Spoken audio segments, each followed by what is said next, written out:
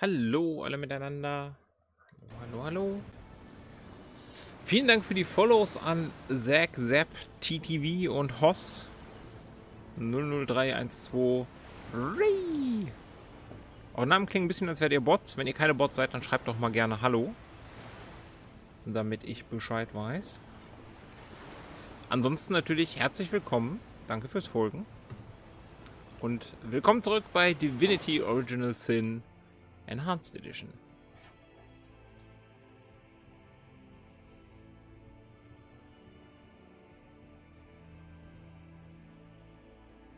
So.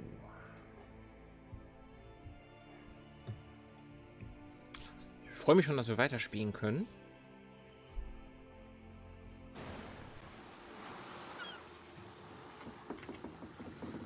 Wir waren in der ersten Stadt angekommen, haben uns da schon mal am Hafen umgeschaut.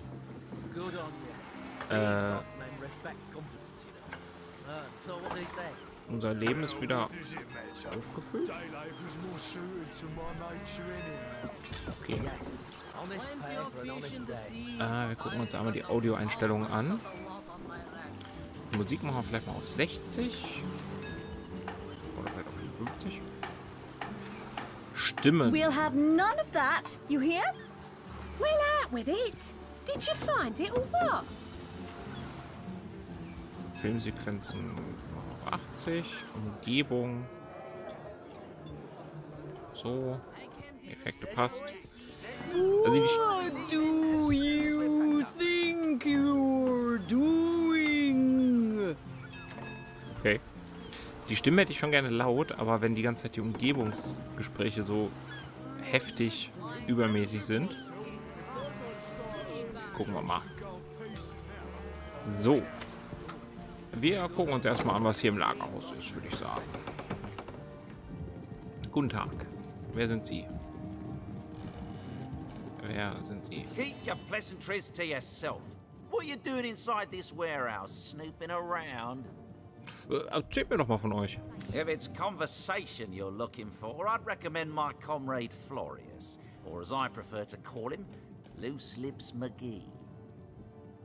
Loose Lips McGee mit Plappermaul Müller übersetzt. As for myself, my job is to protect this warehouse, not chit-chat with intruders. Ihr scheint ja eine feste Meinung über den Florius zu haben. That idiot man-child would sooner spend an hour chatting up a thief than a minute arresting him. I only hope he gets transferred out of this warehouse and straight to the perimeter. Let him rot off as zombies here instead of mine. Ah, even thinking of him turns one into a gabbing hen. Please, leave me be. Alles klar, ich bin aber weg. Florius, ich habe gehört, du unterhältst dich gerne. A source hunter? A very hearty welcome to our humble warehouse. Have a look around. And don't mind if I pick your brain about the scoop around Undervale. I'm behind on my current affairs. Erzählt mir von euch. I tell you, this gig sure beats getting my toes bitten off by zombies out in the field. We warehouse guards don't have to do much apart from stroll the perimeter a few times an hour. And of course, every now and again, some friendly folks, like yourself, will wander through here. And nothing beats a pleasant conversation, though my comrade Horatius has quite different opinions on that matter. Was? Welcher Meinung ist denn der Horatius da genau? Have you talked to him? Thinks every man, woman and child who steps foot in this place wants to rob it blind. If I so much as greet a townsperson with a hello instead of a state your purpose, he starts frothing on and on about guardly duty and security breaches. Was für aktuelle Ereignisse gibt es denn so? This Jake business is quite the scandal, no? I myself suspect his wife Esmeralda, and the butcher seconds that, let me tell you. Then again, and you didn't hear this from me, he's going through quite the nasty divorce himself, and there's his children to consider. Scheidung, okay. But I imagine his youngest, Kimberly, won't mind. Never did get on well with her mother ever since the incident. Oh, it's an unparalleled pleasure having a fresh ear around here. Der Horatius hat euch einen Plappermaul Müller genannt. Was heißt das denn? That fusspot said what? Well, old loose lips will let that lowly backbiter know what he thinks about that. Something you'd like to say to my face? I haven't a thing to say to you. I'm on duty. Duty, indeed. Put up your fists. Are you mad? We're guards, not drunks on the street. Enough! What is this barbarism? Back to your post at once! Sir, this is an important matter. Okay. A matter of honor. Such matters are to be settled on your own time. Understood? Understood, sir. Such bickering is all that thieves need to sneak by unnoticed. Genau das. Won't happen again, sir. It better damn well not. Ich kann mir vorstellen, dass mit dieser Ablenkung könnte man da einbrechen. Aber als rechtschaffener Ritter mache ich das natürlich nicht.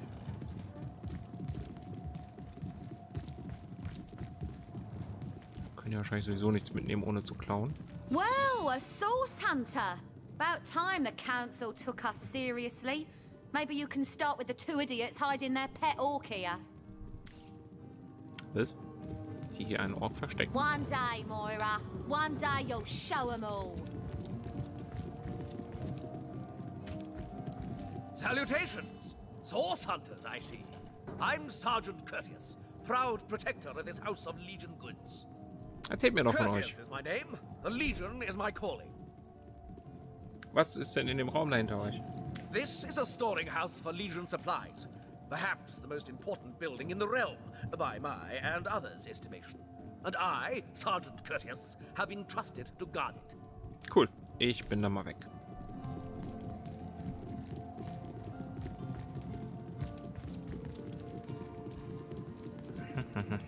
One day, Moira. One day you'll show 'em all.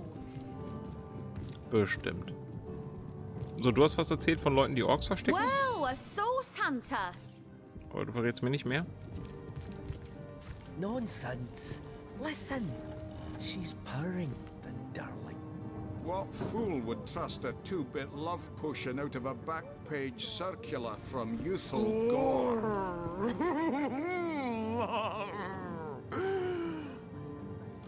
What? Ah, who better than a proven orc crusher to convince my dumbbell of a friend here that orcs are predators, not pets?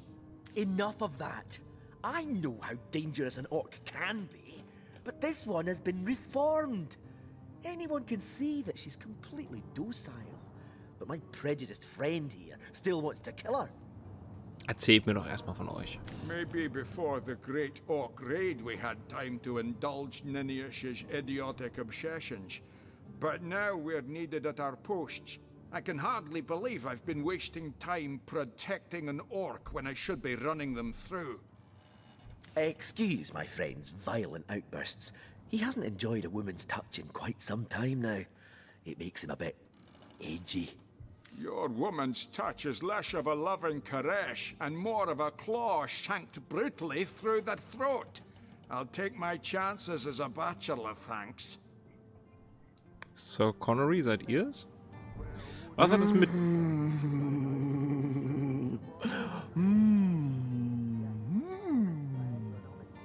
Was hat das mit diesem verzauberten Ork auf sich? My friend here and I were patrolling outside the city walls, when who did I see creeping along the shore but this lovely orcish lady? For a brief second, as long as eternity, we locked eyes. Perhaps confused by the butterflies in her stomach, she sprang up and began running, claws bared towards Marius. Fortunately for him, I had the presence of mind to ignore my sword and instead adroitly fling my pouch of trinkets towards her. A vial of love potion shattered over her head, and when she turned to face me, she became instantly enamored. I'm sure she must have been compelled to join the Orcish army under some kind of duress. A lady with such a sweetly savage manner would never willingly join up with those vicious marauders. Ha! I can assure you there wasn't a hint of sweetness in those murderous eyes when she lunged at my throat. She may be confined here for now, but who's telling when she'll escape and who she'll rip to shreds? Erzählt mir noch mal mehr über diesen Liebestrunk. Ah, I've always had an amateur interest in all things alchemical. When I read in an esteemed periodical from the Wizards of Youthful Gore about an amazing opportunity that could change my life, I had to act fast or lose the once-in-a-lifetime deal. I sent away for the world-famous love potion, available for a limited time only, and it has worked exactly as promised. You see what a fool my friend has been, spending all his cash on snake oil and bringing a temporarily tranquilized monster into our midst to boot. What kind of monster would lie in a published advertisement? I'm sure the effects of the potion will be everlasting, as printed. Ich sage euch, was ich denke. You see, he'd believe it was noon at midnight if he read it on a printed pamphlet. Please tell me you can reason with him, or ditch reason and use your sword to shave him from his murderous darling.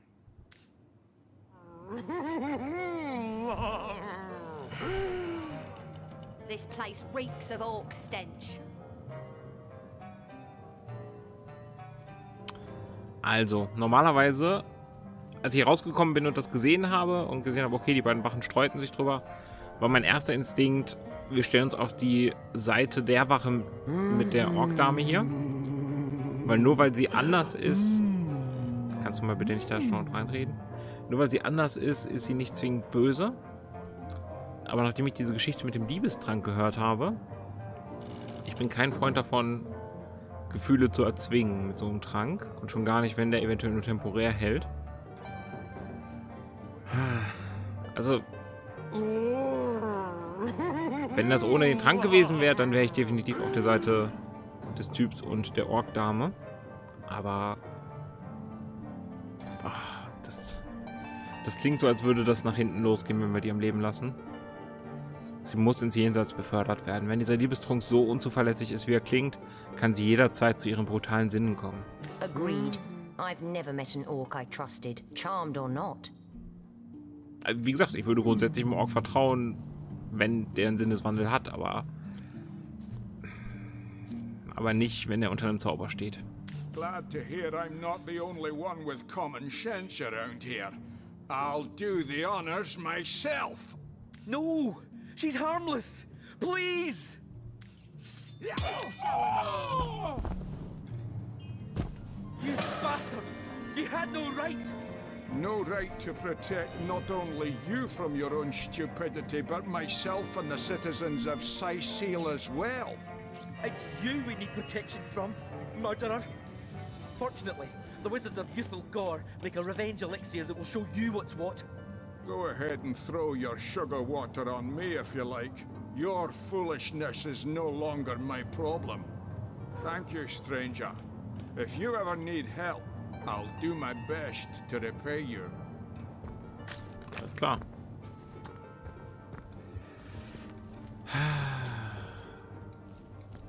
Ich hoffe, das war die richtige Entscheidung. Der mag jetzt nicht mehr mit uns reden, ne? Ja.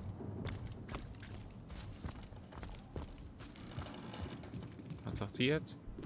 Thank you for talking some sense into that knucklehead. That she-beast would have been the death of us. Bisschen racist, aber ich kann es verstehen. Also. Nicht wie ihr jetzt denkt. Da ist abgeschlossen. Okay, dann sollte ich da nicht rein. Was ist das?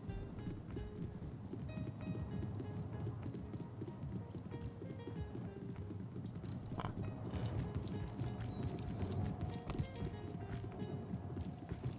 Okay.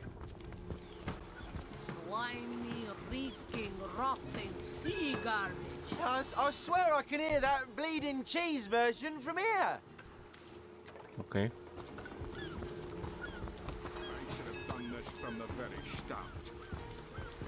Was ist denn hier los? Plenty of fish in the sea, but I've got the foulest of the lot on my racks. That orc would have literally broken Ninius's heart. Thank you for resolving the matter. Kein Problem. Halt!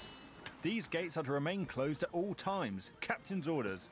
Well, I'll be a little red imp's uncle, the Source Hunter. Sorry for the gruff treatment. I didn't recognize you right away. Please tell me, how can I aid the investigation? Zivilisten dürfen sich also nicht außerhalb des Tors aufhalten. You can see security's tighter than ever around here since that surprise attack the Orcs put on a fortnight ago. They did enough damage to shake up Ahu and Captain Aureus something fierce. Hallo Chucky, grüß dich. We can only hope to hold back the undead and these left-field Orc attacks long enough for reinforcements to arrive. Ich bin aber weg, wir gehen später durch das Tor. I should have done this from the very start. Wir gucken uns erstmal noch hier in der Stadt um. Okay, hier geht's nur in eine Richtung, das macht's einfacher.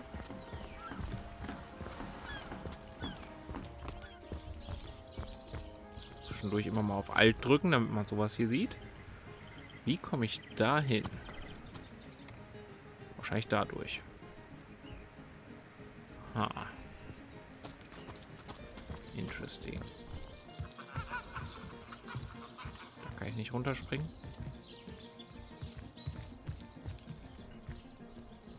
Good luck with these Cysealians, Source Hunter. They'll run you ragged if you let them. Okay. Good luck with these Okay. Lohnt sich also nur, wenn die irgendwo vorstehen und was bewachen oder wenn die einen Namen haben. Das kannst du klicken.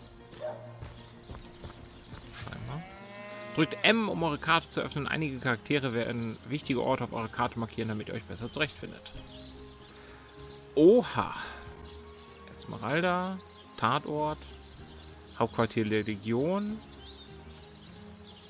Seltsame Höhle. Okay.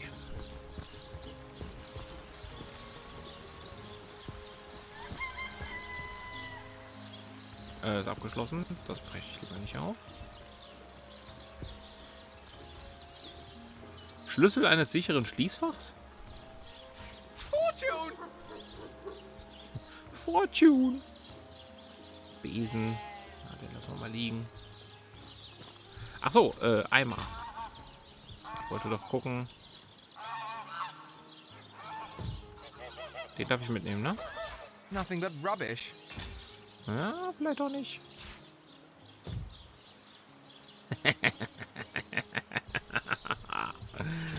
Das finde ich gut. Okay, wir tragen 44 Kilo von 170. Das geht noch. Ich muss mir einfach angewöhnen, nicht alles mitzunehmen. Also nicht jeden Besen und Schafis. Oder wie ich sie jetzt neuerdings nenne, Pulloverschweine.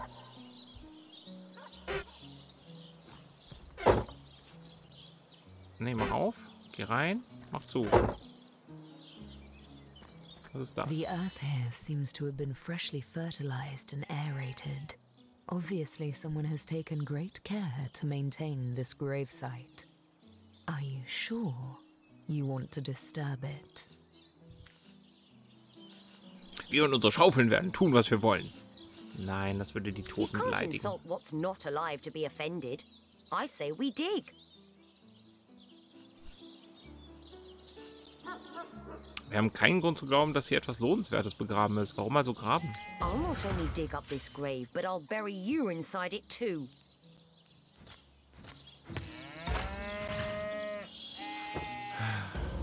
Kira schon wieder auf Konfrontationskurs.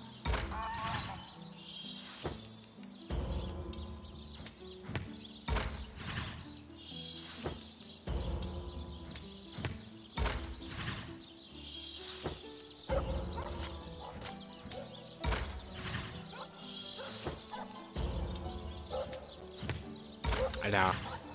Als ob die immer wüsste, was ich mache.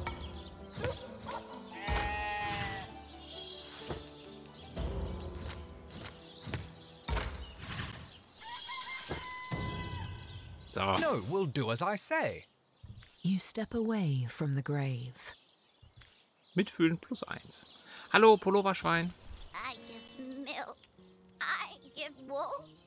And what do I get in return? One way or another, they always try to fleece me.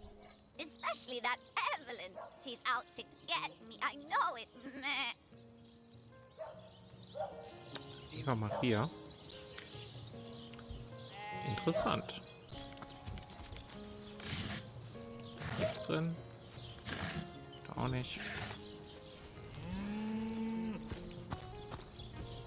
Oh, hallo. Don't disturb Master Theliron now. He's been so busy with his research, the poor dear hasn't had a proper night's sleep in months. Halt still, ich werde dich melden.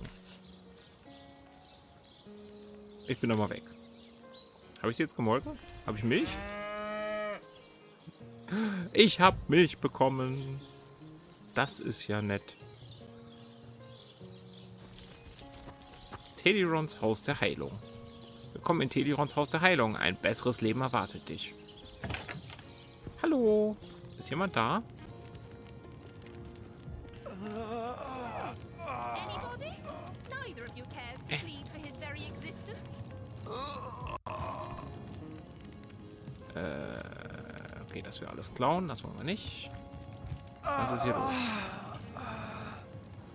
But if one were to reduce the quantity of skull dust by a percentage of 2, perhaps the stability could be increased by as much as 3-fold. Oh, a source hunter. Imagine that. Quite a bit more petite than the last of your kind I encountered, aren't you? Yes, by nearly 20 centimeters of tibia, as my memory serves. Mein Schienbein ist fast 20 Zentimeter kürzer. No matter. Even if it couldn't spare its heartier specimen, I'm sure the Order sent the individual with the next highest probability of success. Yeah? Erzählt mir doch mal von euch. Why, I'm more than a little surprised you haven't heard of me. Perhaps I can jog your memory.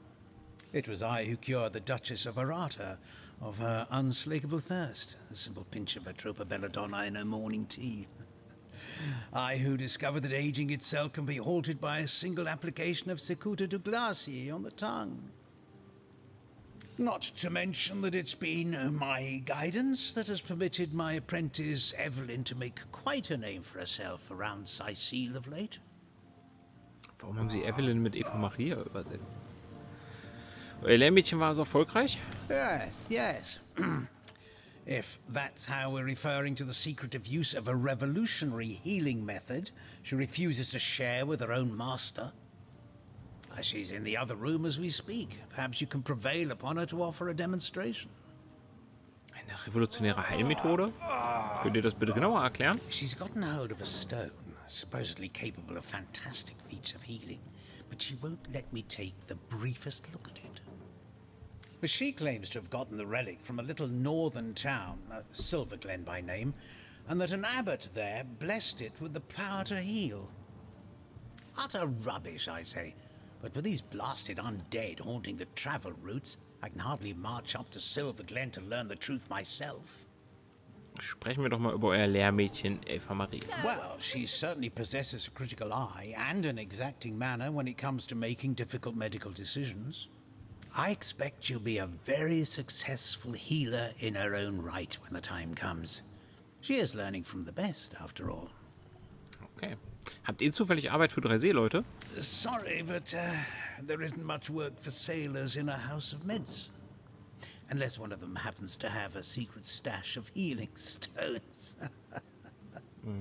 Certainly, what would you like to know? Erzählt mir doch mal mehr über den Mord an Jake, bitte. The Counselor. Terrible loss, that. Though we were hardly more than acquaintances, I knew him to be a devoted civil servant. Der Raffi, hallo. Was musst du da sehen? From what I can tell, it seems to be a simple case of jealousy turned violent. The affairs of his wife, Esmeralda, were hardly secret, Er hast recht, das geht natürlich nicht, dass der hier ohne Digivice rumläuft. Danke, Raffi, für das geschenkte Abo an Chucky und Chucky. Viel Spaß mit den Emotes. Was könnt ihr mir denn über die Plage der Untoten erzählen? I've applied myself to that problem for 2 years and still haven't come a step closer to solving it. I declare it an act of the Almighty's, if I believed in such things.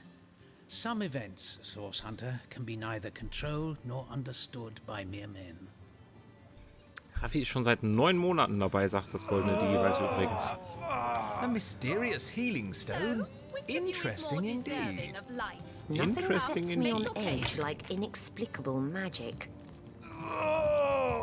Excuse me, this is a private sick room. Who in the name of the Seven do you think you are barging in here?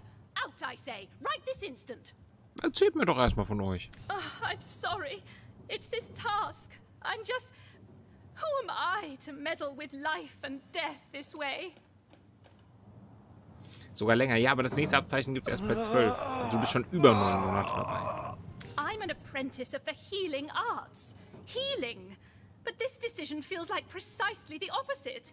I have but one healing stone, you see, and 2 direly wounded men who need it. I've been racking my brain trying to decide on the best method to settle this grave situation, but perhaps it's better off in the hands of an esteemed source hunter. Surely you are more accustomed to weighing life and death than I. Dann erzählt mir doch erstmal mehr über die Patienten. What would you like to know? Erzähl mir doch mal hier über den Boris was. One of the brave few willing to traverse the trade routes plagued by the undead. A young man, but excellent in matters of business, before he fell victim to an orcish club in the north, that is. Thankfully for him, a cattle trader found him, nearly dead, but not quite so, and brought him here straight away. Ich möchte mehr über Stephanus erfahren. Quite the venerable staple of Cyseal, Stephen, and recently blessed with his 3rd grandchild. He was leading a crew of builders when a stray beam struck him in the temple, and only a few days shy of his last day of work before retirement, no less. Nur wenige Tage vor seinem Ruhestand. Nearly everyone in Cyseal is familiar with grinning Stephen, and as you can imagine, he's quite dear to his family. Was euren Heilstein betrifft. Yes, a curious relic indeed. I got it from a kindly abbot, Loic by name, in the northern town of Silver Glen. He is of a certain faith, the Immaculates, they call themselves, that espouses the belief that certain stones can heal wounded flesh. I myself was nothing if not skeptical of his claims, but something happened as he handed me the stone. A small cut on my finger instantly healed, leaving no trace of the wound. Needless to say, I was astounded. But it's strange. The stone is only good for a single use at a time before it reverts to a useless, inert state. It takes time to regain its magical properties, and I guard it cautiously. Okay. You are? I thank you a million times for your help. Who have you decided should receive the healing stone?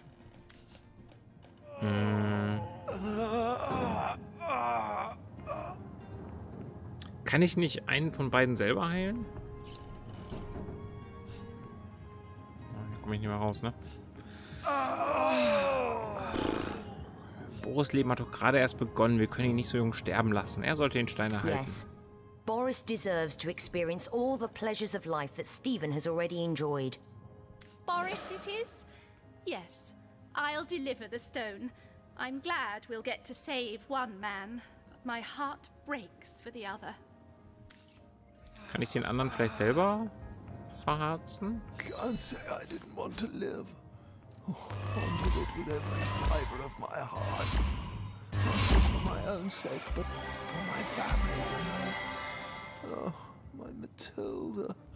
What'll my sweet Matilda do? Was hat sie da gerade gemacht? Die Raumzeit zerrt euch in alle Richtungen, aber euer Partner muss zuerst mit seinem Gequatsche aufhören, bevor eure Gruppe in unbekannte Gründe teleportiert werden kann. Enjoy what remains of your life, will you? Never know when it'll be snatched out from under you. Ich wollte gucken, ob ich ihn heilen kann. Ich wusste... Was? Hä? Warum werde ich jetzt... Was hat sie gemacht?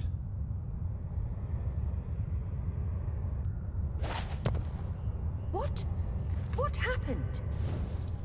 Is this a dream? I don't think so. That stone. Somehow, it sent us flying into the stars. Okay.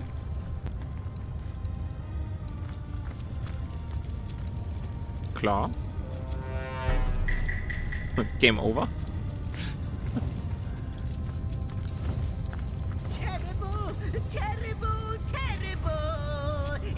consume us all. By the quill that lasts a billion words, what's this? 2 Rivalonians here? At the end of space and time? How very, very, very curious. Wir sind am Ende von Raum und Zeit? Wer seid ihr und wie seid ihr hierher gekommen? Oh yes, yes, yes, yes. Proper introductions. Zigzags the historian at your service. It is my job to record all that was and is and hopefully all that is to be.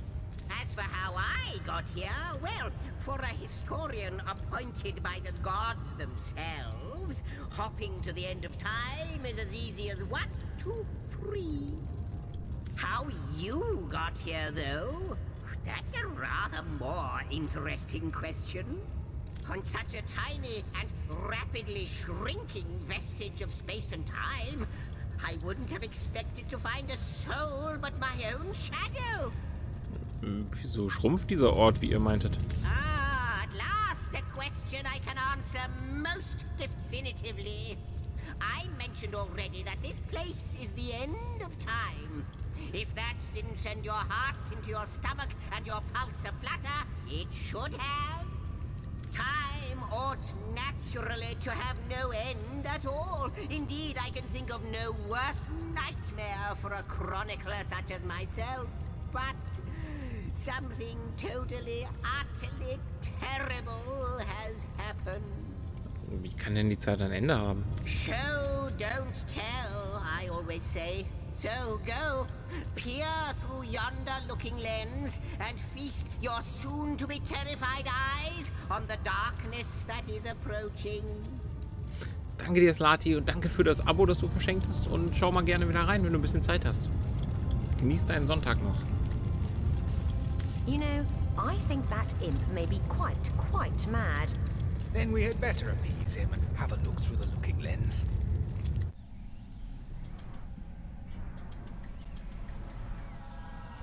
Da kam ein Drache aus dem Strudel. You looked. You saw.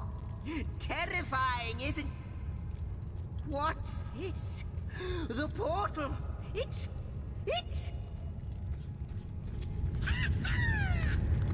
The portal has become active. Fantastic. Astounding. Onward we should go. Was ist das? Leere Granate, nehmen wir mit.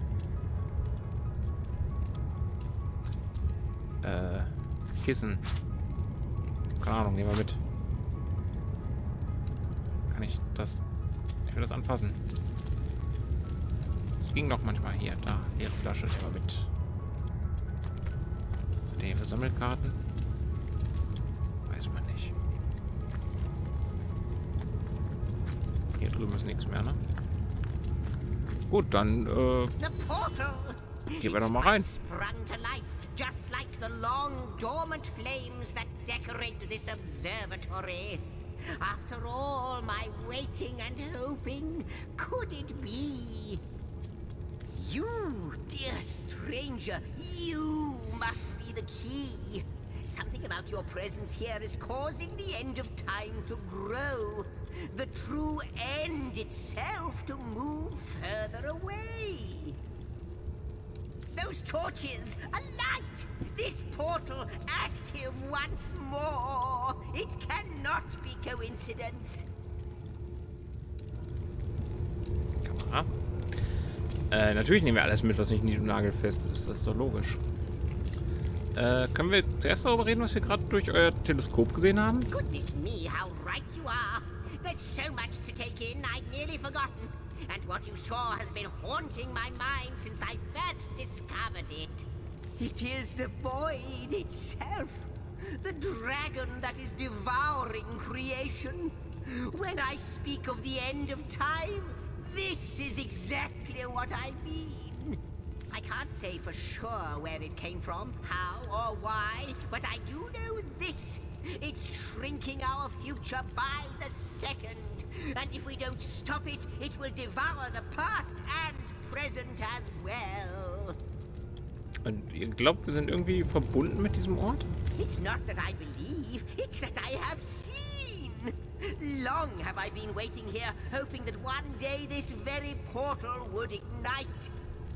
Then, no longer than a few mere moments after you arrive, zap it goes. The chronicler of time knows a pattern when he sees one. Was liegt denn jenseits dieses Portals? Ah, though I cannot say for certain, if it is what I believe, then our prayers might well be answered. In fact, every last question that ever plagued your noggin might well be answered, for I believe what lies beyond this portal is nothing other than...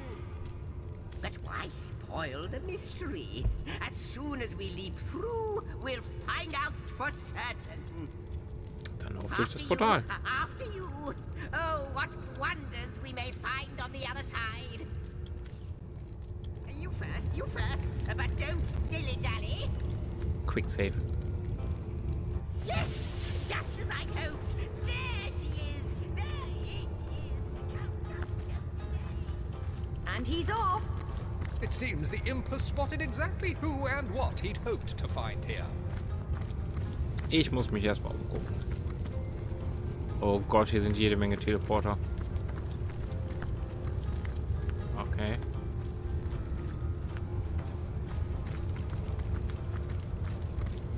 Okay.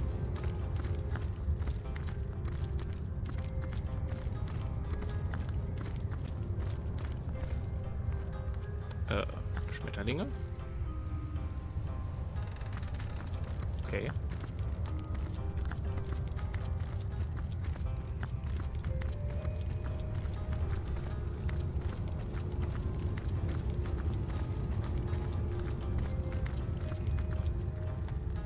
Ich komme gleich zu dir, ne? Ich gucke mich noch mal kurz hier um.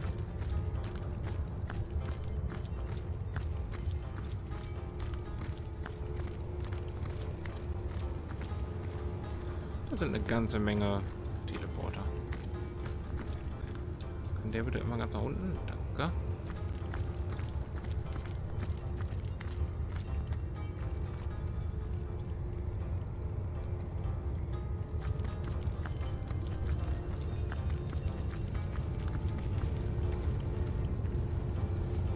Da blitzt es ganz schön doll.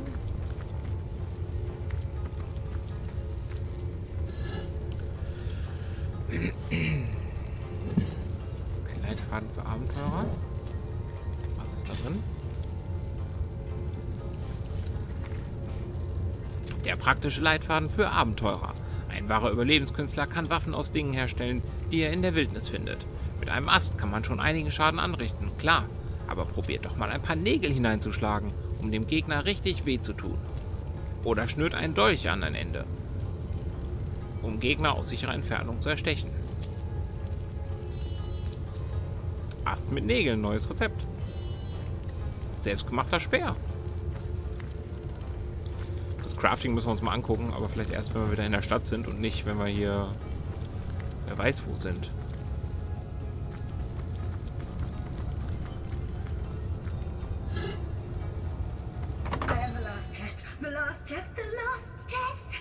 If you believe yourself worthy of rifling through my ample treasures, I do dare you to prove it.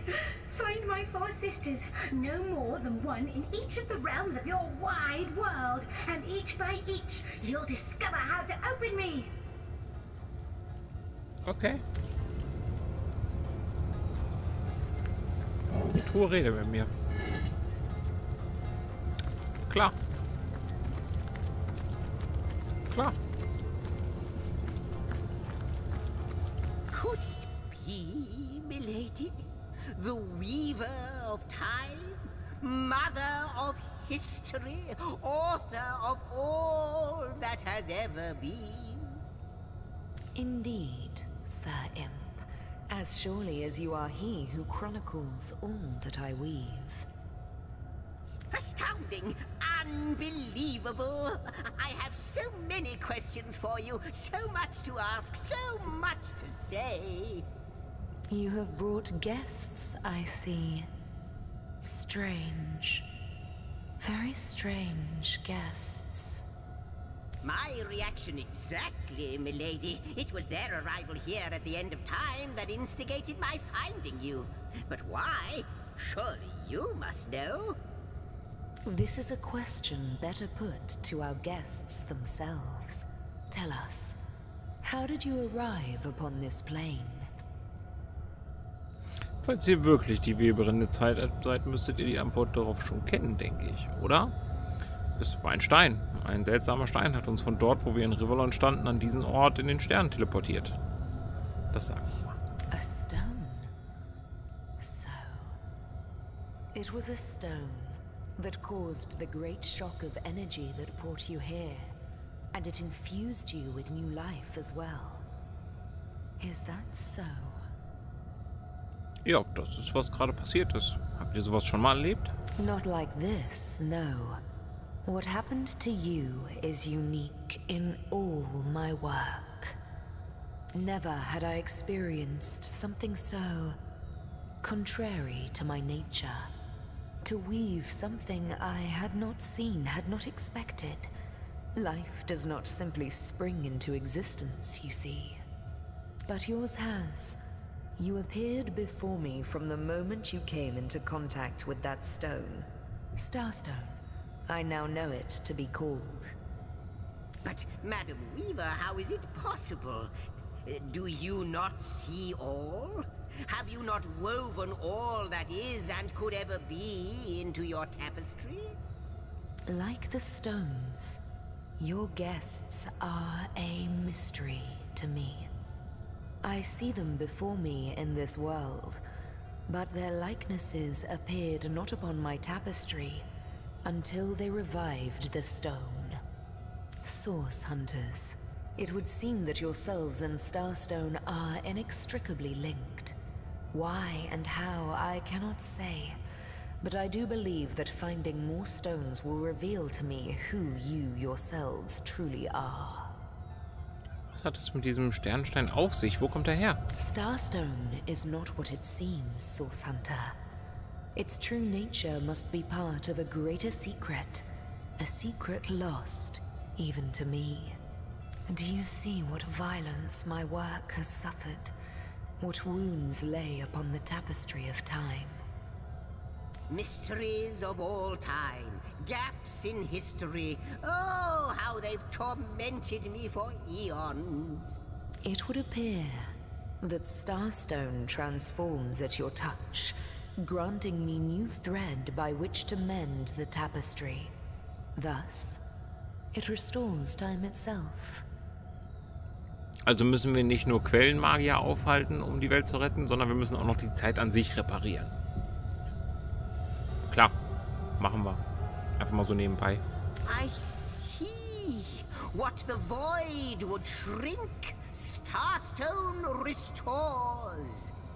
Yes. Though I cannot explain why this Starstone is the antidote to the void's ravishment of our realm.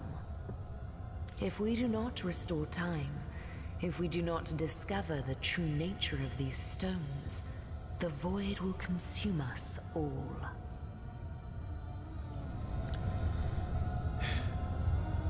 Wenn die Steine die Geschichte heilen können, müssen wir sie finden. Indeed you must.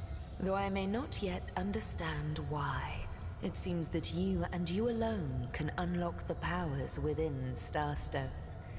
Yet we are not the only entities who know these stones to be so much more than pretty gems. Why, of course, that's what they were doing. I have recorded their doings, you see. Collectors of Starstone, more and more by the day. Now I understand. They'd keep the stones from our reach. They'd prevent the mending of time. Without these stones, Hunter, there will be no Rivellon. The entire tapestry will crumble. Even this plane will fall victim to the Void's insatiable hunger. Okay, das klingt so, als wäre das nicht nur Nebenquest, sondern als würde es hauptsächlich darum gehen und alles andere wäre Nebensache. That shall never be, milady. As sure as Zix comes before Zax, we will put a stop to it. First we mend the tapestry, then we stop the void. Please, our most mysterious guest, are you ready? Are you willing? Will you hunt out the stones? Will you help us restore what has been lost? Ja, klar. Achso, wir müssen erst miteinander reden. Not but a moment ago we were hunting Source in Rivellon, and now we're being told that we alone can prevent the end of time by way of some magical stones. What do you make of it? Wir können unsere Reaktion auf den Sternenstein nicht ignorieren. Auch wenn es verrückt erscheint, muss an dem Ganzen etwas dran sein. No matter how improbable, anything is possible. If the Weaver tells the truth, we have some serious work ahead of us. Das stimmt. I got something for you if you're up to the challenge. Ja, warte. Lass mich doch erstmal hier die Weberin bestehlen. Moment. Okay. Okay. What'll it be, Source Hunter? The glint in your gaze and the set of your brow suggest to me that you've not given up on our dear old Rivellon. Not just yet. No, with you searching out Starstone, I believe we'll mend the tapestry in no time. We'll find out just who you are and how exactly to send the void back to wherever it came from. But you'll need a way to travel between Rivellon and this homestead, won't you? Who wouldn't want to see what fantastic changes your search will yield? And who, luckily, the power of portals is known to you, so I'll let you in on the little secret of how to transport back and forth from the end of time. Just, you know, don't go sharing it around.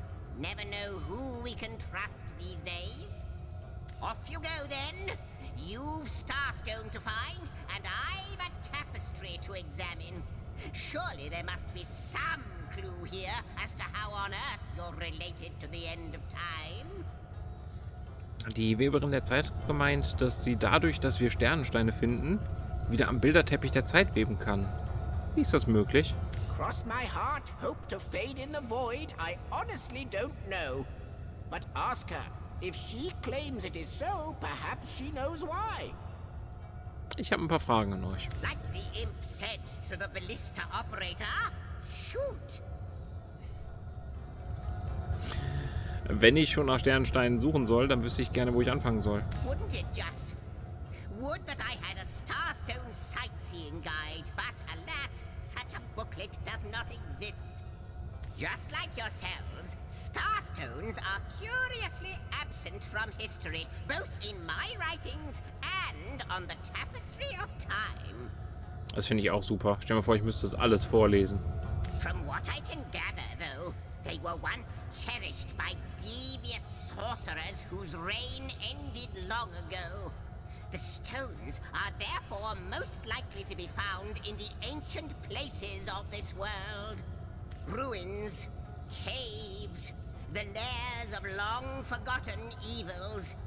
Those are the dens you should frequent. 2 more pieces of advice. Don't go unarmed, and consult with my agent. Ich verstehe noch immer nicht, wie Sternstein und der Drache der Lehre zusammenhängen. Neither do I, but the mere fact that activated Starstone has set the Weaver of Time weaving again more than implies that it and the Void Dragon are natural enemies. This in turn more than implies that you are the Void's natural enemy, for it is you who is setting new events in motion. You who is handing the Weaver new threads. And that which she is weaving is more than an ornament to decorate the shelter plane. It is both history and future history. It is all of time. We may not understand the how yet, but our aim is clear. We shall save creation from the grip of the void. Now, isn't that a lovely mission? Lovely indeed. Ihr sagt, ihr seid der Imp-Historiker. Doch scheint ihr mehr zu sein als ein einfacher Imp und mehr als nur ein Historiker. Oh, I don't know if I'm more than those things per se, but having being given a divine mission does have its perks. Old age can't touch me, that's one. Immortality is mine as long as no one skewers me with a sword. And even then, I'll be back in a jiffy. Oh. But of course, I have a price to pay for something that is priceless. It is my duty to record all of history, and an arduous task that is. Not to mention how much stress that void out there is causing me. The end of time. I'll be out of a job. So, gather those star stones so that we may know the history that was lost. Know so that we must not repeat what leads us to this dangerous precipice, but do better and close the dark eye of the void forever. Kommt ihr euch als der einzige Chronist der Zeit nicht irgendwie seltsam, einsam vor? Lonesome, observing the frontier of creation, surfing the vibrant tide of the eons, always approaching yet never reaching shore. Lonesome, being privy to all that has been and all that is. Well, yes, actually. I don't mean to complain, but one certainly doesn't mind a bit of company now and then. Perhaps you can imagine the profound pleasure it is to have made the Weaver's acquaintance after all these years. I can hardly wait to pick her brain about the great battle of the sons of Sigurd. The last Rivalonian who remembers it died more than 7,000 years ago. Alles klar, dann redet ihr mal, ich bin dann mal weg. Before you go, Source Hunter, a final word. Once you return to Rivellon, there will be someone waiting for you. My agent, my eyes and ears upon your world. I hope he'll be able to help you as much as he can. Time, I need hardly remind you, is of the essence. Okay. 6.6 hat euch das Geheimnis des Reisens über Wegpunkte verraten. Nutzt die Schaltfläche Spaltreise, um zu jedem Wegpunkt reinzugelangen, den ihr entdeckt habt. That is a good question, 6.6. One without a conclusive answer, though its resolution may lie in conception. Where you chronicle, I both chronicle and create. Where you arrive at conclusions, I spin origins besides. Ja, unterhaltet ihr euch mal. Ich würde gerne nochmal nach Cyseal reisen. Zum Hafen.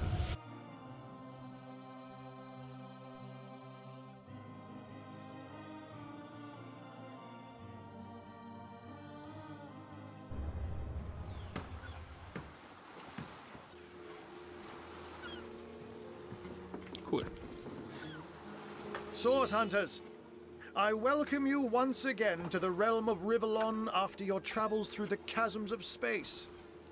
Nice to have found a shelter, wouldn't you agree? Where you can come to no harm.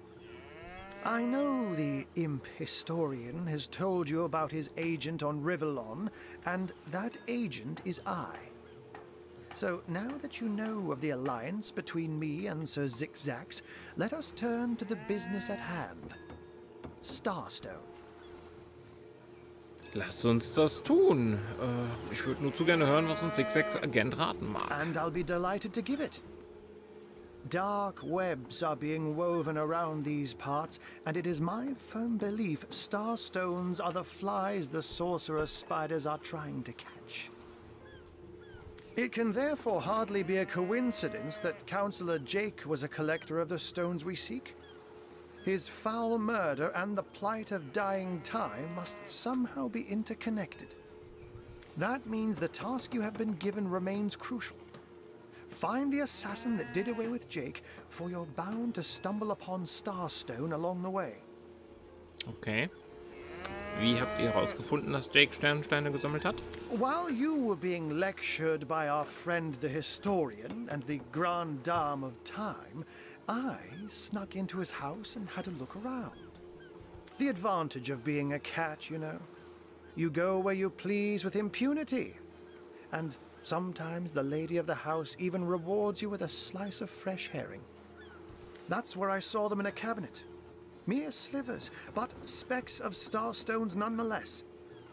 They lay there, silent and innocent, though bloody murder may have been committed in their name. Was genau ist denn so schön daran, irgendwo einen Zufluchtsort gefunden zu haben? Don't we all long for a sanctuary where our worldly troubles can be held at bay?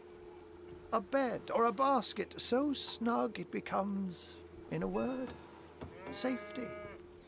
But perhaps I speak only for myself, not for veterans such as yourselves that by necessity call any patch of ground they rest upon home. Like any cat worth its salt, though, I deeply cherish a secret refuge unbeknownst to anyone. To be able to repose without a care is such a precious circumstance, saved all too seldomly. Wie wurdet ihr zu 6-6 Agent? I met him first, a long time ago, out in the wastes of Youthful Gore. He wondered aloud what on earth a cat was doing out there in the scorching desert, then shared what little food and water he had with him. So I told him who I was and showed him my human form. He laughed and marveled and told me stories about his travels. In the end, he even shared his great sorrow with me. The unspeakable thing you saw through his looking lens. I was awed and frightened, but swore to help him in any way I could. As of now, that includes helping the two of you. Schenkt ihr den Worten von 6-6 wirklich Glauben? Zeit, Leere, das drohende Ende? Let me phrase it like Zigzags might. A universe without time is like a pen without ink. A pointless instrument stripped of the potential of creation. It is void. It is death. It is nothing. I'll not pretend to have all the answers, or that I understand all that is happening here and out there among the stars, but I do know I'd rather err on the side of caution. Ich glaube auch. If Zigzags worries, I worry. We are talking about a creature, after all, that has reclined among the divines as nonchalantly as you and I lays beside the hearths of home. Oh, before you go, here, take this teleporter pyramid. A handy toy indeed that Zigzags asked me to give to you. You'll need the other one too if you want to make use of its powers, but alas, I seem to have misplaced it. Don't worry though. Use this one here and it'll take you straight to its twin.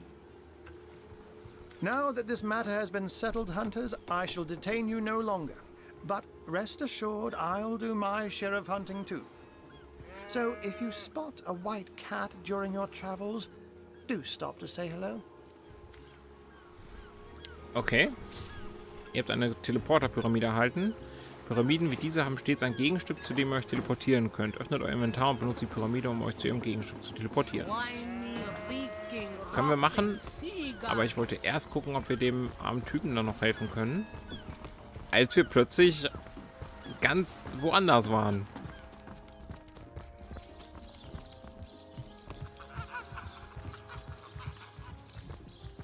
Hatte ich eigentlich Dinge vor.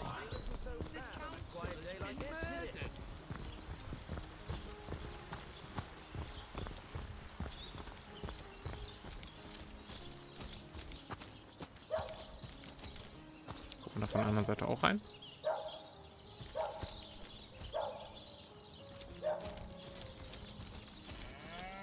Hering. Don't mind if I do. No one's around.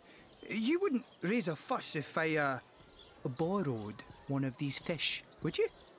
Borrow indeed. I'll sooner meet a cat wizard than see that merchant repaid. Come now, I'll be good for it, I swear. Erzählt mir von euch. Oh, my story's tired by now. I was happy enough, prosperous enough, before these lean times around Cyseal began. Still, that doesn't waive a man's need to eat, you know. Seid ihr ein Dieb? I never would have dreamt of resorting to petty theft during better times. But what choice have I got now?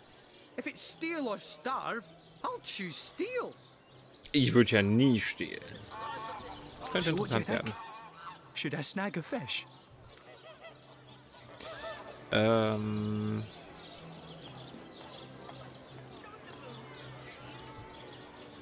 Jeder braucht dann und wann Hilfe. Nehmt den Fisch aus, sonst wird das niemand mitbekommen. Sure, everyone needs a hand. But who are we to offer the merchant's hand without his consent? He should leave the fish be. Auf einmal, weißt du? Auf einmal will die vernünftig sein. Na gut, machen wir es auf eure Weise. All right, we'll do it your way. I suppose you've got a point. Another day, another rumbling belly. Kann ich ihm nicht ein Dings geben? Man, you know. Ich hab Fische, ich kann dir einen geben. Ich brauche die nicht alle. Oh. Let's see. Halibut. That thief is free for now. But I wonder how long it'll be until his growling belly seduces him back onto the crooked path. Was sagt ihr zu dem Fischdieb? Thank you for making that would-be thief see reason. I only hope your instruction lasts. The last thing the plagued people of Cyseal need is a thief among them. Das stimmt wohl. Nicht auszudenken, was passieren würde, wenn hier Leute klauen würden. Also, das wäre ja... Mensch. Nicht auszudenken, was dann passieren würde. Hallo. Murder within the walls, undead outside the walls, and here we legionnaires sit, twiddling our thumbs. Okay, das wäre alles stehen. Halibut, sheep's cheese, Tomatoes. Don't scuttle away before you've tried some of the ocean's finest bounty. How many crab claws would you like? 3? 11? Also dieser Fischdieb. I listened in while you were talking to that would-be thief. Thank you for preserving my stock.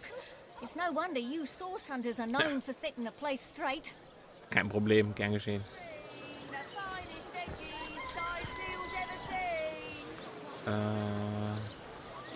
Captain Jack. What are ye staring at? Erzählt mir doch mal von euch. Captain Jack's the name, though the title may be a little generous at the moment. My crew ran off, and I can't find enough hardy souls to help me reload the ship and sail off. Was ist denn mit eurer Mannschaft geschehen? Those scallywags heard there be silver in the Lacula mines, and they abandoned ship like the lily-livered turkeys they are. Haven't seen them since the day we docked. Habt ihr zufällig Arbeit für 3 Seeleute? Some poor chaps lost their ship and want some work. Just send them to me. And tell them there's a bit of coin and a lot of rum coming their way if they don't mind a bit of honest labor. Die werden sich freuen.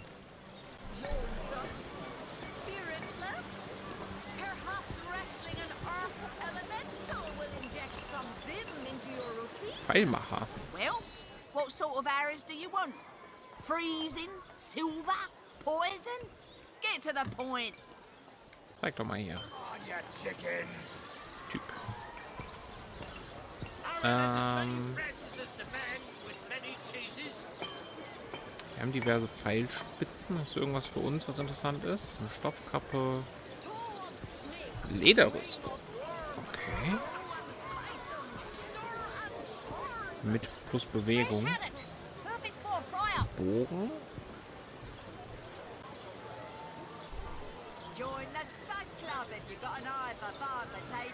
Fähigkeitenbücher. Interesting.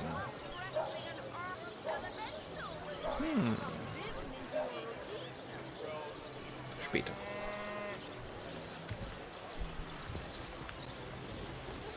Let's see. Halibut, sheep's cheese. Ah, hello, proportionate one. Oh, I can see from the symmetry in your face that you are a great fan of the fine arts, no? Natürlich. Erzähl mir doch mal von euch. I'm a painter by trade, as you can see, but a cartographer at heart. You might think there isn't enough work for one of my talents in a downtrodden city like Cyseal, and you'd be quite right. I travel around Ambervale, mastering my craft and finding new subjects to add to my litany of lovely portraits and complex maps. Like this rooster I'm working on now, and the landscape that surrounds him. Was verkaufst du denn? Schatzkarten. Aber die sind zu teuer. Die kann ich mir nicht leisten. Ich bin aber weg. Don't talk to me. You're making me lose the focus. You're making me lose the focus. Was tut ihr hier? Can't you see I'm busy modeling? Obviously, someone's plumage isn't magnificent enough to inspire genius. All those naysayers in the past. See what I've become. Hundreds of years from now, people will wonder, who is that cook? It must have been a grand cook. So inspired. Ich bin da mal weg.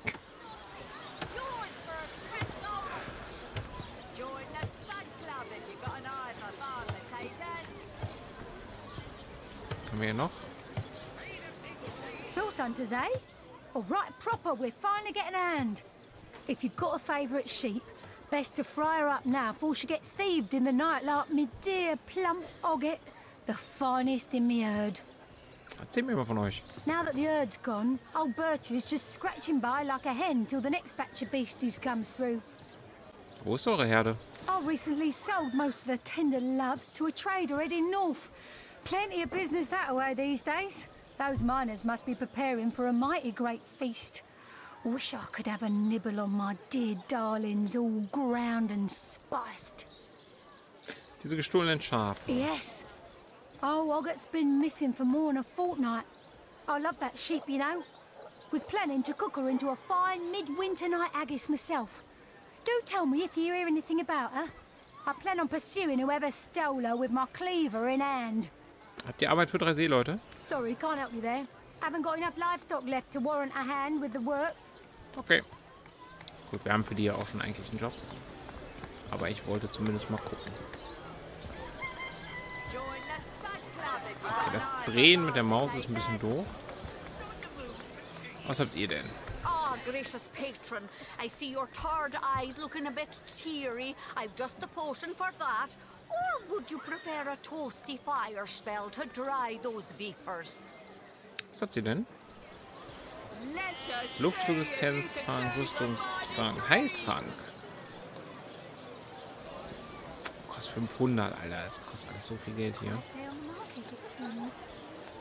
Fähigkeitenbuch. Oh.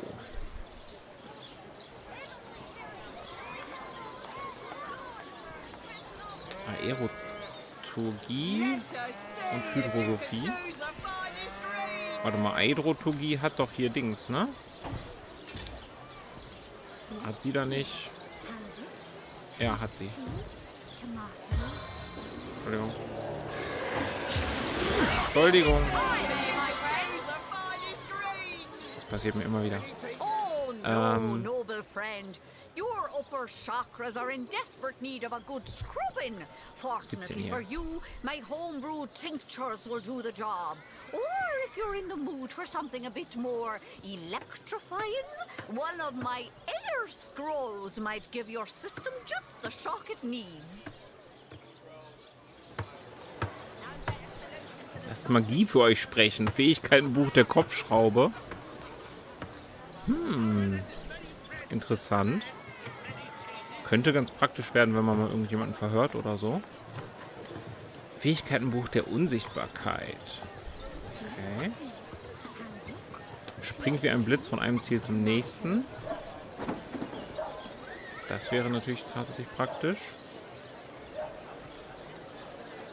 Hebt Statuseffekt versteinert, verlangsamt und betäubt auf. Setzt ein in Armlänge entferntes Ziel unter Strom. Ich glaube, den Blitz hätte ich gerne. Und den Donnersprung für sie. Kostet zusammen 451. Dietriche. Einer kostet 430. Ach du Schande, das kann ich mir nicht leisten. Identifizierungslupe, die bräuchten wir eigentlich auch. Weil wir Sachen haben, die wir identifizieren müssen. Was kann ich denn dafür verkaufen?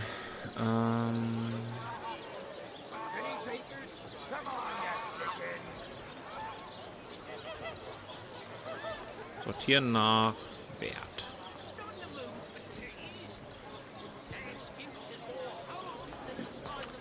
Intelligenztrank. Müffelt ein bisschen, aber kann meine Intelligenz erhöhen. Bringt aber 100. Das ist schon mal nicht übel. Am besten direkt verkaufen. Schön, verkauft sie. Ein Luftzauberstab. Werden wir wahrscheinlich eh nicht benutzen, ne?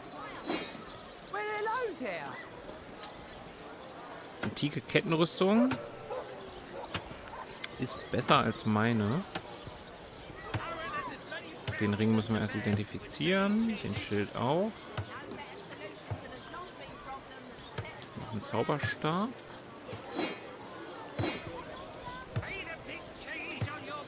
Feuerpfeil.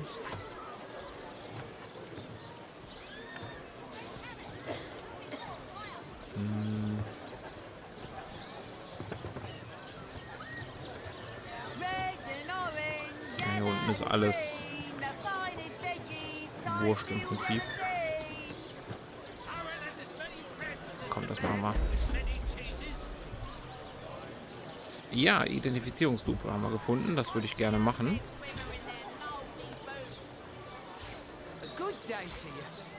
Und zwar auf den Schild. Kann ich nicht. Kann sie das?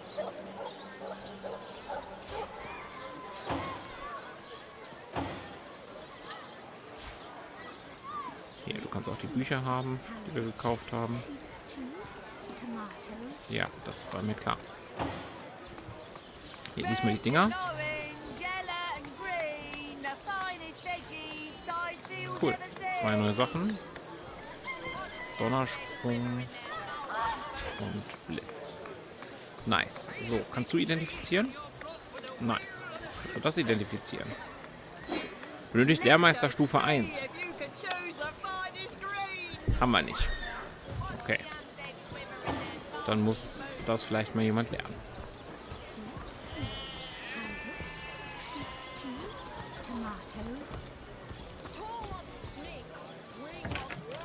Guten Tag, da bin ich wieder. Thank you eternally for your help. Though your reaction to the healing stone, I have no idea what to make of it.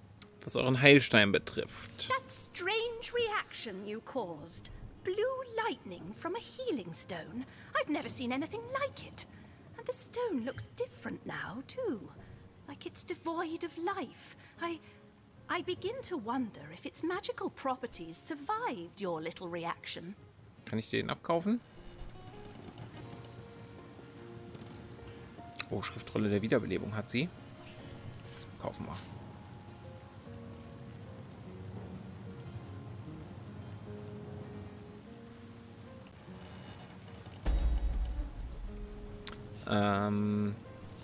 I've been studying under Theleron for some time now, but that task, being asked to play the gods, was the first time I've ever questioned my, well, suitability for the work. Wie kriege ich denn jetzt von ihr den Stein? I've a passion for this work, you see. A passion to see things put in order. From a flesh wound healed to an entire city made resistant to a fatal illness. What right has something as trivial as a wound or as senseless as an epidemic to take a human life? Okay.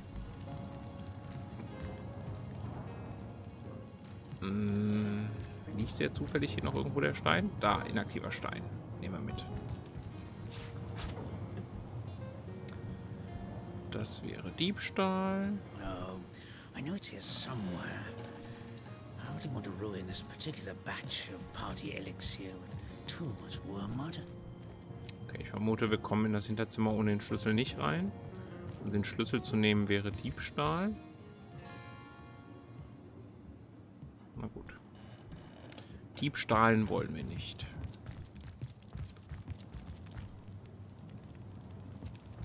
You realize soon enough that Halibut, sheep's cheese, tomatoes. Vielleicht gehen wir erstmal zum Hafen und sagen den Arbeitern Bescheid. Dann haben wir noch den Tatort, wir haben noch den Rest der Stadt zu erkunden. Wir können noch die Pyramide benutzen. ja, das ist ein sehr umfangreiches Spiel. Finde ich aber gut, dass man hier frei entscheiden kann, was man wie in welcher Reihenfolge macht.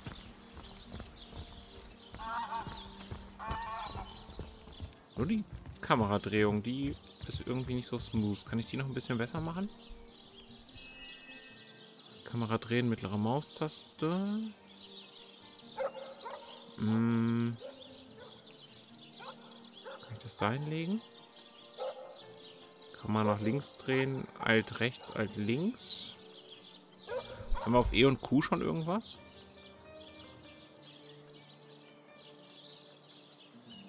Bis jetzt nicht, ne? Ja, dann machen wir doch mal Q und E annehmen. Ah, viel besser. Ja, mit der Maus hakelt es immer so ein bisschen. Das ist irgendwie nicht cool, aber mit denen kann ich leben. Mit E und Q.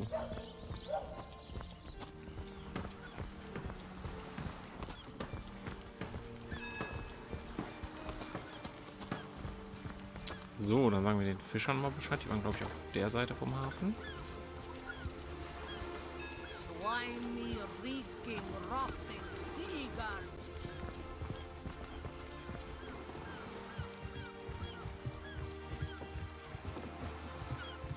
Kisten haben wir alle schon durchsucht. Speaking of youthful Joe, that loopy legionnaire really thinks that Orky charm loves him. Morgen. Have you found us a job yet? We'll take anything. Was Really? die Arbeitssuche angeht. So there's a captain offering booze and brass for a bit of crate loading. Gods be praised. You've done it, friend. Off we go. Wie jetzt? Ich krieg dafür nichts von euch?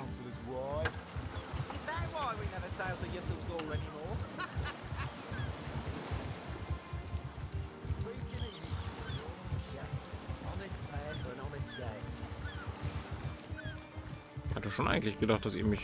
Na gut, wie sollt ihr mich bezahlen, wenn ihr keinen Job habt, ne? Das ist auch wieder wahr. Wenn ich jetzt Inventar gehe, läuft eigentlich die Zeit weiter? Ja.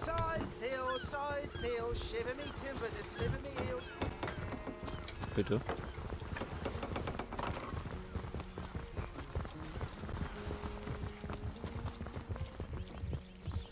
Wir folgen denen mal kurz, vielleicht unterhalten die sich hier noch irgendwie schön.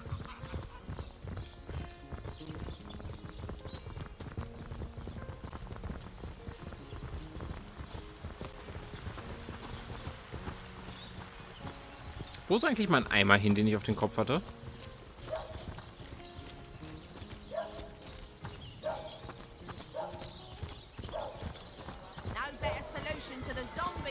Are you the captain who's looking for some fresh blood for your crew? By the siren song am I am. You boys willing to earn your day's pay? Yes, Captain. Ho ho! Let's get to it then. Cool. Viel Spaß. Wo ist mein Eimer? Ich hatte einen Eimer auf dem Kopf. Let us see if you can choose the finest greens. Tall snake, wing of worm, brew and spice 'em, stir and churn. Ist weg.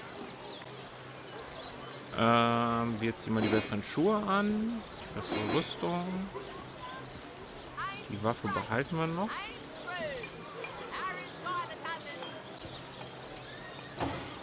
Hast du noch bessere Schuhe? Reisestiefel hast du auch, okay.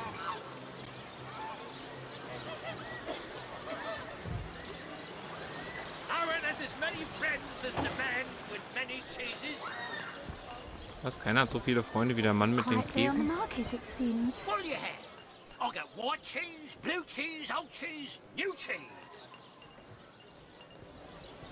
Er hat Käse. Nettfisch. Tomaten. Spinne mal weg. So, wie kann ich denn craften? Herstellen. Kombiniert Gegenstände. Also klickt Gegenstände an oder zieht sie auf die Kombinationsfelder und benutzt dann die Schaltfläche Kombinieren. Erfolgreiche Kombinationen werden unter Rezepte gespeichert. Okay, ich nehme mal einen Pfeilschaft und eine Spitze.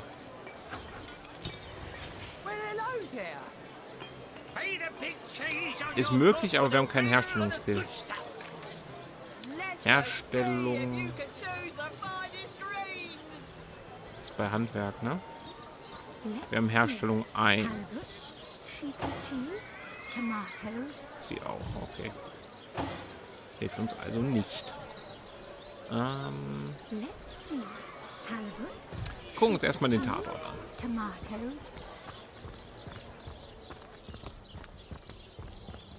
Ich hoffe, der arme Dieb findet noch was zu essen. Ich hätte ihm ja gerne was gegeben.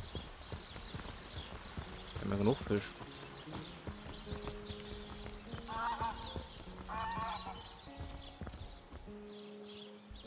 Warum sind denn alle Häuser abgeschlossen?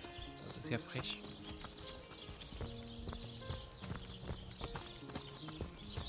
Als ob die nicht wollen, dass wir da reinkommen oder so. Okay, jetzt muss ich mich erstmal hier umgucken.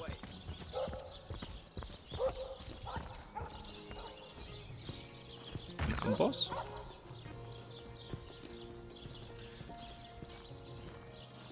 Amboss und Hammer. Bringt nichts.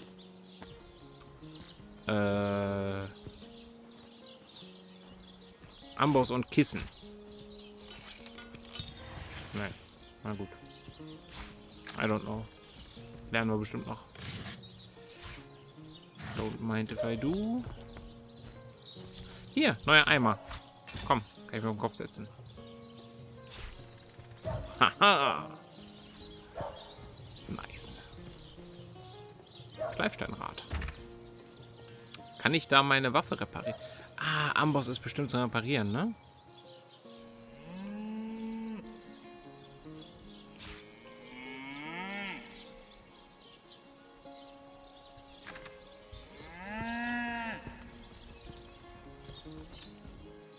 Well, what's this I've spotted? Was hast du gespottet? Ist irgendwas drinnen gespottet?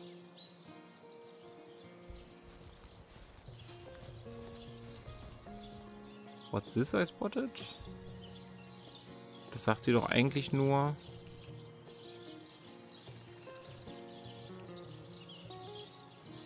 Wenn... Ah.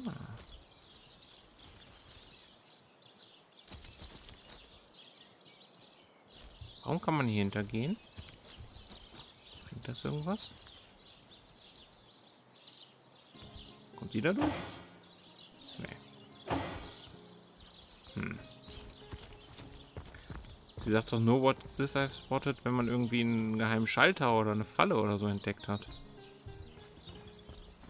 Oder ein Schatz.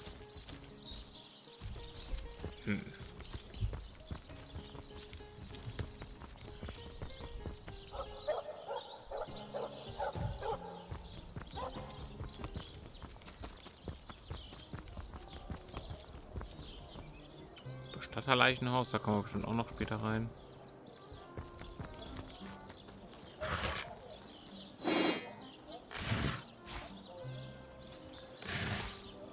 Erstmal mitnehmen.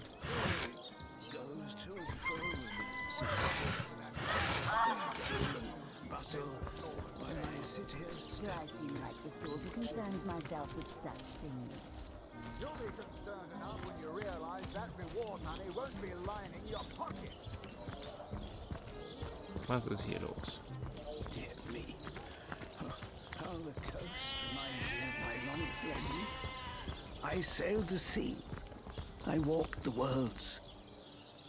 Oh, how nice it is of you. The very picture of youth. To break the monotony of an elder's day.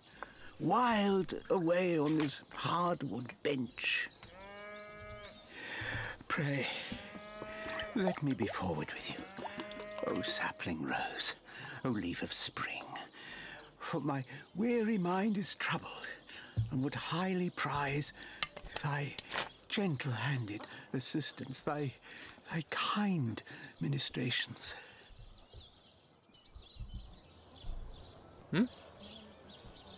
Okay, machst du schon fertig?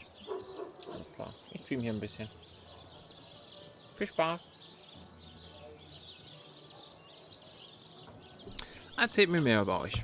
I am but an aged elf, that has seen the years parade in long succession. Gladly shall I tell you more. Will I regale thee, O whelp of men, with my tale? But not here, where the winds may steal my words. Was die Unterstützung anbelangt, um die ihr mich gebeten hattet. You would listen to my grievances, guide me towards untroubled realms. Oh, you are truly a wonder, oh budding flower of the morn. Yet, that which I would tell you is of a rather private nature. So let us escape both the chill and the eye of public scrutiny. Hot spiced wine and a snug little room awaits us on the King Crab's first floor. Let us go there, so that we can warm our bones, yet make shiver our hearts with a tale of loss and sorrow. Alles klar, geh doch schon mal vor, ich komme dann nach. Ich schaue mich hier einmal gerade um, wo ich schon mal hier bin.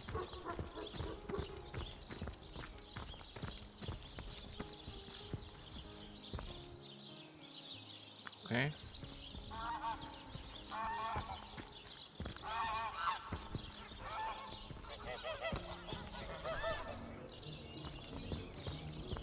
Gut. In die Krabbe müssen wir eh rein.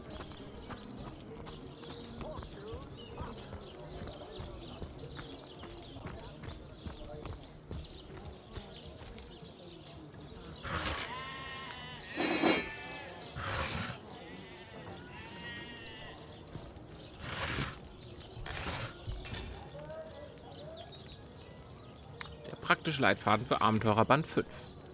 Ich bin kein Holzfäller, aber mit meiner treuen Axt kann ich aus einem Stück Holz einen guten, soliden Knüppel machen, wenn ich einen brauche. Ein paar alte Knacker haben mich gefragt, ob sie die Holzspäne haben können, die dabei übrig geblieben sind, und ich habe sie ihnen überlassen. Keine Ahnung, was sie damit vorhaben. Okay. Handwerk und Kochen mit Maradino. Haben wir das schon gelesen? Ein Ratgeber für Junggesellen in Stadt und Wildnis. Teil 1. Bastelratgeber für Junggesellen. Weil Mädchen schleifen und Bänder an unsere Keulen und Äxte binden. Maradino der Erwissende. Ob ihr in einer Großstadt oder in der unberührten Wildnis verloren seid, ein richtiger Junggeselle kann alles, was er zum Überleben in einem Ork-Hinterhalt oder auf einer Single-Party braucht, selbst herstellen. Sehen wir uns einige Maradino-Klassiker etwas genauer an. Ein guter Pfeil braucht zunächst einmal einen guten Schaft. Pfeilschäfte kann man aus Zweigen herstellen. Dafür braucht man nur ein Messer. Anschließend müsst ihr eure eigenen besonderen Pfeilspitzen herstellen, die eure Gegner überraschen. Aber dazu kommen wir in einem späteren Kapitel. Wenn ihr meint, dass ihr mit einem Dolch der hässlichen Fratze des Gegners zu nahe kommen müsst, um gegen ihn zu kämpfen, dann befestigt ihn doch einfach am Ende eines Stocks, sodass ihr den Gegner aus sicherer Entfernung pieksen könnt. Wenn ihr kein Freund des Stechens seid, könnt ihr 2 Stöcke miteinander zusammenkleben und schon habt ihr einen Stab. Der Küchenratgeber für Junggesellen. Weil Mädchengerichte Ewigkeiten brauchen und zu viel Gemüse enthalten. Macht euch bereit für das vielseitigste von allen Gerichten, das ich Cysealianische Pastete getauft habe. Dafür braucht ihr nur ein Stück Teig und irgendeinen Belag, den ihr gerne mögt. Fleisch, Fisch oder diese lustigen Pilze, wonach auch immer euch der Sinn steht. Stadtjunggesellen, bereitet die Pastete zu und schiebt sie in den Ofen. Wildnisjunggesellen, bereitet die Pastete zu und erhitzt sie auf kleiner Flamme. Bei einer cysealianischen Pastete kann man nichts falsch machen. Es ist die perfekte Junggesellennahrung. Der köstliche Geruch kann hungrige wilde Kreaturen anlocken. Maradino ist nicht für den Tod von pastetenbackenden Wildnisjunggesellen verantwortlich zu machen. Hier einige von Maradinos Lieblingsgerichten. Bereitet zunächst einmal den Teig zu. Dafür braucht man nur etwas Mehl und Wasser. Dies ist eine Grundzutat für Brot. Aber man kann daraus auch Käsebrotteig mit Käse, Teig für die cysealianische Pastete mit Fisch oder sogar Pizza mit Pizzasauce machen. Für die Pizzasauce müsst ihr nur eine Tomate zermanschen, von mir aus auch mit einem Hammer. Neue Rezepte. Cool.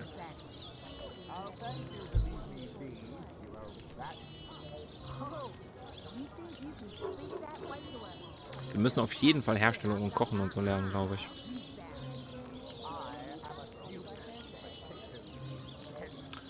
Ah, ich weiß, was mit dem Eimer passiert ist vorhin, den wir auf dem Kopf hatten.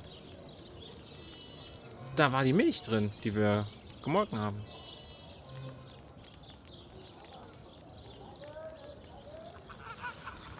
Wer's schmilzt. Früher habe ich mir etwas nebenher verdient, indem ich die solidesten Äxte von Rivellon schmiedete. Je besser ich wurde, desto besser wurden die Äxte. Und ich verbrachte ganze Tage an meinem Amboss damit, den Stahl zu schmieden, solange er heiß war. Natürlich kann man nicht mit den Niedrigpreisen der heutigen Läden mithalten. Aber eines sage ich euch, meine eigene Axt würde ich immer einer importierten Axt vorziehen. Rezept für eine Axt, cool. Die Bücher sammle ich mal. Keine Ahnung, was wir damit noch machen können. Öffnen. Die hatten wir gelesen, ne? Ja. Nice. Zwischendurch mal speichern.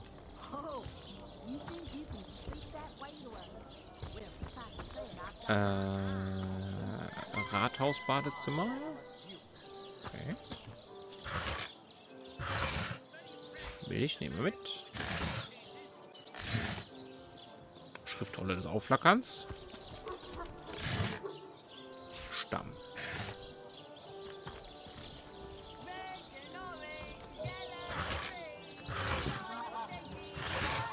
Tomate. Das Gefühl, wir kriegen hier Zutaten. Brunnen. Wähle 2 Zutaten aus.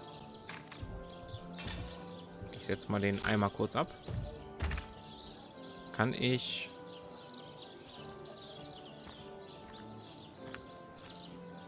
den Eimer damit kombinieren, um Wasser zu holen? Yes, I can. Cool. Ich habe Weizen. Kann ich Weizen mahlen, wenn ich das mit dem Hammer bearbeite? Nee. Wie kann ich Weizen mahlen?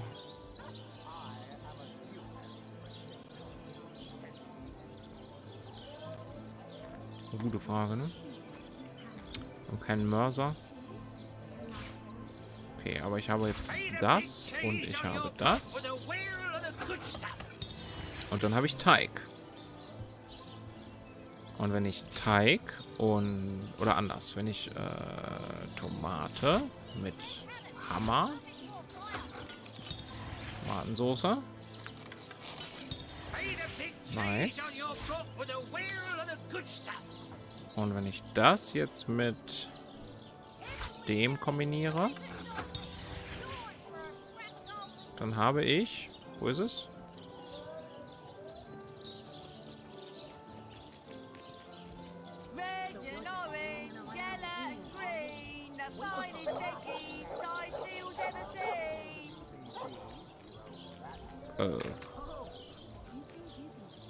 Soll ich jetzt nicht Pizza gekriegt haben? Pizzateig. Okay, kann ich Pizzateig noch verfeinern? Mit Käse? Nein, okay. Schade. Aber interessant. Kann ich jetzt hier nochmal Wasser holen oder ist der Eimer jetzt weg, den ich hatte? Ne, der ist wieder da. Nehme ich mir noch einmal Wasser mit. Kann ja nicht schaden. Okay, da geht es noch ein ganzes Stück anscheinend in die Stadt rein. Hier hatten wir. You there! A moment of your indulgence, if you please. You are the source hunter, are you not? The hero the whole of Cyseal is abuzz about. The talk of the town. The juiciest grape on the grapevine. Such a pleasure to meet you. No, scratch that. It is so much more than a delight. It is an intervention of fate. Yes, that's it. Fate has put me on this very spot, so I may tell you all about a most intriguing opportunity indeed. Und wer seid ihr? Mendius, at your service. What is my profession? Well, I'll tell you what it used to be, and that is a man of medicine. But what does a man of medicine do but mend what has first been broken? I saved lives, to be sure, but today I change them. Natürlich keine Sorgen über die Untoten, die hier rumstreuen. They call the undead a problem, my friend. But those who know the ways of the fabulous five see no problems. They see opportunities. An enterprising spirit can wrench riches from cold dead rocks. Or from cold dead, full stop. Schön, dass du da bist, Zug. Was die Gelegenheit angeht, die ihr erwähnt habt. Oh, it's not merely an opportunity. It is a once-in-a-lifetime chance to become better. To become the full extent of the promise that is locked inside of each and every one of us. So first of all, let me ask you this question. Do you like adventure? Klar. Ach so, wir sind Kira gerade, weil ich sie angeklickt hatte. Aber natürlich, wie könnte jemand mit meinem Beruf anders darüber denken? Of course I do. How could someone in my profession not? Das stimmt. Wir leben für das Abenteuer. Adventure is what we live for. See here. You and I share the same passion. I never doubted it for a moment. The thrill of walking the unbeaten path. The rush of finding yourself in a goblin ambush, knowing you'll prevail nonetheless. Too bad your line of work comes with such measly recompense. Am I right? The wage of a mere soldier. Now, between you and me, tell me truthfully, don't you sometimes wish you could earn more? Bei den Preisen im Shop ist das vielleicht gar nicht verkehrt. Well, I can't say that I haven't. Ich bin zufrieden mit dem, was ich... Nein, ein bisschen Gold ist immer willkommen. Yes, some extra gold is always welcome. Indeed. Indeed, gold is always welcome. And among the fabulous five, gold flows as freely as water does to the sea. Even so, my friend, matters of a pecuniary nature aside, what is life without variety, without spice? To be a source hunter must get frightfully dreary sometimes. Am I right? All those orders. Investigate this, retrieve that, and at the end of the day, what do you have to show for it? Wouldn't you prefer to call your own shots? Be your own boss? Ich bin sehr skeptisch bei dem. Es ist keine Schande, Anweisungen zu befolgen, wenn der Dienstherr das Vertrauen verdient. Das stimmt. Es ist doof, dass ich Kira ausgewählt hatte, als wir reingelaufen sind in das Gespräch. Kann sie nicht gegen argumentieren. Das stimmt wohl, wir dienen einer gerechten Sache, also warum sollten wir unseren Befehlen nicht folgen? True enough. We serve a just cause, so why wouldn't we follow our orders? Come now. I refuse to believe such a uniquely skilled individual would settle for a puppet's role. Life's too short to spend it doing someone else's bidding. Am I right? Of course I am. And I could help you attain the dream. Enact the change you deserve. And that is exactly why I am here. Why fate has put me right by the door to the King Crab, so that I could meet you and tell you about the marvel that is the Fabulous Five. The invitation to join is yours. Grab it. Ich bin mal weg und dann wechsle ich auf ihn und dann sprechen wir ihn nochmal an. Ah, you return and humble me with your presence. Erzählt mir noch mal mehr über die Fantastischen Fünf. Ah, the Fabulous Five.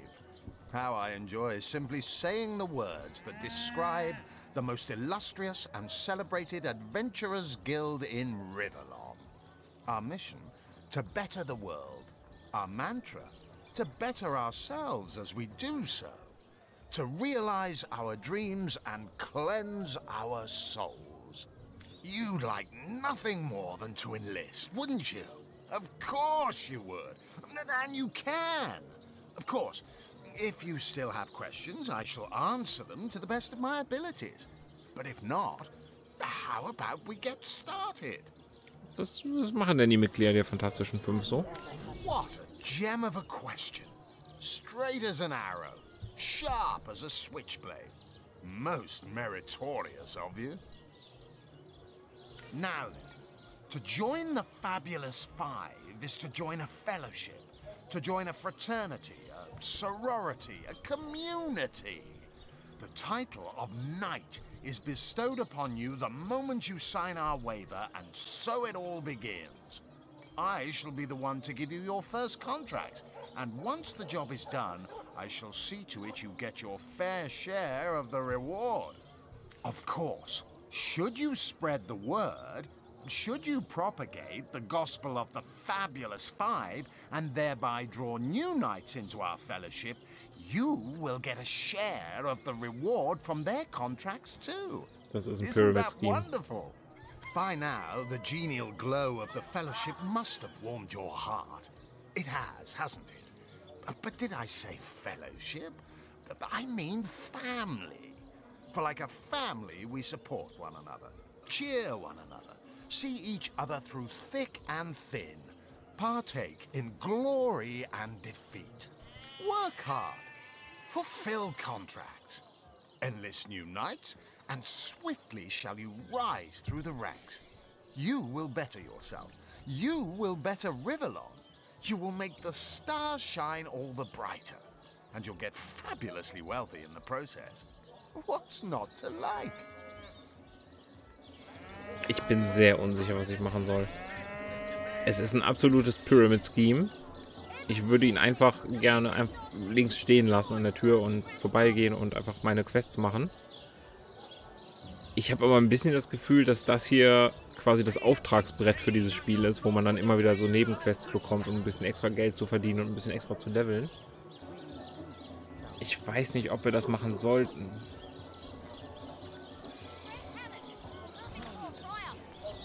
Wer seid ihr überhaupt? At your service. What is my profession? Well, I'll tell you what it Okay, das hat Kira schon gesagt. You like nothing more than what? Now then, of course, by now, work hard, fulfill contracts, enlist new knights, and swiftly shall you rise through the ranks. You will better yourself. You will better Rivellon. You will make the Es gibt uns stars wahrscheinlich shine all the Nebenquests. brighter. Es gibt uns mehr zu You'll get tun. fabulously wealthy in the process. What's not to like? Of course, of course, of course. All you need to do is sign this waiver, and just like that, Es fühlt sich so you're falsch part an. of the family. All I need is your lovely Sein little ganzes autograph. Gequatsche mit Familie und Zusammenhalt und... Das klingt zu schön, um wahr zu sein, ich passe. Rather foolish to pass up on such a lucrative opportunity, don't you think?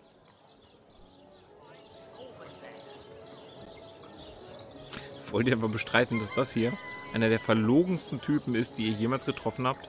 Listen, we, the Terrific Two, will soon become a one-man act if you don't join the Fabulous Five. The Terrific Two.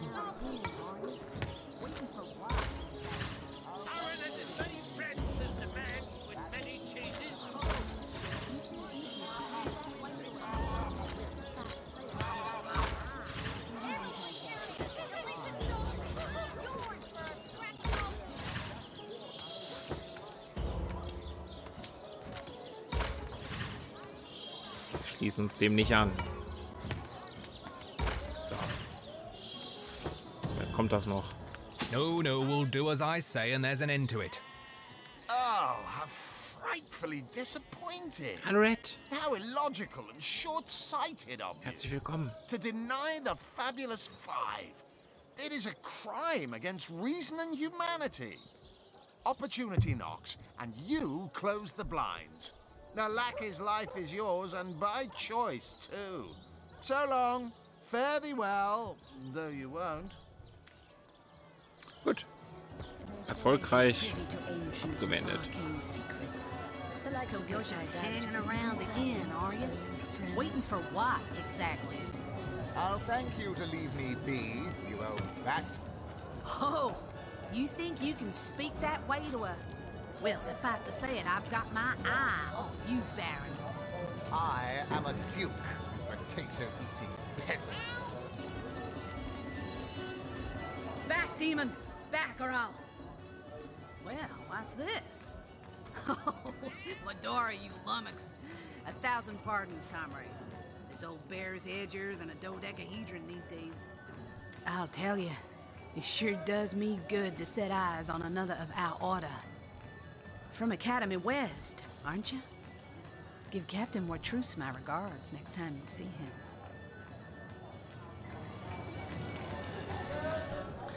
Wer sagtet ihr, seid ihr nochmal? Ihr kommt nicht aus der Akademie bekannt vor. You wouldn't. I trained up in Academy North, after all. We don't cross paths with you Westies all that often, but it's always a pleasure when we do. Medora's the name. Retired, or so the Order keeps trying to tell me, but never out of commission. My hand to your cause and my sword at your side. Ich habe nichts davon gehört, dass andere Quellenjäger nach Cyseal geschickt wurden. Was macht ihr hier? Heavens hornets! That's quite a story, comrade. And come to think of it, one that might concern you. See, I'm here on, well, let's call it a loan from a town to the north of here. Hunter's Edge by name. There's been an attack there, comrade. Orcs. Not your run-of-the-mill savages either, but ones who've taken dark magic to new heights. What they want in Hunter's Edge, I can't say, but it's my responsibility to send them packing. Preferably with their horns in their suitcases and a knee-knocking fear of ever crossing paths with a sauce hunter again. I came south seeking the Legion's help, only to find it tied here in Cyseal. They don't have a spare soldier to send northward, and even in my finest form, I can't clear the place of that many orcs without backup. Möchtest du dich uns anschließen? Euer Dorf wurde von Orks angegriffen. Wie konntet ihr entkommen? By the skin of my teeth, comrade. The savages were rounding up villagers when one of them activated a tripwire on our village wizard's property. Fortunately for me, that particular wizard has a penchant for things that go boom in the night. I managed to wrench free of my captor's grip and flee toward the forest. He pursued me for miles, but I'd lost him before I made it into the Cyseal hinterlands. Und wie lautet euer nächster Angriffsplan? Well, comrade, I hadn't thought of it till you tapped my shoulder just now. But perhaps that's where you come in. I need a contingent I can trust if I'm to take back the town. And the way I see it, you could use reinforcements here in town. I've been scouting Cyseal for some time now, and I believe I've sussed out sufficient intel to help solve the murder of the Counselor. With our minds and swords in tandem, we'll make short work of the perpetrator. Das ist also euer Vorschlag. Ihr helft uns hier in Cyseal und danach helfen wir euch dabei, euer Heimatdorf zurückzuerobern? Well, you know the old expression. 2's a tea party, 3's an invasion. I know this place like the back of my hand by now. And the orcs up north will be short work for a trained-up trio of sauce hunters. Es ist ein fantastischer Plan, wenn 3 Quellenjäger zusammenarbeiten. Wenn wir all den bösen Kräften Einhalt gebieten, die dieses schöne Land noch fest im Griff haben. Another source hunter on the team will make us all the more formidable against this wicked magic. Welcome aboard, Medora. Hätte nicht gedacht, dass Kira davon begeistert ist. That's the spirit. Listen closely now. Do you hear it? That's the sound of every orc and sorcerer in a 100-mile radius, shaking in his wee boots. Cool. Finde ich gut. Was hat sie denn so? They say he's privy to ancient and arcane secrets, the likes of which I doubt you could even fathom. Ich glaube, wir können mal die Rüstung rübergeben. Eventuell die Stiefel. 7, sie hat 11. Ihre Rüstung hat +1 Initiative, aber die hier hat deutlich mehr Rüstungswert.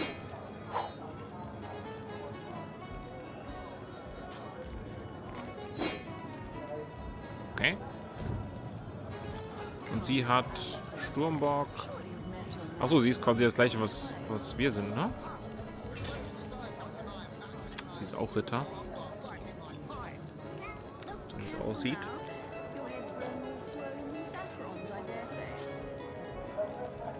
Und sie hat 3 Talente.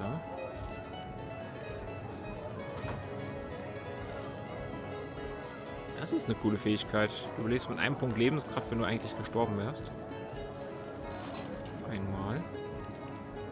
Interesting. Zweihandschwert.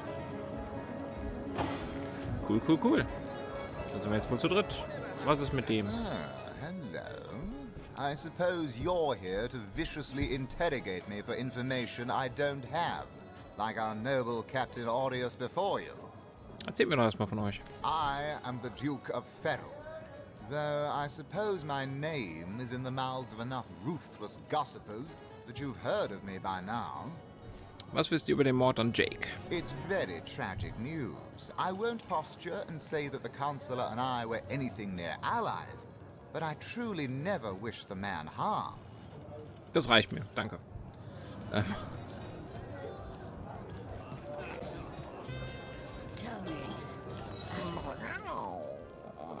Never saw you in the king crab before. You're welcome to scratch me behind the ears if you like. I won't scratch back. Wer seid ihr? I am Unsinkable Sam. At least that's what they call me around here. Used to be a ship's cat, but the clipper I was on sank when I was the only one to wrestle himself free from the waves.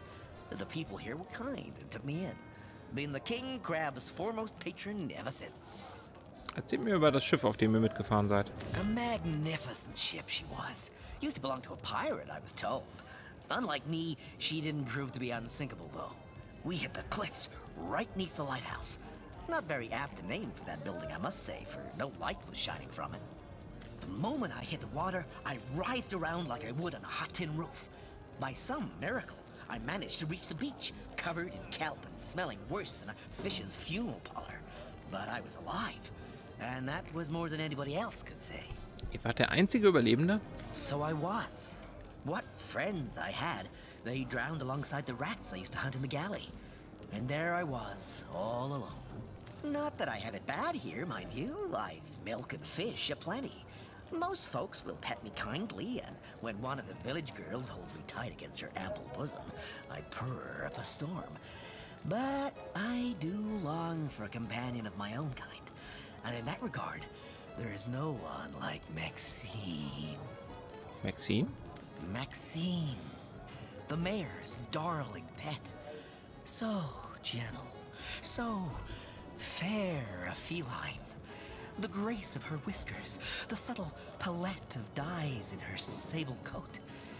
She's one of a kind, that cat. She likes me. I know she does.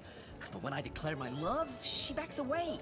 I don't know why. I have serenaded her and braved many a bucket of water for my efforts. But for some reason, she is not to be swayed. Führen wir hier jetzt echt eine Konversation mit einer Katze, nur weil ich diesen Tierperk genommen habe, das Tiertalent? Und das würde uns alles entgehen, wenn wir das nicht hätten? By all means. Was ist denn deine Meinung zu den Untoten? People make a fuss about them because they endanger the lands around the city.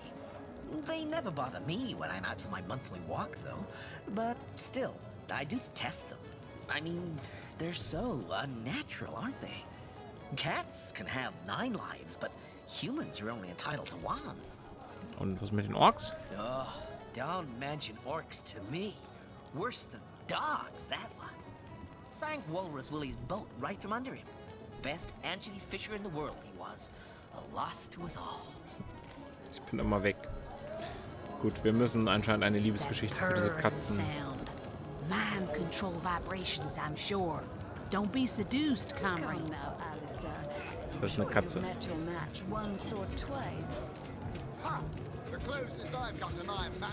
Bedienung. A source hunter. I'd like to report some dark magic. Only tainted hearts could tip as miserably as this lot. Ihr arbeitet hier also als Bedienung? Been at the King Crab nearly 10 years now, personally. Seen every character you can imagine, from bums to wizards, passed through these doors for a pint and a place to rest. Wart ihr auch an dem Abend hier, als Jake ermordet wurde? I think I'm one of the last folks to hear him alive. That awful scream has been ringing in my ears ever since. And with the room where it all happened still under quarantine, we've a constant reminder of exactly what happened. Though that's the question, isn't it? What exactly did happen? We all thought it was Esmeralda who checked into that room, and the Duke that followed her in. I was washing up and nudging the last of the lushes out of the door when a cloaked woman rushed in right past me. I never got a good look at her. Damn my eyes. But I figured the way she disappeared that she was visiting one of the lodgers. Lucky for the perpetrators, I was rinsing bottles in the back when the terrible deed took place and saw nothing more. I'm not proud to say I ducked under the counter and damn well stayed there till I heard Ivad fling that door open. But I was paralyzed with fright. Okay. Have you ever had the fortune of challenging the fabled wizard of Hunter's Edge? Dann bin ich mal weg.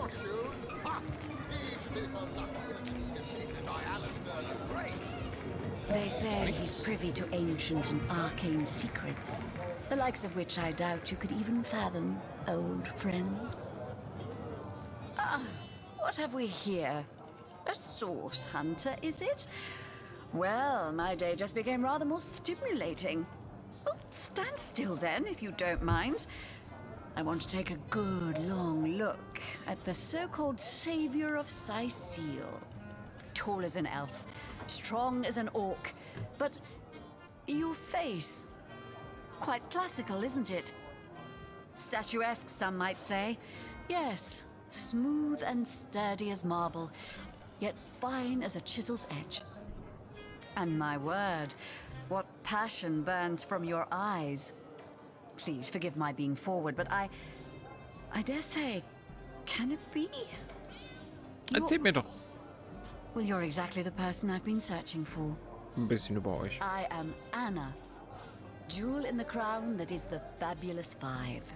I've cut 1,000 throats and baked 1,000 bread rolls, stolen the crown jewels of the Queen of Arata, and, with my pockets full, helped her reach enlightenment. When the day comes that I die, the gods will evacuate the heavens to make space for my formidable collection of designer slippers. Designer-Pantoffeln. I contain multitudes, you see, and I am utterly replete. Except that, much to my dismay, I had as yet to find the companion to whom my heart so clearly calls. But then, Source Hunter, you wandered into this tavern, and I am most certain that that companion is you.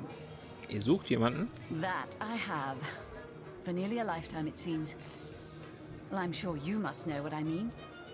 Like existence itself lacked a significant component. Like if you could only fill a certain void, could connect with the right body, the right spirit. Together you could uncover new and thrilling vistas. I believe I have found that component, that body, that spirit within you, Source Hunter. Come, if ever we are to be united, we must truly entwine our fates. We must link our causes forevermore. Yes, you must join the Fabulous Five right away, as soon as time permits. Together, as a team, we'll explore the boundless realm before us. We'll uncover fate, inch by inch. Die Fantastischen Fünf. Already refused to join? But, darling, didn't you... how can we... refused? Oh, a plague on both our houses. From now we may never link our destinies. Away from me now, oh perfect specimen. Torment me no further. But if you happen to meet more able-bodied, agile-minded adventurers, don't hesitate to, send them my way. A woman can only mourn for so long. My only one. Ist klar. Sorry, I've run out of signed handkerchiefs. An Alistair keyring, maybe. In any case, make it quick. You're not the only fan who wants some of my time. Tut mir leid, wer seid ihr? What do you mean, not familiar? You expect me to believe you've never heard of Alistair the Almighty? Why, I'm only the most famous wizard this side of the Distis. Although, it'd be worth checking the other side too, just in case. And don't forget, I'm the most eminent member of the Fabulous Five to boot. Surely you already know we've been voted the most influential adventurers guild by SideQuest Monthly. 3 years running. SideQuest Monthly hat sie gewählt. Erzähl mir doch mal mehr über die Fantastischen Your Fünf. interest is piqued, I see. I'd suggest you have a chat with Mendius outside. He's in charge of recruitment and other such drudgery. A word of warning, though, we only accept the best and the brightest. By the looks of you, I'm not sure you'll make the cut. Was wisst ihr denn über die Untoten? Those nasty beasts are hardly worth my time. Though I suppose I'll step in if none of the recruits manage to prove adept enough to handle a few skeletons.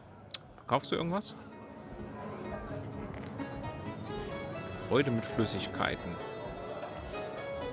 Für 1 Gold nehmen wir das mit.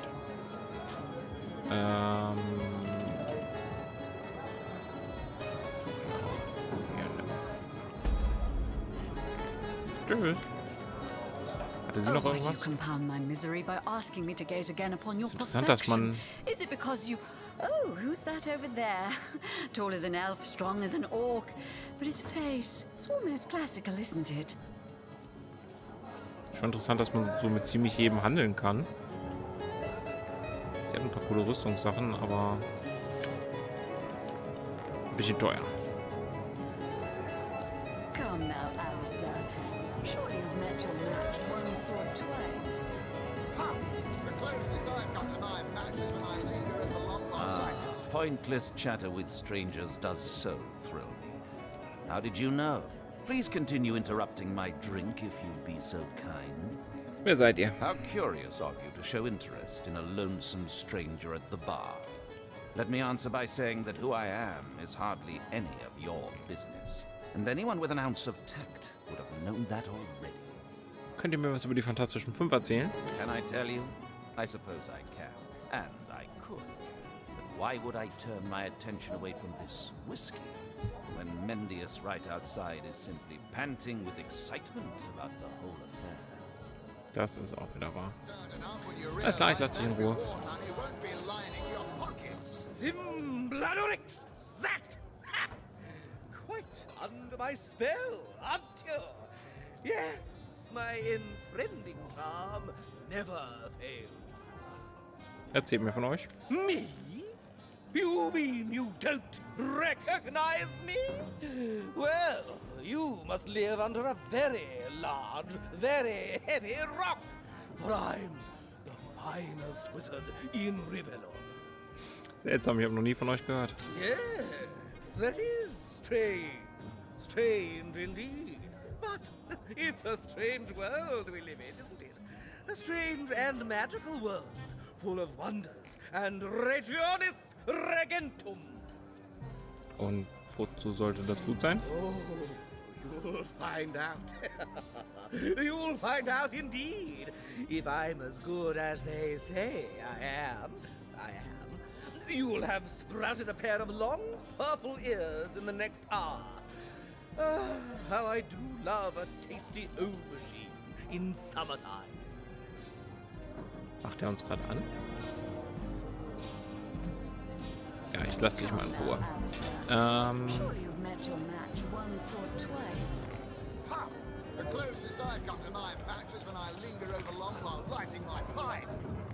Freude mit Flüssigkeiten.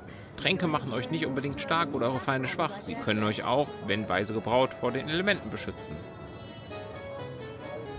Cool. Ab in den Rucksack.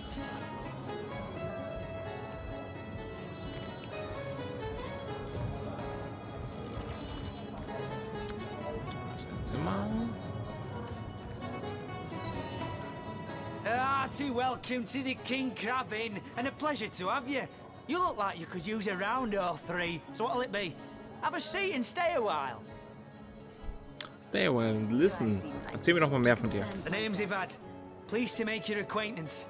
I've been offering the weary travellers of Cyseal drink and rest for nearly 2 decades now, but the King Crab's older than that by a long shot.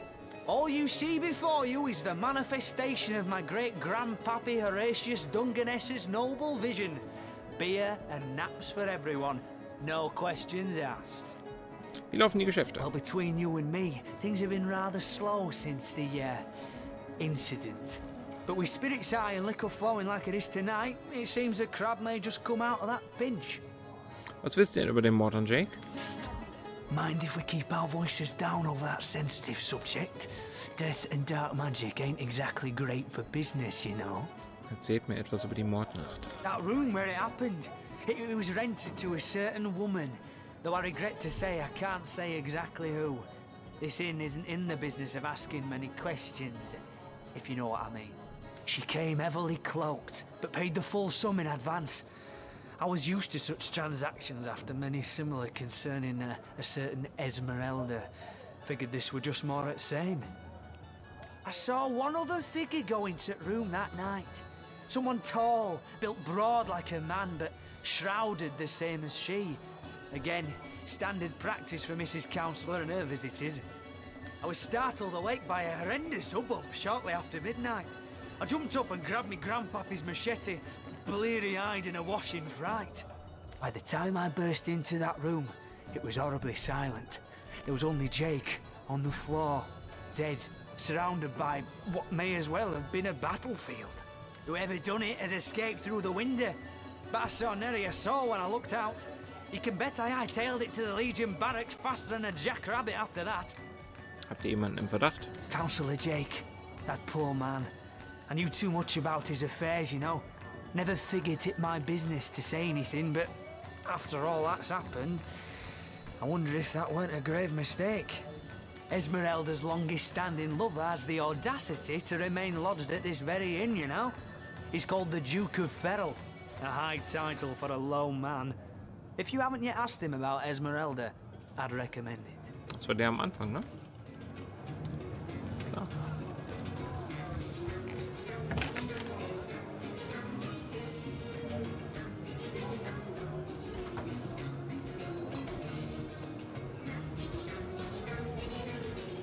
Guten Tag. Greetings, traveller.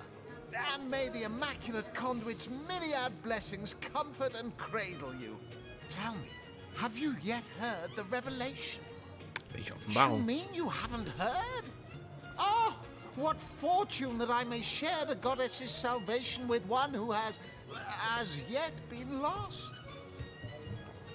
Steel yourself, friend, for your mortal spirit could be forever transformed from this moment forth. The conduit, our link to the goddess herself, has given us a special gift. And the gift is thus. By following her instructions and becoming initiated into the one way, we can each of us live on for a span greater than the number of stars that twinkle within the goddess's right eye. Wer seid ihr? What's in a name, dear friend? For we all begin equal in the conduit's eyes, and only through great deeds may enter into her inner ring. Diese Mittlerin, von der du sprichst, erzähl mal mehr über die. She came from on high to we mortals and showed us the path to the goddess, where all living souls are naturally inclined. She showed us that injury and malady need not mark the end of life, but that through her methods we could ascend to greater life in service of the goddess. Was meint ihr mit dem einen Weg? Ah. For this hallowed information, you must seek an immaculate chapel. Go north, friend, through the forest and into the town of Silverglen, where all may be revealed. There, among her followers and friends, dwells the goddess's ecstasy, her one way. Ah ja. Für ein Gold nehmen wir das natürlich mit. Danke, tschüss. Go on the path to the righteous, my friend. Forget not that the conduit has great plans for you. Ah, da bin ich sicher. Lesen. Ein wahrer Überlebenskünstler kann Waffen aus Dingen herstellen, die er in der Wildnis findet. Mit einem Ast kann man schon einigen Schaden anrichten. Ach, das hatten wir schon. Ich sollte gucken, was ich kaufe, ne?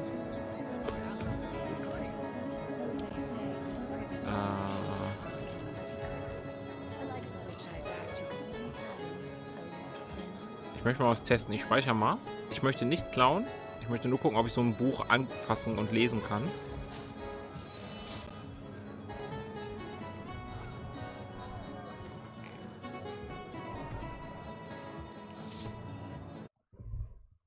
Kann man scheinbar nicht. Gut zu wissen. Gut, dass wir das getestet haben.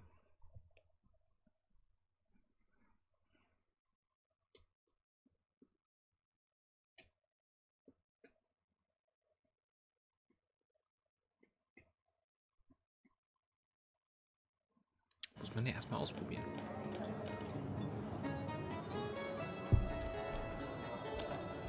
Okay. Ja, dann gehen wir mal hier raus. So, Herzog, du weißt was über Esmeralda?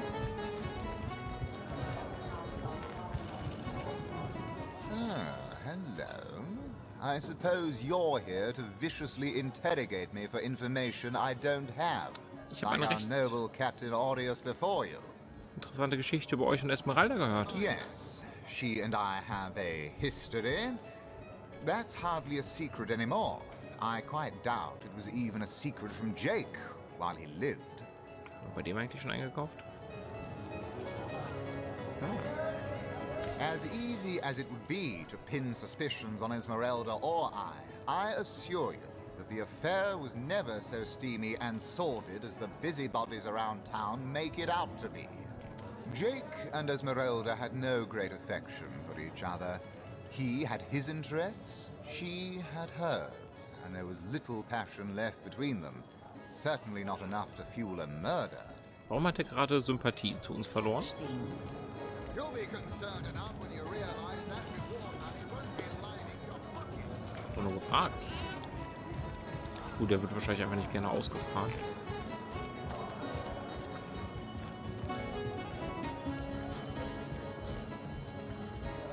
Da geht's in den Keller. Interessant.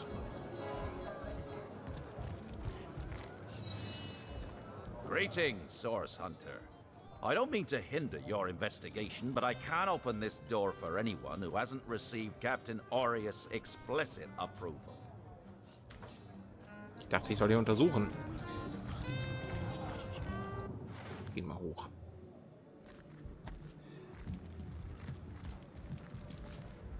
Das darf ich nicht mitnehmen. Da ist zu. Da ist auf. Soon the last will be beaten. Beaten like the anvil of Grog, the torturer. All hail Grog! All hail his hot-steeled instruments. Okay. Mit dem reden wir gleich da drüben. Was ist hier los? Leave me be, I have a job to do.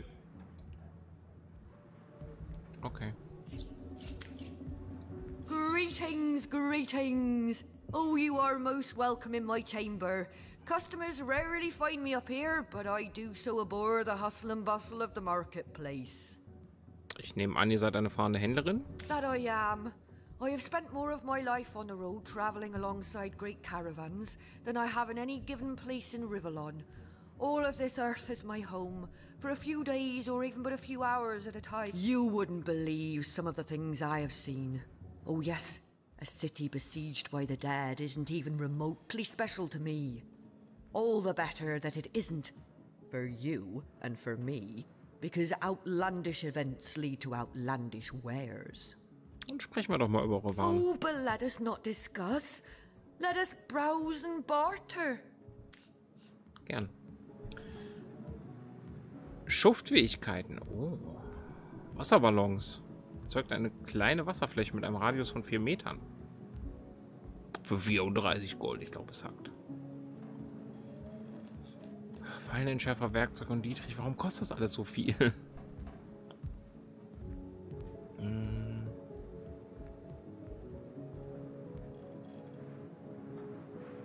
By the filed teeth of Sulumar's soul shredder, the end is nigh. Verursacht Schaden. Comes a creeping for you, Victoria! Erhöht den Schaden. Ja, wir kommen gleich. Verwünschung schwächt und verflucht einen Feind. Verringert alle Elementarresistenzen der Gegner. Entzieht Willenskraft. Lässt ein Ziel verwesen, damit es nicht mehr durch Magie oder Zaubertränke geheilt werden kann. Okay. Verzaubert ein Ziel. Kann ich mir nicht leisten. Vampirberührung hat sie schon. Schlägt ein Ziel nieder. Präziser Schnitt. Verursacht Bluten.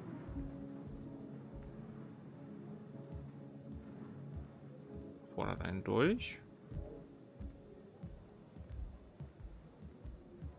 Mit Den Schatten hat sie schon. Beschleunigt. Vergiftet euer Ziel.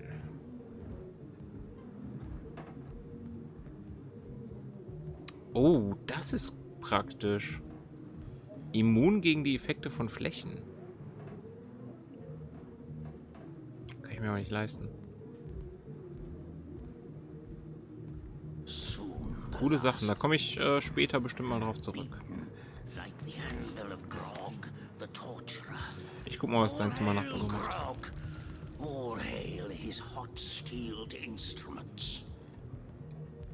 Wer bist du? Random Bürger? Praise be that Ahu the wizard built those newfangled weapons of his. Cyseal would have long been overrun by undead if it weren't for them contraptions. Cool. So, was schreist du hier so? The hunters go stalking in the night by the needle. Ah, you have come. Yes, that is most satisfactory. Begone, brittle mask of age. Hear me now repeat the words of Brittletooth, the child snatcher of Carador.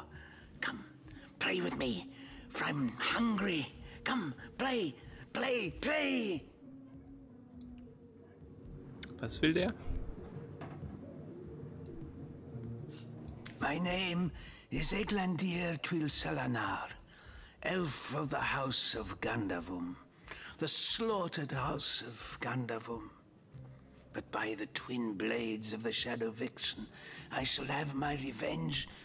The walls of memory are stained with blood, and I would see them bloodier still. Du wolltest Unterstützung haben? The game, yes! A game of blood and brutality, of death and dexterity. Fun as herring the horror harlequin.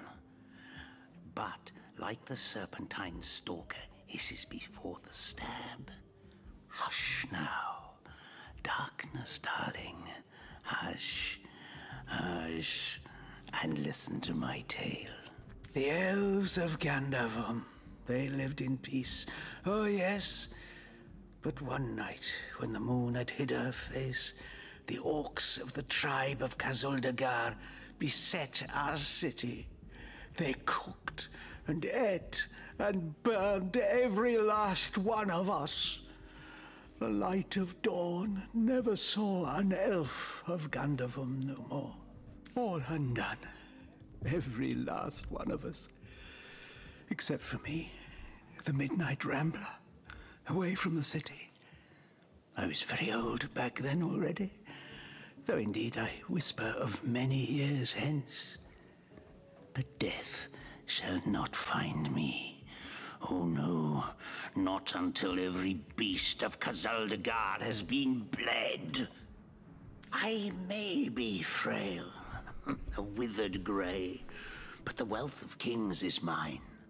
Countless assassins have ministered to the vengeance that is my want, and now is almost over. By Kala, Lady of the Last Gaze, I swear it is almost done. Only the very last one of the Kazuldagar still eludes me. The crowning kill that would seal its fate and mine alike. I have tracked her down by the curse of the spine spear I have. She does not know her ill-shapen sun is setting fast. Color the dusk red, O sword of youth. Bloody the day with the bramble sap that runs through the veins of Victoria. Bring me the amulet that clings to her flesh, soon to fade. And yours shall be the bounty of vindication. Mine shall be its sanguine satisfaction after long, long last. Mein Ziel ist also Victoria, ein weiblicher Ort? Yes, Victoria.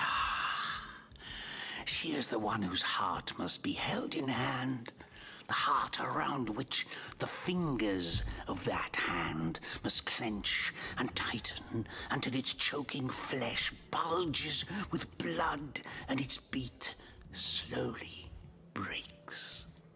Ich weiß ja noch nicht so viel über die Welt hier, aber ich habe das Gefühl, die Orks werden eventuell ein bisschen missverstanden. Kann das sein? The Orcs of Gazuldagar. They knew my name. Oh yes. By the bite of the roving rattler, they knew my design. And so they sought to save their last. An infant. She who was to be queen. To no avail. Oh no. Years, how many I know not. Years I searched. And now she has been found. Her name is that of a woman, her employment that of a civilized being. But by the fork of Barbara Man-Eater, she is nothing but an orc, a cyst of nature, one of a misbegotten litter dragged into life from the tumid womb of a filthy, coarse-haired beast that was humped like a dog in the darkness of a stinking hollow. Du bist schon so ein bisschen von Rache besessen, kann das sein? Victoria. Librarian, daughter, adopted child of Cyseal, Mayor of Cyseal. There is bloodlust in you. I can feel it. Let it out. Set it free. Undo the last of the Kazuldagar. By the breasts of Sishara Goatsuckler, give me my revenge! Ich bin da mal weg. That was quite the radical change we witnessed. I never would have thought that the benign old man we met outside would turn out to be a vengeance-driven aficionado of assassins. Teeth of Sulumar Soul Shredder. The end is nigh. Er ist genauso barbarisch wie diese Orks. Wie kann Victoria der Verbrechen ihres Stammes schuldig sein, wenn sie damals erst ein Baby She may war? not be guilty, but she'd have committed the same crimes had she grown up among her own kind. It's inevitable. Ich weiß ja nicht. Vielleicht reden wir mal mit ihr. The hunters go stalking in the night. By the needles of the million bleeder, they'll end it all in blood. Ja. Okay, da ist zu. Gut, dann sind wir hier erstmal fertig, weil wir den Tatort noch nicht untersuchen dürfen.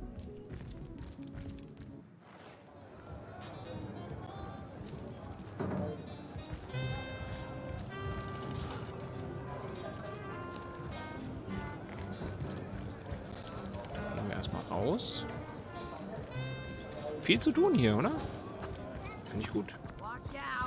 Hell. Stench of fratus or goblin. Actually, I think that's only roast pig. Ah, yes, of course. This time. Okay. Tatort, Esmeralda. Da müssen wir zu dem Typen und erstmal uns die Erlaubnis holen.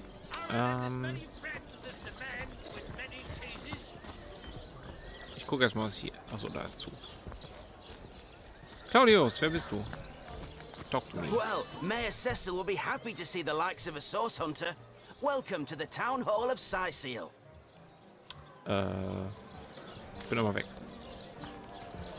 A source hunter will always receive a warm welcome at the town hall of Cyseal. I'm sure Mayor Cyseal is looking forward to making your acquaintance. Sicherheit. Was hast du mir für ein Buch verkauft? Kann man da was Interessantes mitmachen? Basteln und Kochen mit Maradino. Ach, das ist schon wieder das. Ich muss echt gucken, welche Sachen ich schon kenne.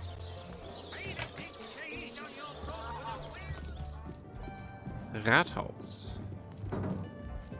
A source hunter. Oh, what a sight for sore Cysealian eyes. Wer bist du? I live alone here in town. Used to be that my younger brother Tom and I were practically joined at the hip, but that's all changed now. Was ist denn aus deinem Bruder Tom geworden? Oh, he's always been something of a rascal.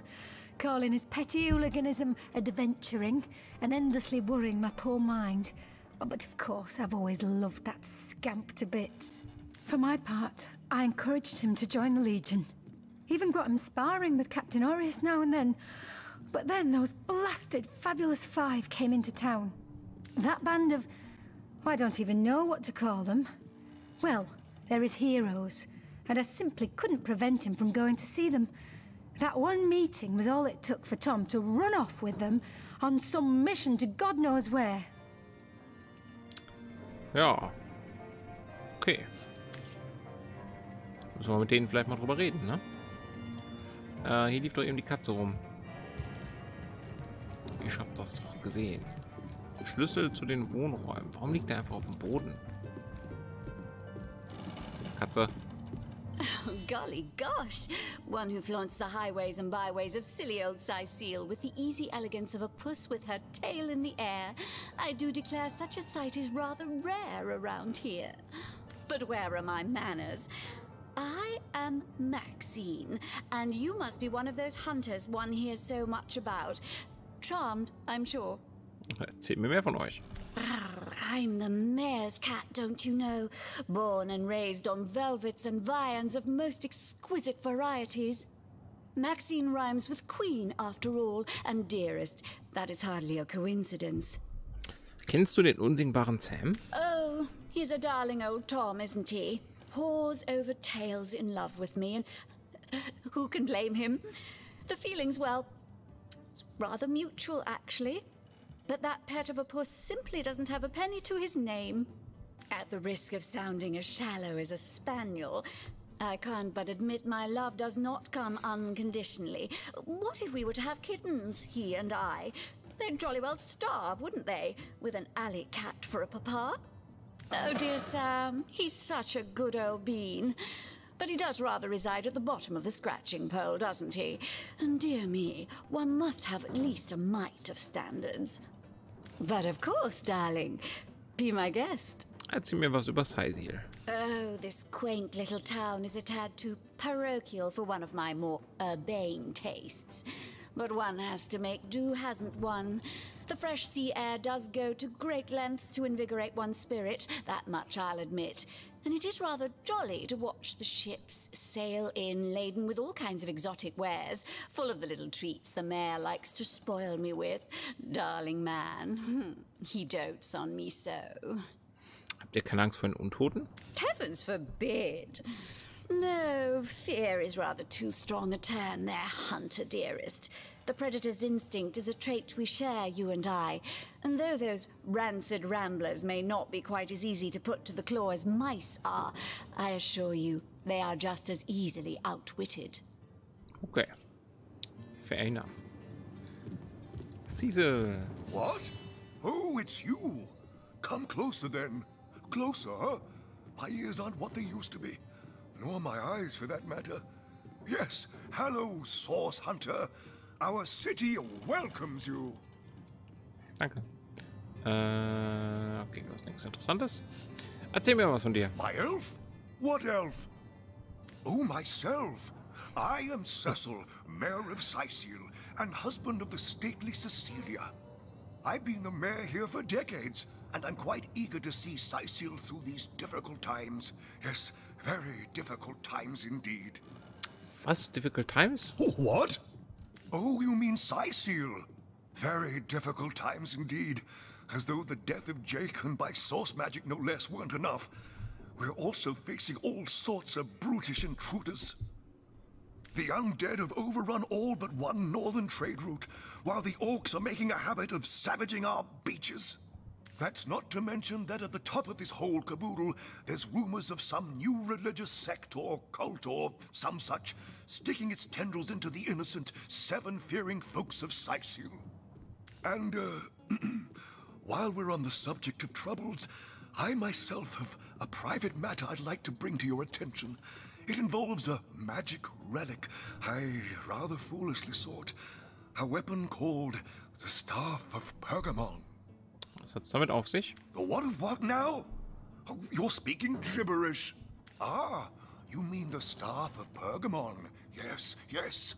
I was expecting a shipment of weapons, and among the cargo was this very powerful, very rare staff. I managed to place the order through means somewhat, atypical to a government official. Cecil proved an old fool, though. For the merchant slated to deliver it to me has just informed me that the damn thing has gone missing. I fear it may have fallen into the wrong hands, and I wonder if you could retrieve it for me. Klar. His name is Conrad, captain of the Tide Splitter, a merchant ship still docked at the Cyseal harbor. You can talk to him if you think it'd help, but I'd quite like to avoid getting the Legion involved, if you don't mind. Was wisst ihr über den Stab? The staff itself contains a shard of an ore, highly valued for its use in the weapons of war. I know use of the material to be forbidden, but I was desperate to do something to aid the townsfolk against the undead. Was den Mord betrifft. Jake, murdered? Oh yes, yes, now I recall. Indeed, I could hardly believe it myself. The Council and I have certainly had our differences over the years, but old squabbles evaporate under such circumstances. Most of the townsfolk are certain Jake's wife Esmeralda is responsible. In fact, the Legion have taken her into protective custody to keep her safe from the mob. As you can imagine, I've known Esmeralda for years. That business between her and the Duke of Ferrol was always a bit suggestive. But I've never had cause to suspect her of violence. Still, one never knows for sure. Erzählt mir mehr vom Vogt. An all right Vom bloke, Herzog. apart from all this Esmeralda nonsense. The whole town knows the only goal of his business trips to Cyseal is to spend a night or two at the King Crab Inn with Mrs. Counselor.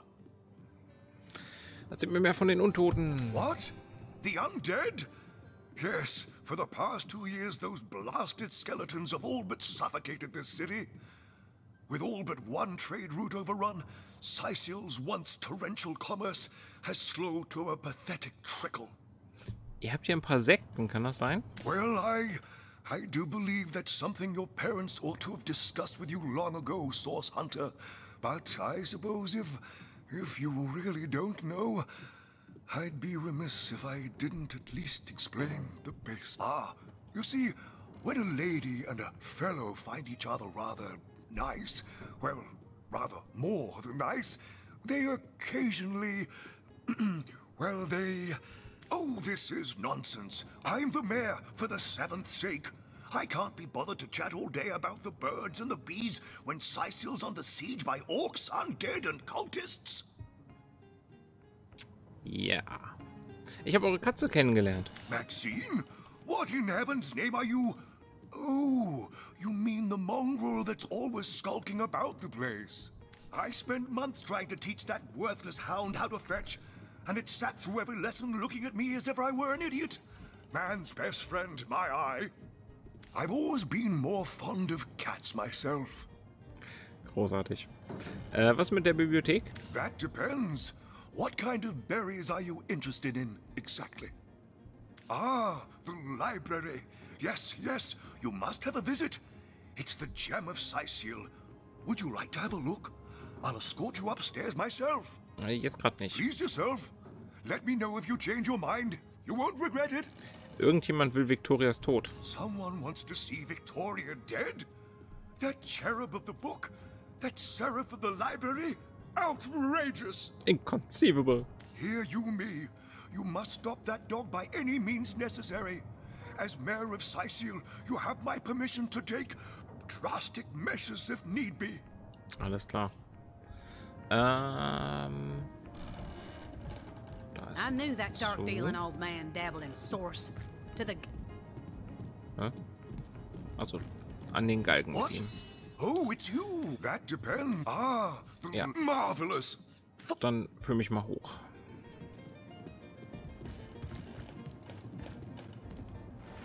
What? Oh, yes. This library is the jewel in Cyseal's crown. The beacon of culture and learning in our fair city. My Victoria has every volume you could possibly imagine, and she's got every speck of information about this place packed into her brilliant brain. Yes, Victoria's come a long way from that little bundle of claws and teeth I adopted so long ago. Ah, it brings a tear to my eye just seeing her here among her beloved books. What? Oh, yes, yes. I'll be on my way back downstairs now. Please introduce yourself. I know Victoria will be happy to make your acquaintance. Cool.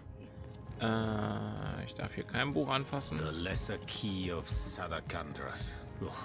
Omnes autem mali demones quam. What? What is this? Who are you to interrupt my musings? By Naga the Protector, they have the manners of boors, these boatmen of Cyseal. Oh, but perhaps I spoke too soon. Perhaps I was mistaken. For you hardly resemble the local fisherfolk, which, incidentally, is a compliment of copious dimensions indeed. Of course. No. A source hunter. That is what you are. Yes, a stalker of sorcery. A chaser of charms pernicious. In truth, I cannot go so far as to say it is a pleasure to make your acquaintance, for I take no pleasure in the company of man. But it may just be to our mutual advantage to join forces nonetheless. Warum wollt ihr gemeinsame Sache machen? Why? Simply because you hunt source, and I, Jehan, hunt demons. You are aware, of course, that quite often both of these pests frequent the same shadowy pools of infamy. Oh, klar. Now, I hate what I hunt, but I respect its cunning. Should I not, I'd have been decimated, body and soul, long since. This is a sentiment I'm quite certain you must recognize. Let there be strength in cunning, yes, but also in numbers. The calculus of wizardry I offer you, the might of the magician's mastermind, on one condition, that on our joint travels we will never deal with demonic entities, no matter how tempting their propositions. Give me your word on this, and I'll weave you spells. Ich meine, je nachdem, was für ein Angebot von so einem Dämon kommt, könnte schon verlockend sein, aber auf der anderen Seite sind wir der rechtschaffene Ritter. Natürlich dealen wir nicht mit Dämonen. Keine Abmachung mit Dämonen. Speak before your turn. I, for one, am not ready to make that promise. Natürlich, Kira. Oh, simple souls. Oh, doomed spirits. What tangled webs you'd weave. But I won't be a fly to be caught in them. Begone. Reflect. And if you should see the light, I will be here in the library. For now, you are not worthy of my devotion. Was, der Ritter mit der durchsichtigen Rüstung? Prinzessin Butterblume mit dem erröteten Popo? Esmeralda hat eine Schwäche für alle unartigen Dinge. Okay. Okay, also können wir den anscheinend noch nicht mitnehmen.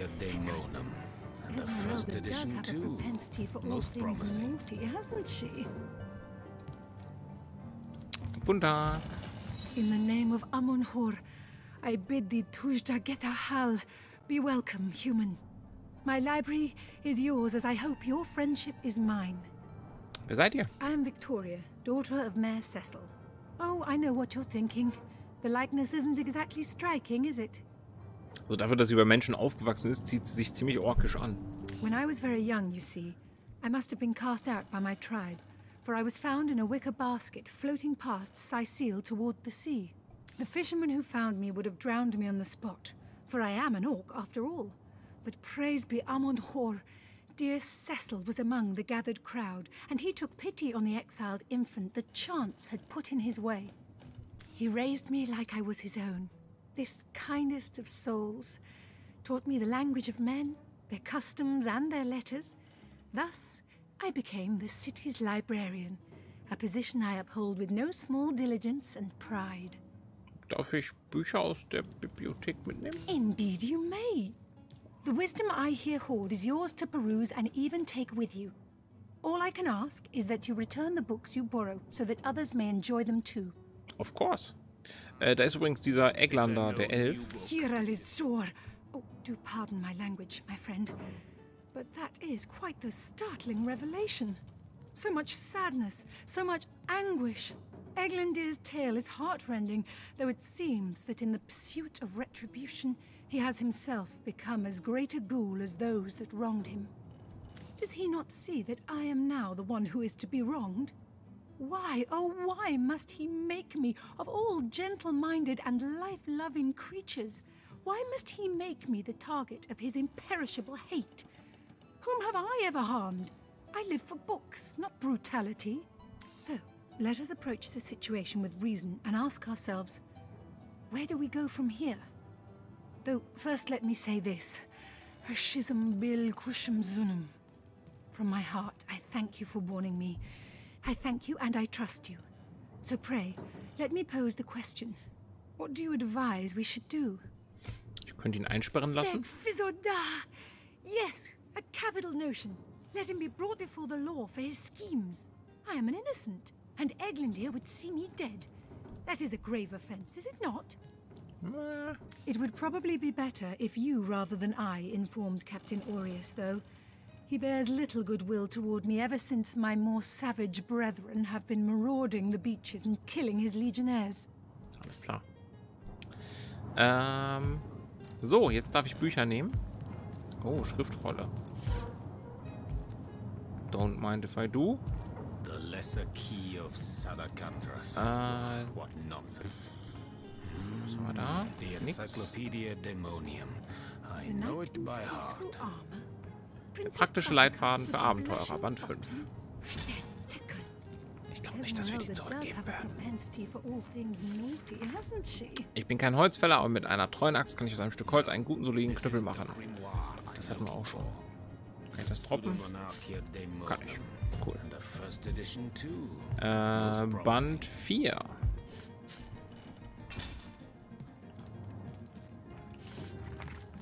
Ich kann aus einfachen Küchenmessern richtige Dolche machen. Ich brauche nur ein Messer, etwas Zeit und einen Amboss. Und schon mache ich aus einem langweiligen Alltagsgegenstand eine gefährliche Waffe.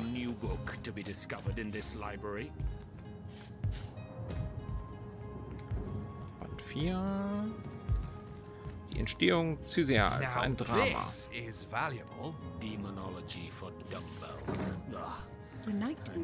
Dieser Auszug aus dem traditionellen Drama, die Entstehung Cyseals, wird oft und gerne im hiesigen Theater aufgeführt und es ist überhaupt nicht nervig, dass sie die ganze Zeit mitreden. Wie lange geht denn das? Okay. Die meisten Cysealianer und selbst einige Auswärtige sind wohl vertraut mit der Geschichte und tolerieren keine Abweichungen vom Skript, das die meisten auswendig können. In der Geschichte segelten zwei Abenteurer und Liebende, Cyrus und Sealia, von Feral gen Westen, ohne zu wissen, ob sie in dieser Richtung überhaupt auf Land stoßen würden. Sie deckten sich mit Verpflegung für 5 Monate ein, doch erst in der letzten Woche des 6. Monats stießen sie auf Land. Warte mal. Ich mute mal kurz das Spiel. Dem sie schließlich den Namen Cyseal gaben. Sealia: Es reicht, Cyrus. Ich halte es keine weitere Sekunde auf diesem Todeskahn aus. Ich habe Hunger und bin krank. Wird unser Leid denn niemals enden? Cyrus: Meine Götter, kann das sein? Dort. Sieh nur. Was ist los? Haben wir kein Trinkwasser mehr? Leckt das Boot? Sieh nur, Sealia. Dort, hinter dem Nebel. Das ist Land. Land, meine Geliebte. Endlich Land. Und wir nennen es Cyseal. Okay.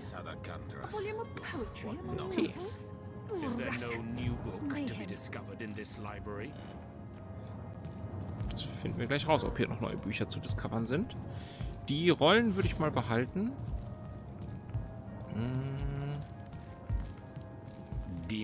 Der Schmilz Band 1 hatten wir, ne? Die Geschichte ist die gleiche wie da. The Encyclopedia Demonium. I know it by heart. Sometimes I think these books sprout little legs in the night. Wer ist Schmilz? Wo bekommt man heute noch gute Schwerter? Ein Abenteurer braucht nur eine gute, solide Eisenbarren und einen Amboss. Okay. No, this isn't the grimoire I'm looking for. The Pseudomonarchia Daemonum. The first edition. Und die beiden Bücher lassen wir auch einfach mal hier. Die haben wir ja schon. Was ist da drin? Nix. Da. Eine Rolle. Freude mit Flüssigkeiten, Band 4. Is there no new book to be discovered in this library? Drudane hat viele Eigenschaften, die gut dokumentiert sind. Für einen Abenteurer ist es aber nicht ratsam, es unbehandelt zu verzehren. Jedenfalls nicht mitten im Kampfgetümmel. Was ihr in eurer Freizeit macht, ist eure Sache. Nicht viele wissen jedoch, dass Drudane am besten als trinkbare Flüssigkeit in einem Fläschchen aufbewahrt wird. Also die Eigenschaften am besten gewahrt werden. Probiert es aus. I know it by heart. Menschen zum Lachen bringen. Ein Piratenleben. Ich guck mal, was wir hier noch an Büchern kriegen. No, this isn't the grimoire I'm looking for. Ja, Is there no aufzureden. new book to be discovered in this library? Volume 1, Volume 2. But where's the third one gone? Shatsu. Sometimes I think these books sprout little legs in the night. Das hätte ich fast mitgenommen. The lesser key of Sadakandras. Ugh, what nonsense. Is there no new book to be discovered in Warum this darf ich das nicht library? mitnehmen? Weiß man nicht. Volume 1, Volume 2. But where's the third one gone? The lesser key of Sadakandras. Sometimes I think these books sprout little legs in the night. The Encyclopedia Daemonium. I know it by heart. Wo kann ich denn hier einigermaßen in Ruhe lesen? So. Menschen zum Lachen bringen, der ultimative Leitfaden. Wir machen nochmal so lange hier leise. So wie die körperliche Liebe erfordert auch die Komödie zu gleichen Teilen Leidenschaft und Timing. Das Verlangen danach, auf der Bühne zu stehen, ist nicht genug. Oh nein. Der wahrhaft erfolgreiche Komödiant studiert in zahllosen langen und einsamen Nächten jedes kleinste Detail der Schauspielkunst, um sich gewissenhaft auf sein Rendezvous mit dem Publikum vorzubereiten. Dieser Band enthält einige der lustigsten Witze Revellons, lustig genug, um eine Granitstatue zum Grinsen zu bringen. Bei einer Zwergenbeerdigung stoßen die Sargträger versehentlich gegen eine Wand und hören dabei ein leises Stöhnen. Sie öffnen den Sarg und es stellt sich heraus, dass die Zwergin darin tatsächlich noch am Leben ist. Der gesamten Trauergesellschaft fällt ein Stein vom Herzen und ihr Ehemann weint vor Glück. Die Zwergenfrau lebt weitere 10 Jahre und stirbt danach. Daraufhin gibt es eine weitere Beerdigung für sie. Nach der Trauerzeremonie machen sich die Sargträger wieder daran, den Sarg hinauszutragen. Als sie sich aufmachen, ruft der Mann der Verstorbenen besorgt aus: "Lauft nicht wieder gegen die Wand!"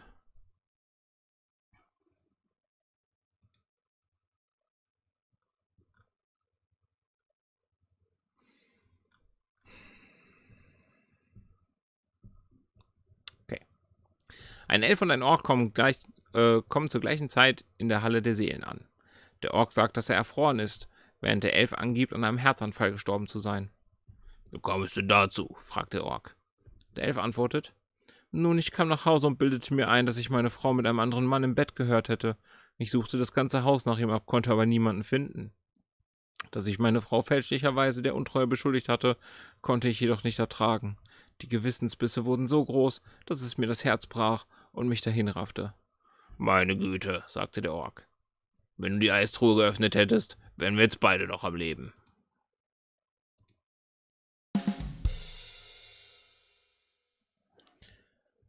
Alle 10 Jahre ist es den elfischen Waldpriestern in ihrem Kloster gestattet, ihr Schweigegelübde zu brechen und 2 Worte zu sprechen. Es vergehen 10 Jahre und einer der Priester darf zum ersten Mal sprechen. Er überlegt einen Augenblick und sagt: "Essen schlecht." 10 Jahre später sagt er: "Bett hart." Und als nach weiteren 10 Jahren der große Tag abermals gekommen ist, starrt er den Hohepriester lange an und sagt: "Ich verschwinde." "Das überrascht mich keineswegs", entgegnet der elfische Hohepriester. "Seit ihr hier seid, jammert ihr ohne Unterlass." Mein Gott, sind die schlecht. Ein Piratenleben. Die feste Bindung des Buches sagt nichts über sein Alter aus. Die Seiten lösen sich bereits auf und beim Umblättern bleiben kleine Stücke an euren Fingern kleben. Ein Piratenleben. Hier muss ich hin. Das Tagebuch des Schiffskameraden Volkerson. Wer auch immer auf die Idee gekommen ist, in Cyseal auf Schatzsuche zu gehen, sollte gekielholt werden. Bevor wir diesen verfluchten Ort erreichten, machte ich mir nichts aus Tagebüchern. Aber da ich fürchte, dass das Ende naht, fühle ich mich verpflichtet, meine Piratenkameraden zu warnen. Macht einen Bogen um Cyseal. So sonnig die Strände der Stadt auch sind, so golden die Sonne auch auf die Kopfsteinstraßen scheint, so korrupt ist dieses Drecksloch. In Cyseal gibt es für alles Gesetze und diese Gesetze widersprechen sich gegenseitig. Anfangs haben wir noch versucht, uns anzupassen, um den Einwohnern nicht allzu verdächtig zu erscheinen. Aber ich glaube, dass jeder Händler, der seinen Fuß in diese Stadt setzt, gezwungenermaßen zu einem Piraten oder Gesetzlosen wird, ob er es merkt oder nicht. Für das Anlegen mit einem Schiff muss man Steuern zahlen. Für das Besitzen eines Schiffes muss man Steuern zahlen. Für das Anlegen ohne Schiff muss man Steuern zahlen. Wenn man an oder von Bord eines Schiffes gehen will, muss man Steuern zahlen. Aber man kann es nicht verlassen, wenn man vorher nicht in Cyseal angelegt hat. Hey, was soll das eigentlich bedeuten? Für das Betreten einer Taverne muss man Steuern zahlen, wenn man kein Cysealianer ist. Und das Betreten von Tavernen ist für Nicht-Cysealianer gesetzlich verboten. Nichtsahnd betritt man also eine Taverne, zahlt die Steuer und wird ins Gefängnis gesteckt, wenn die Einheimischen mitkriegen, dass man ein Fremder ist. Aber das ist noch nicht einmal das Schlimmste. Wir kamen her, um nach Schätzen zu suchen. Am Strand gibt es eine Höhle in Form eines Totenkopfes. Und der Captain ist sich sicher, dass dort ein Piratenschatz liegt. Vor 2 Wochen haben wir 1 Dutzend unserer besten Männer losgeschickt. Aber sie sind nicht zurückgekommen. Unter unseren Leuten macht das Gerücht die Runde, dass es in der Höhle spukt. Unsinn. Der Rest von uns wird sie morgen untersuchen, wenn unsere Männer bis dahin nicht zurückgekehrt sind. Und dann heißt es, auf Wiedersehen, Cyseal. Ja, okay. Freude mit Flüssigkeiten, Band 2. Habt ihr schon einmal Gipina-Pilze probiert? Wenn ja, dann kennt ihr ihre Wirkung. Die meisten hier in Rivellon haben eine gewisse Wirkung auf den menschlichen Körper und ihre Essenz kann zu Tränken zerquetscht werden, um diese zu verstärken. Das Mischen von Pilztränken hat ähnliche Effekte. Philosophie des Todes. Lasst uns einen Moment über Leben und Tod sprechen. Die beiden großen Gegensätze, die großen Ebenbürtigen. Der Tod ist größer als das Leben, spricht der Priester. Denn mit dem Tod kommt der gerechte Lohn der Götter. Doch wenn dies wahr ist, wird die Frage, ob dieser Lohn im Trost des Himmels oder in den Qualen der Hölle besteht, zu Lebzeiten entschieden. Das Leben ist also viel größer als der Tod, denn hier fällt die Entscheidung. Und was ist mit jenen, die sich aus den Göttern nichts machen, die das Leben nach dem Tod und die Existenz der Götter in Frage stellen? Man sagt, das Ziel des Lebens bestehe im Leben selbst. Eine weise Ansicht, die ich teile und die selbst Priester beherzigen sollten. Doch wie oft werden diese Verfechter des Lebens von Zweifeln heimgesucht? Wie häufig schleicht sich die Angst mit den Schatten heran? So groß wird das Grauen, dass der Tod größer und stärker wird als das Leben. Vergesst die Verheißungen von Göttern und trotz der Angst, Vergesst die Verheißungen der Götter und trotz der Angst vor dem Untergang. Denn nur wenn Leben und Tod ebenbürtig werden, kann die Philosophie des Todes zu einer des Lebens werden. Der Tod facht den Glauben und die Angst an, doch nur dann, wenn ihr es zulasst, wenn ihr ihm die Augen blicken könnt, in dem Wissen, dass er Herr über das Sein und über das Ende ist. Und ihr weder das eine noch das andere fürchtet, dann habt ihr die Gestade der Weisheit erreicht. So spricht Nemris. Amen. Der praktische Leitfaden für Abenteurer, Band 3. Einige Schmiede haben anscheinend keine Ahnung, wie man einen guten Eisenschild herstellt. Wenn ich mir einen kaufe, suche ich mir einen Amboss und schlage ihn in die ideale Form. Also den Schild meine ich, nicht den Amboss. Neues Rezept. Nice. Sound wieder an. The Encyclopedia Demonium. I know it by heart. Teleron will have to pay yet another fine. Gut. Gut.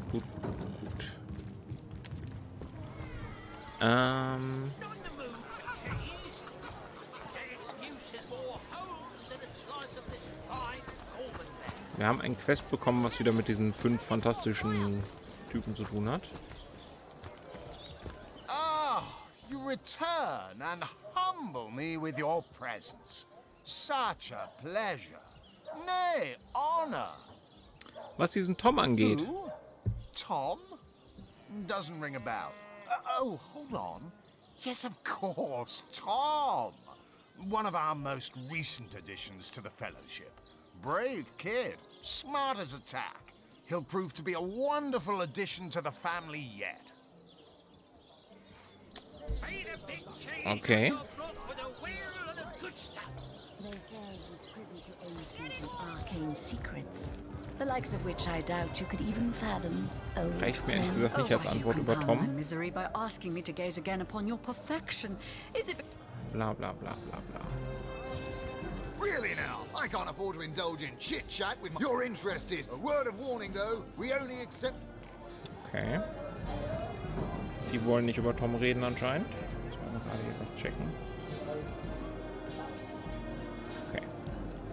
Warum reden die nicht über Tom? Was auf mein Tagebuch zu Tom? Come now, Alistair. Surely you've met your match once or twice. Tom, der möchte gerne Abenteurer. Die beiden haben uns nichts Neues erzählt. Können wir das berichten, dass wir nichts Neues erfahren haben?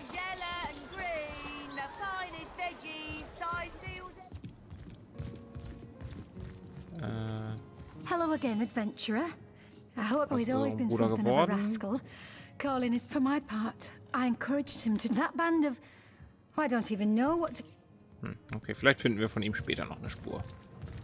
Wir lassen das erstmal offen. So, was ist jetzt hier unten los? Ach so, wir sind wieder hier auf dem Markt. Hä, wie bin ich denn gelaufen?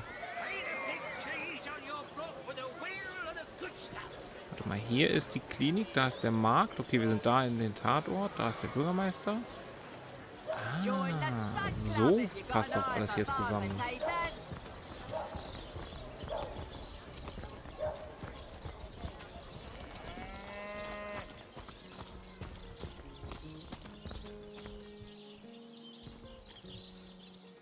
Mind if I do?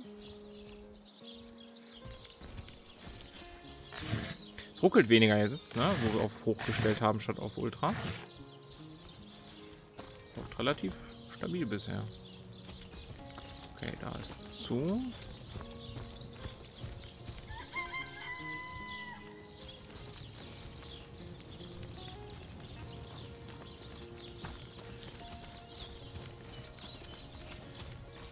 Können wir mit Esmeralda sprechen?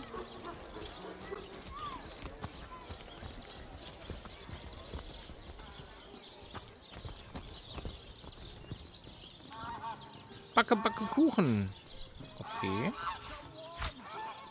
Nothing but rubbish. Ja, aber vielleicht brauchen wir das zum Craften. Die Grundzutat der meisten Speisen ist ein Teig. Dafür braucht man nur Mehl und Wasser, Fischpatete, Apfelkuchen, Pizza, Käsebrötchen. Teig für Apfelkuchen haben wir gelernt. Oh, nice. Okay. Esmeraldas Laden.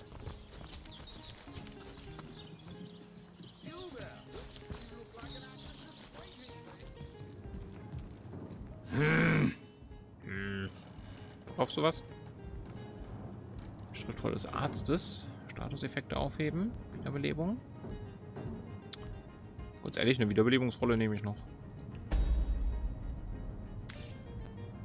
Assure me, dear Septimus, that you haven't been fighting those awful orcs. I can't bear to imagine something would happen to you. Oh, but don't you worry, my lady.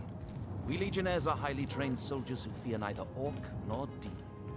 Oh, but what if you were to be ambushed, caught unawares? Oh, catch me, for I might faint. What? Legion's greetings. I have been informed about your heroics on the beach. Were that I had been there to partake in the battle. But my duties lie here, sworn as I am to protect Lady Esmeralda from the rabble that would enforce summary justice on her, even though she is, until proven guilty, wholly innocent.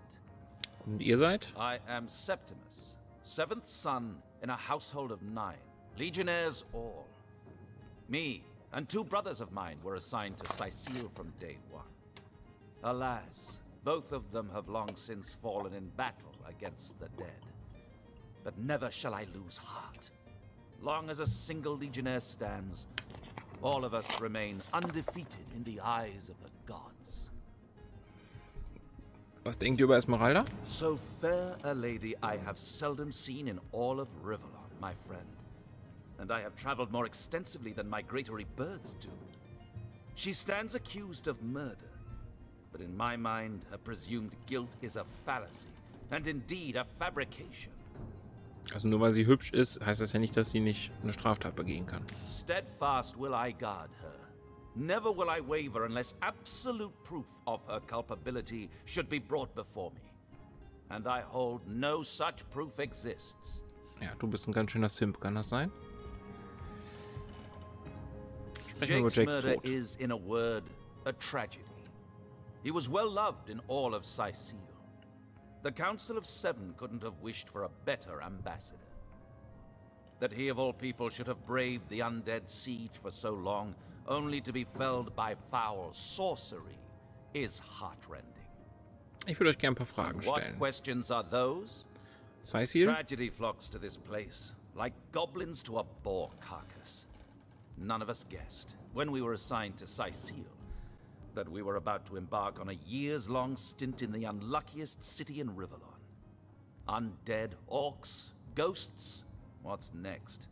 Man-eating zombie crabs? Erzähl mir von den Untoten. I remember waking up with a head full of hammers 2 years ago. The drill sergeant barking away, "Up you get, lads, we sail for Cyseal. Them's in need of the Legion over there." They certainly were, and they are still. Only, we cannot grant them victory. For I have yet to see the mortal soul that can put those undead bastards to rest once and for all. Ich bin da mal weg. Esmeralda. Lords above, grant me patience. You're a source hunter, aren't you? Here because you think I killed my husband. How many times do I need to state and restate my complete innocence in the matter? Wer seid ihr? I am Esmeralda, wife of Jake, and now, alas, his widow. Poor man. We were both so young when we married. He so rich and I so poor, but his one and only princess just the same. Mir ist so angekommen, dass euer Mann einen sogenannten Sternenstein gefunden hat. Könnt ihr mir darüber was verraten? Starstone? I've never heard of such a thing. Dear Jake had a mineral collection, yes. As far as I knew, it was one of his pastimes, nothing more.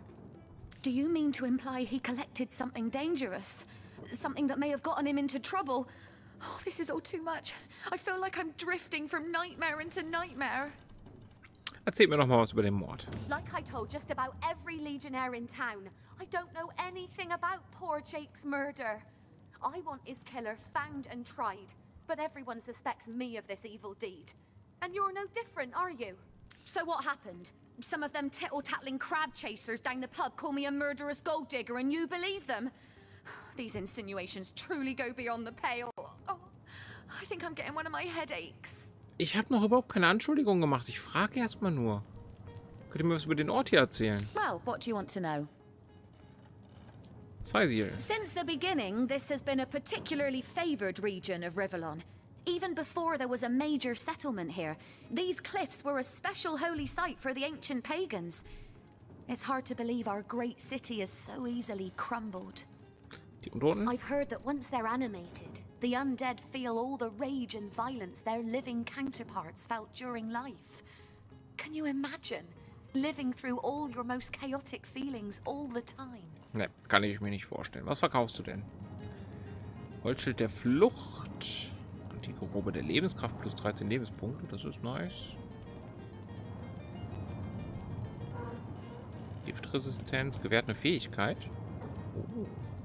Wahrscheinlich vergiften. Taschendiebstahl und Schlossknacken macht das hoch. Kostet aber zu viel. Wir haben nicht mehr so viel Kohle. Okay, ich bin da mal weg und She seems to be quite adamant about her innocence. For evidence if we want to prove she actually did the evil deed. Ja. So tell me, Septimus, would your wife or sweetheart be compensated?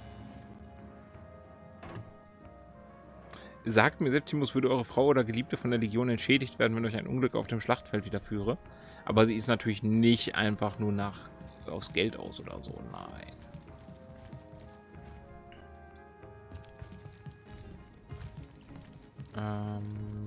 Sternenkiesel. Okay, das gilt aber als Stehlen, wenn ich die mitnehme. Stehlen möchte ich nicht. Das heißt, ich muss wahrscheinlich erst hier das Verbrechen aufklären, damit ich die mitnehmen darf. Wir markieren aber mal auf der Karte. Sternenkiesel im Regal oben. Zack. Für später, damit wir das nicht vergessen. Da oben ist ein Wegschrein, den wir mal aktivieren können. Habe ich gerade auf der Karte gesehen. Das Spiel macht mir echt voll Spaß. Ich weiß nicht, ob es zum Zugucken interessant ist, aber ich finde es gut. Denen ist warm. Good luck with these Cysealian, Source Hunter. They'll run you ragged if you let them. Okay. Ja. Ich bin da mal weg. Ach, denen ist warm hier wegen dem Feuer. Alles klar. Kann ich beim Lagerfeuer was machen? Kombinieren? Pizzateig. Wie jetzt? Ich kann Pizzateig nicht da machen. Hering? Hä? Kopf. Feldküche. Oh. Interesting.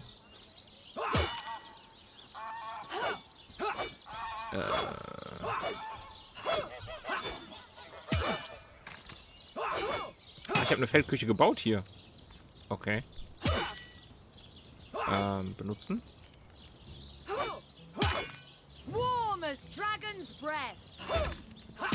Kann ich da jetzt kochen?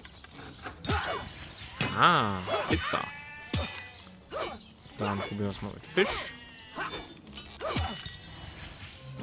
Abendessen. Das Ding. Verbrauchsgüter. Wir haben noch mehr Fisch, ne? Let's do this.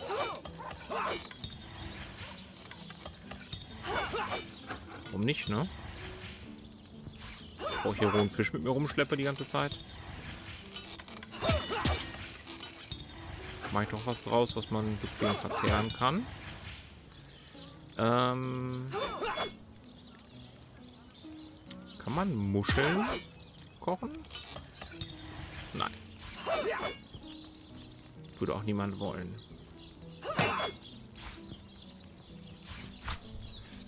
Okay, und wie kann ich die jetzt wieder mitnehmen?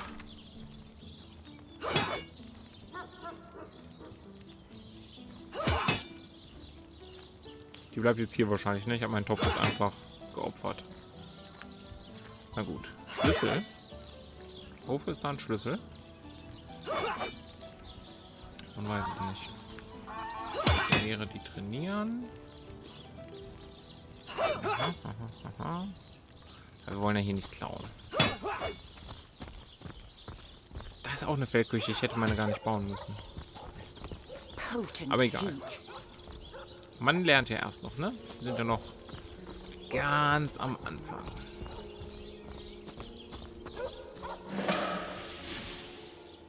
So.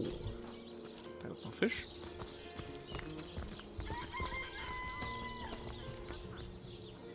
Nehmen wir.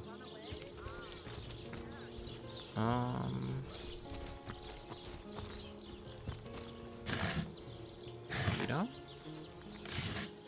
Kissen. Ein Eimer. Wo ist der Eimer? Da. Ich nehme noch ein Wasser mit, ne? Kann ich auch andere Sachen füllen? Also zum Beispiel so eine Flasche. Hier, leere Bierflasche. Okay, vielleicht ist sie nicht leer, vielleicht ist da was drin. Zutaten? Nö. Leere Flasche. Schade, geht nicht. Muku.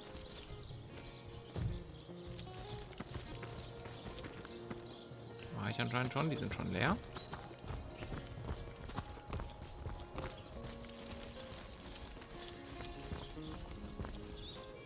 To leave the city is to venture into danger. Be careful, Source Hunter. Okay. Da geht's anscheinend aus der Stadt raus.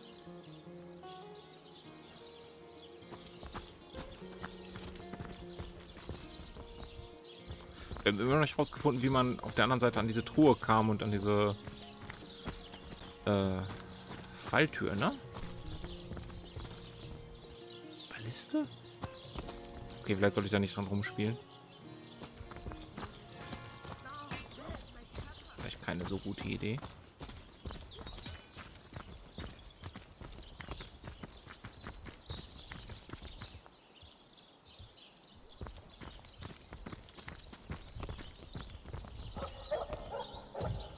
You don't think it's infected, do you?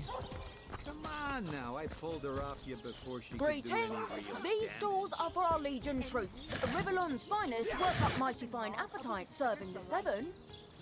Come on, Haus des Kochs. This maniac's gonna turn me into a meat pie! Auch ein Huhn hat das Recht zu leben. Pardon him? What a silly notion. Such a lovely day calls for a nicely cooked chicken. Chicken, viens chez Papa. Schaut euch doch nur den putzigen kleinen Schnabel an. Wollt ihr wirklich, dass dieser schlanke Hals unter einem Hackbeil endet? Who knows what this chef might do if we don't give him that chicken? Maybe he'll carve us up instead. Aber das Huhn, das hat mit mir gesprochen und um sein Leben gebettelt. Oh nein. Nein! Hör auf zu gewinnen. Hör auf jetzt!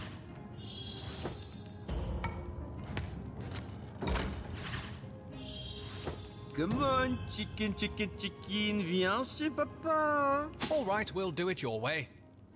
What? No! Ah! My neck's too graceful to be hacked in half! Es tut mir leid.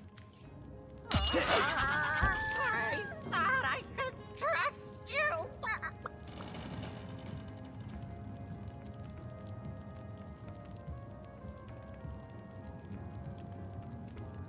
Oh. Oh.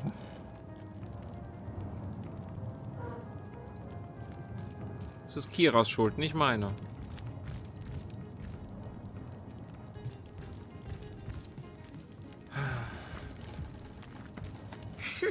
That was close.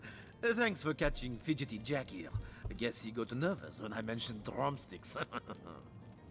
Let's have that bird then, shall we? Our troops are mighty hungry. Come to see what a delectable dish I've crafted from that pesky poultry, have you?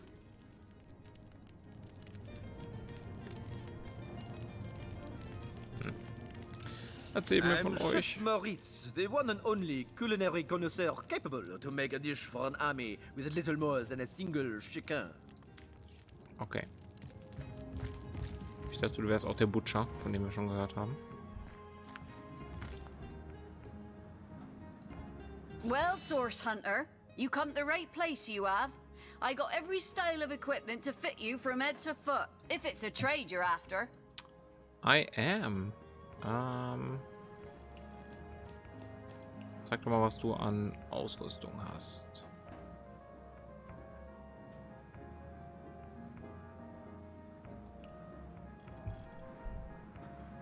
Also die Reisestiefel brauche ich nicht mehr. Die Heugabel hoffentlich auch nicht. Ein Buttermesser? Nee.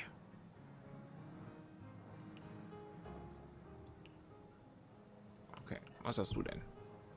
Schmiedehammer. Okay. Kannst du Sachen reparieren?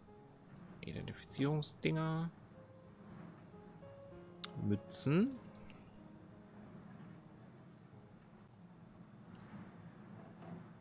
Mütze der Wahrnehmung und Führung ist vielleicht nicht verkehrt. Die würde ich vielleicht nehmen. Antike Plattenrüstung. 46 Rüstung. Ist nicht schlecht, aber zu teuer für uns.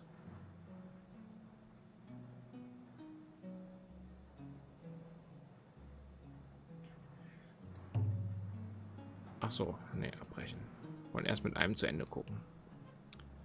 Unsichtbarkeitstrank, Wasserschild, Feenstaub.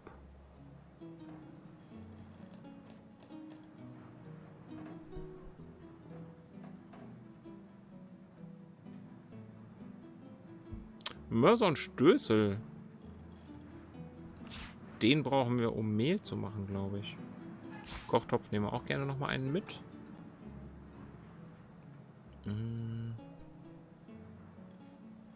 Das Fläschchen ist vielleicht nicht verkehrt. Wenn wir Tränke und sowas machen wollen. Das Trankfläschchen gibt es nochmal separat. Oh, ja, wir wahrscheinlich das ganze Crafting-Zeug irgendwann brauchen. Aber die kosten einfach die Welt. Ich glaube, wir können ein paar von den Muscheln verkaufen, ne? Ich glaube, das ist in Ordnung. Oh, so eine Pizza? In den Abendessen gibt es 36. Das ist doch nur der Fisch, den wir gebraten haben.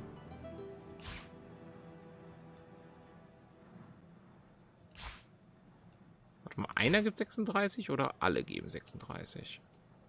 Ne, alle zusammen. Okay, einer gibt 4, ich wollte schon sagen. Das wäre ein bisschen cool.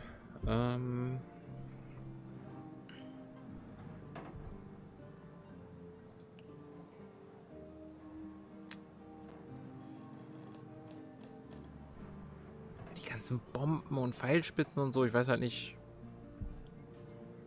Noch immer keinen, der die benutzen kann oder will.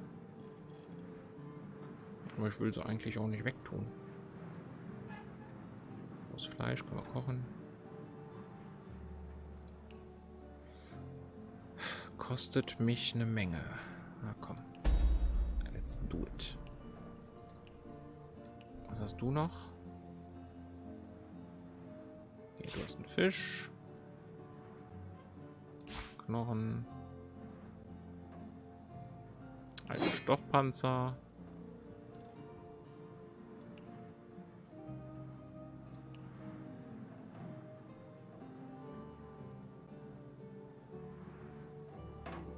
Das kann weg. Davon kann eins, glaube ich, weg.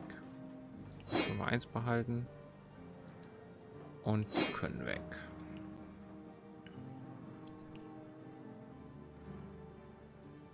Bitte mit Gold aufwiegen. Danke. Was hast du?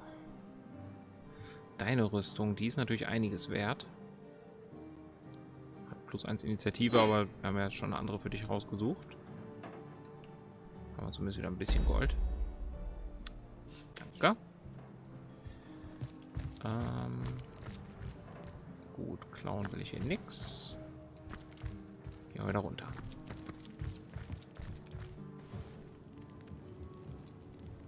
Greetings! These stores are for our Legion troops. Rivellon's finest work up mighty Ja. appetite serving the seven. Bla bla bla bla bla.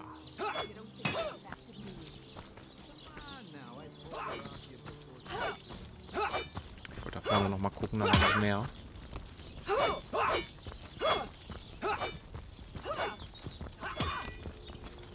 Feeling hot under the collar.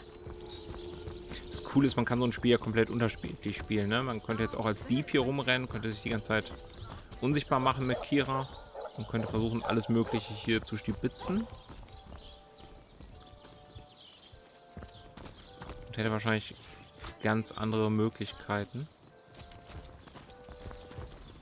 Here lies Catherine. I know, I was great. Nein, nein, nein, nein, nein, nicht ausgraben. Hör auf. Was machst du denn? Du kannst doch nicht einfach Leute ausgraben. Oh Gott, hoffentlich hat das keiner gesehen. Ich wusste nicht, dass er sofort anfängt zu graben, wenn man da draufklickt. Ich dachte, wir kriegen dann wieder so einen Dialog. Here lies Patrick. You can kill me, but you'll never kill the dancer inside me. Here lies Jared. Shall I come back as an enraged spirit or a lovable prankster ghost? Nemris is the greatest philosopher in the land, you know. I'd give me like whiskers to be half as smart as him. Okay.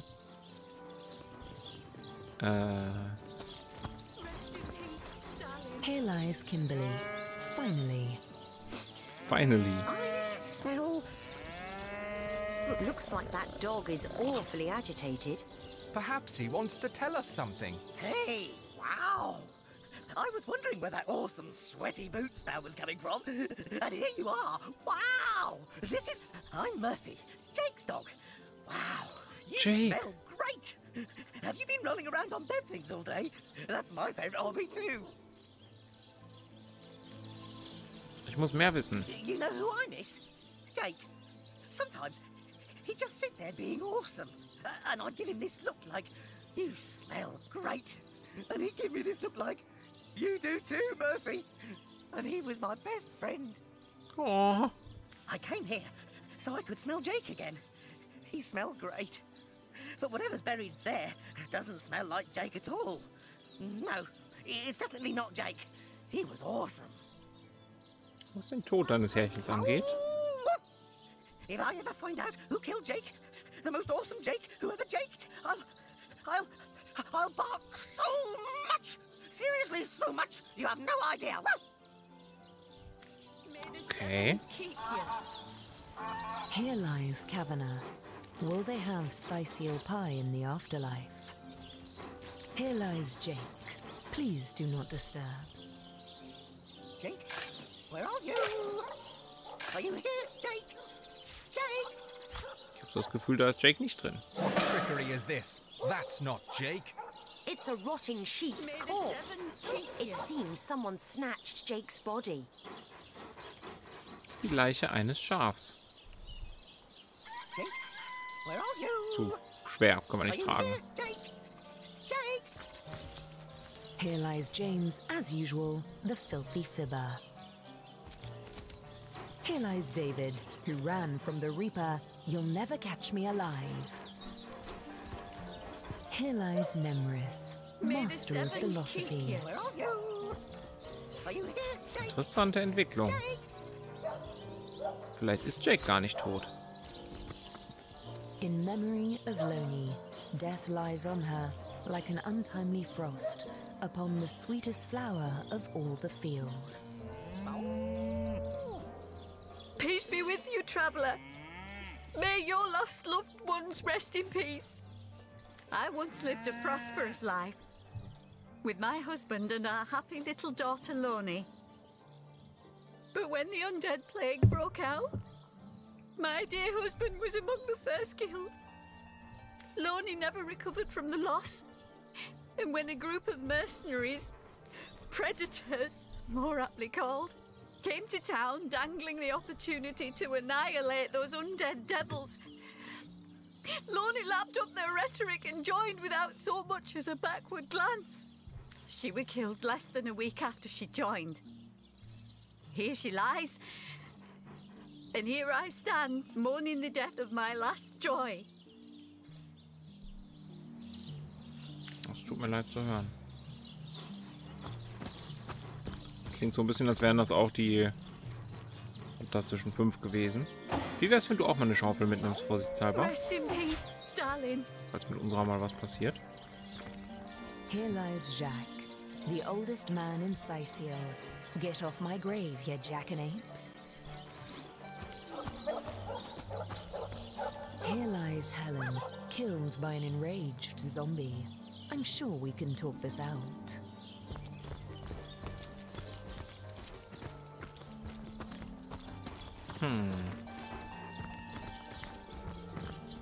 Here lies Neil, killed in the line of duty. I want to go home. Here lies Judith, warrior princess. Here lies Gregory, whose wife told him so. Das kenne ich. Interesting. Interessante Entwicklung hier.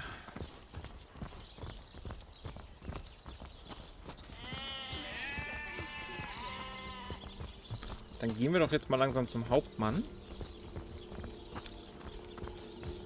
Und holen uns die Erlaubnis, den Tatort zu begutachten. Vielleicht können wir dann bald mal aufdecken, was hier los ist. Kann ich mal so ein Abendessen probieren? Stärke plus 1 halt 15%. Ja, nice. Did someone leave an oven door open? Achso, warte mal. I'm overheating here. Ja, wo wir gerade hier sind. Did someone leave an oven door open?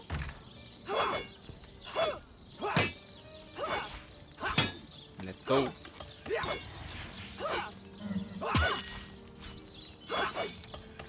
Kann ich Käse schmelzen? Nein.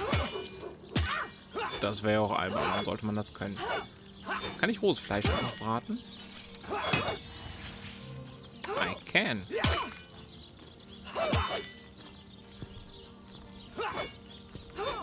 Steinpilz? Nein.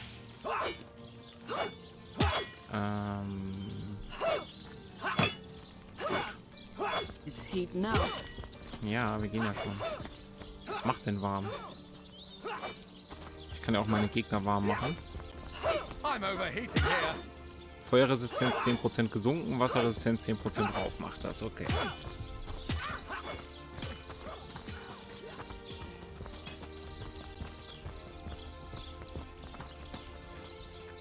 Sorry, sir. That's it, troops. You don't Train think it's up while you infected, do can. you? The next Come on orcish now, I strike pulled could her land off at you any before moment. she could do any real damage. Any real damage? Are you joking? I've been mauled. I'll be disfigured for life. Ah, come on with the dramatics. It's not as bad as all that. The face, Furious. She bit me in the face. Look on the bright side. Everyone knows the ugly soldiers are the most ferocious. Ugly will be the least of it. The beast looks rabid. In that case, you'll have the pleasure of putting her down yourself. I wish for you to try it, Screech woman. The beast speaks? So you've half a brain behind that feral maul, have you? The cretin's question crossed her lips and aped an air of aptitude. Hey, Tull, I think that was an insult. Don't pay attention to the beast, Furious. You'll only encourage it. Was hier los? Hey, who's that then? Come on, stand where my good eye can see you. Easy, Tull. That's the source hunter you're talking to. Da seid ihr in eine interessante Angelegenheit geraten. Ist die Frau in diesem Käfig gefangen? She may have the look of a woman if you squint hard enough, but she's no more than a wild animal. We got reports of a strange-looking outsider skulking through the town with her bow drawn. I found her crouched behind a tree, taking aim at a fat old rat trotting along the city walls. I tapped her on the shoulder to see what was what, and the beast startled like a wild cat and lunged right at me. Bit Tullia right in the face, she did. It wasn't pretty, and now it's got a chunk ripped off it to boot. Enjoy it while you can, Ver. There's not another legionnaire in the cohort that'll have you if I go rabid. Und was wird aus dieser zugegebenermaßen Fremden? Well, that's to be decided. She doesn't seem to be sick, despite Tully's moaning. We can't keep her here forever, but we can't well send her into the wilds again, can we? Recruits, that was sloppier than Cysealian stew. Ich würde gern erstmal mit ihr reden, bevor ich das entscheide. Dankeschön. Ja, vielleicht lohnt sich, sie mitzunehmen. Größere Party ist immer gut. After all, a fearless hunter might prove quite useful for our investigation. Kira ist dafür. Well, that's a relief, ain't it? We found a good home for her after all, Tull. Heed me, Source Hunter. She's not good for anything more than cannon fodder. And don't turn your back on her when she's got that bow within arm's reach. Hi. You say you will take me under your wing, but I see no feathers. Are you a child of the birds, as I am of the bears? Oh mein Gott, sie wurde vom Bären großgezogen. Großartig. Ich meinte, dass ich für euch verantwortlich bin. Ich werde euch von allem Ärger fernhalten. Oder ein Kind der Bären? Was bedeutet das genau? And so the lonely babe was fed upon the wild mother's milk, and cast aside from humankind, he thrived among his mother's ilk. So says the saga of Thris. Do you know it? The wise godwolf Amira raised the child Thris among her litter. So you see, I have good company. Thris the wolfson, and I the bear daughter. Bear daughter. Macht Sinn. Ich bin für euch verantwortlich. Your world is made with rules I have not yet memorized. I am happy to have a friend in such a place. Ich würde euch gerne ein paar Fragen stellen. Ask freely, my friend. Ihr wurdet also von Bären aufgezogen. In der Wildnis. Your city is far more wild than Home Forest. In Home Forest, the rules are clear. In Home Forest, your strength and speed determine your fate. Here, a tiny screech woman, no swifter than a mudworm, might confine you into a tiny cage. And one must wait for a kind stranger to grant freedom. Wie habt ihr sprechen gelernt? Jarrett, wise Jarrett, taught me the bird songs of our people. If not for him, I would never have learned more than the beasts could teach me. A beast's life is to survive. A human's is to know. I am both beast and human, and so I must do both. Sie ist ziemlich gebildet dafür, dass sie von Bären aufgezogen wurde. Ja, für eine Bärentochter scheint ihr ganz schön viel über Geschichte zu wissen. Wie ist das möglich? I have learned all the bird song that Jarrett could teach. I remembered every word. These tales have brought me much pleasure. The remembering of the beasts is without lies. We know not to approach the wasp's nest because long ago one bear mother discovered its dangers. This she taught to her cubs, and those cubs taught the next. We do not remember Rito and the battle of the buzzing brutes. We remember only what is useful to us now. Rito will be forgotten. The beauty of the story will be forgotten. But the lesson will not. It is different between beasts and humans. I am lucky to enjoy both ways. Erzählt mir mehr über Jarrett. He came to me when I was small. A fierce, wild one, yet unaware of the difference between the other cubs and herself.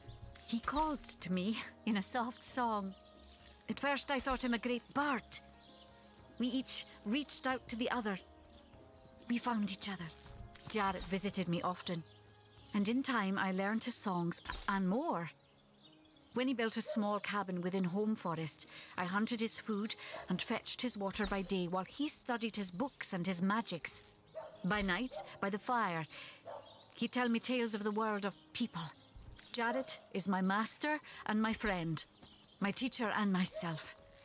He teaches me and I care for him. Warum seid ihr hergekommen? I heard this was a place of many people, so here I came. I have seen more faces here in a day than I had seen in all the days of my life together. But I have not found the face I seek. Jarrett is missing. It is my duty to find him. Habt ihr eine Idee, wo sich Jarrett aufhalten könnte? That mystery is thick and ugly as a swarm of hornets. It started with a great disturbance in Home Forest. A terrible disease came in the night and turned the birds and beasts soft and foul as carrion while they still lived. I watched countless of my loved ones die, rotted from the inside. When I ran to Jarrett to tell him what I had seen, his reaction was strange. He had no answer. The next morning, Jarrett did not emerge from his room. I left him be, but after 3 days I grew anxious. I broke down the door and inside his chamber was nothing. His equipment, his books, all but some scraps of parchment were gone. He was kidnapped and all his research was taken with him. The only clue I found was a letter among the scraps. I could not make out all the words, but I recognized the threat. Death coming for you. And the signature? Attenborough. I do not know the one called Attenborough, but I know that if I am to find Jarrett, I must start there. Whoever this Attenborough may be, I believe he or she may know where Jarrett has been taken. Okay. Dann gucken wir mal. Du möchtest immer noch reden? Was möchtest du immer noch reden? Source Hunter. I have heard tales both grand and terrible about the world of humans. I myself was caged one moment and freed the next by our kind. In Home Forest, every creature acts according to the nature of its kind. Birds frighten easily, badgers fear little. But amongst men, there are no guarantees.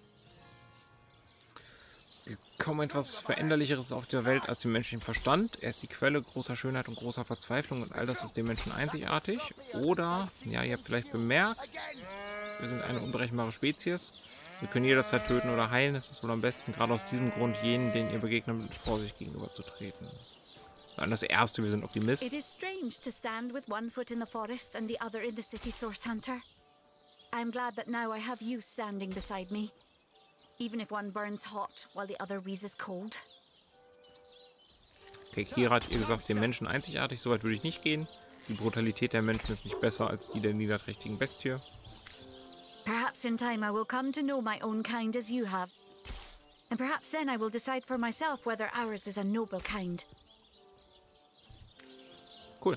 Heard any good tales, my friend? Nein.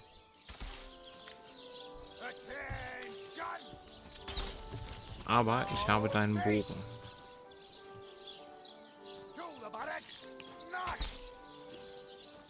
So, wie wäre es, wenn du deinen Bogen bekommst? Ich wollte das hier aufziehen, dafür habe ich es ja gekauft.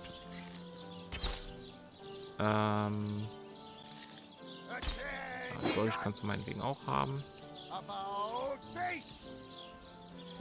So, du kannst die ganzen Pfeile haben.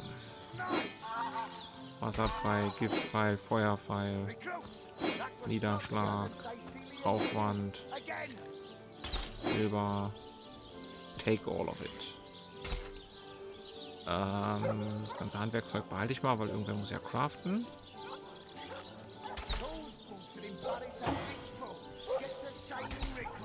Sorry, sir. So, da wird es hin.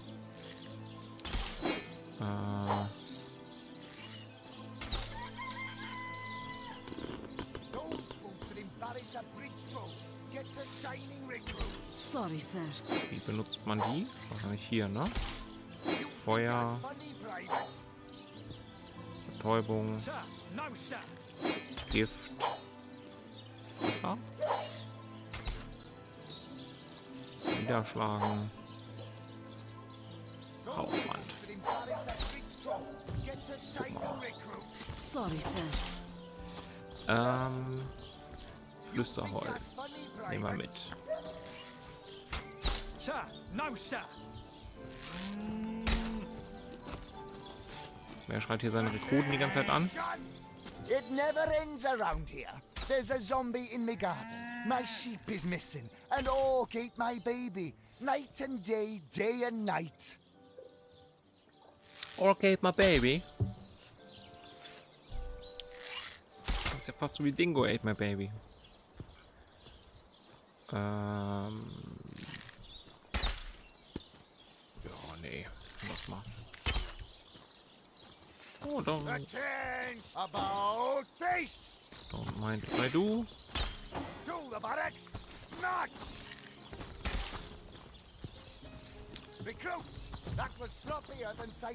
Ich weiß, dass wir da oben rein müssen, aber ich will erst gucken, was hier noch ist. Okay.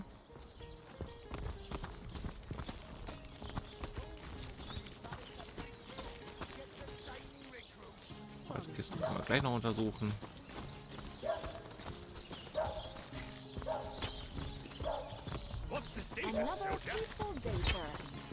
Das hier ist dann wieder ein Stück von der Mauer, nehme ich an.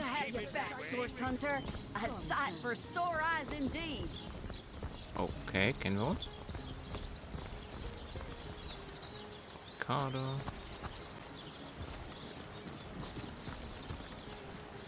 Ratte. Hey, lauf nicht weg. I've just got back from the realm of fairy. It was lovely, but I should have brought my winter boots. Okay.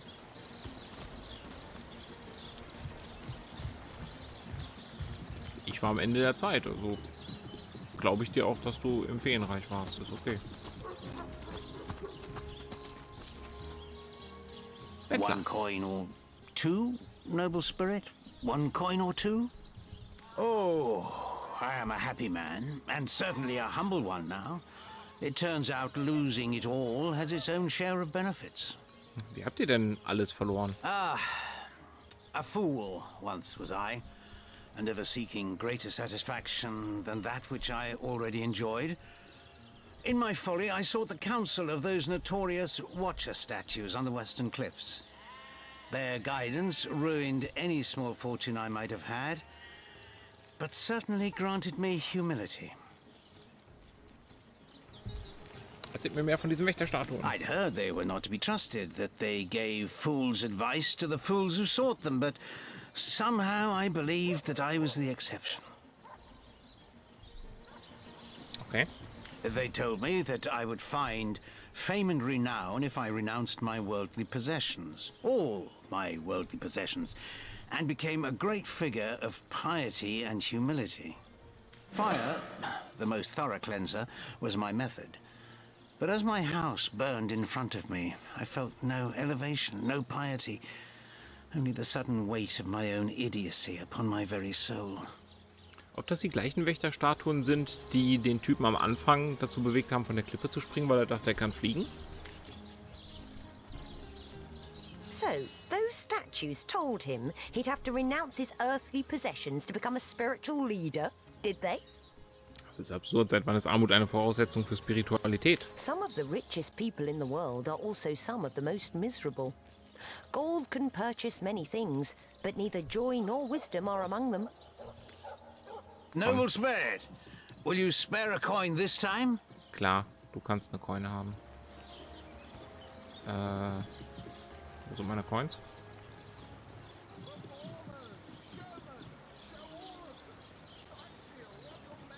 Ich möchte Gold. Hier. Wie kann ich ihm denn... Ich möchte ihm gerne ein Gold geben. Hä?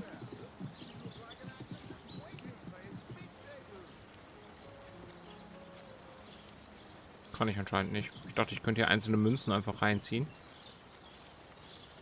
Hier mit so einem Abendessen.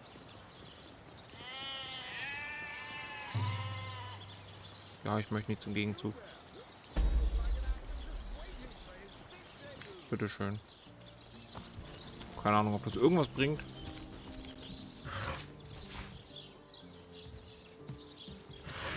Aber kann man ja mal machen. Wie sieht denn die Mütze aus, die ich gekauft habe eigentlich? Nicht so toll. That is, how can I help you, my friend? Ich wollte ihn nicht anklicken, entschuldige. Das passiert öfter mal. Okay.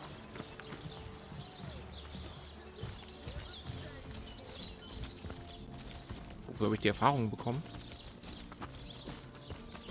Weiß man nicht. Sorry, sir. You think that's funny, Private? Sir, no, sir.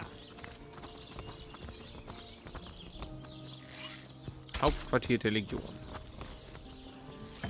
Da wollte ich eigentlich mal hin ursprünglich. Ist schon eine Weile her. Okay, hier nichts aus Versehen mitnehmen. Gut. I get it.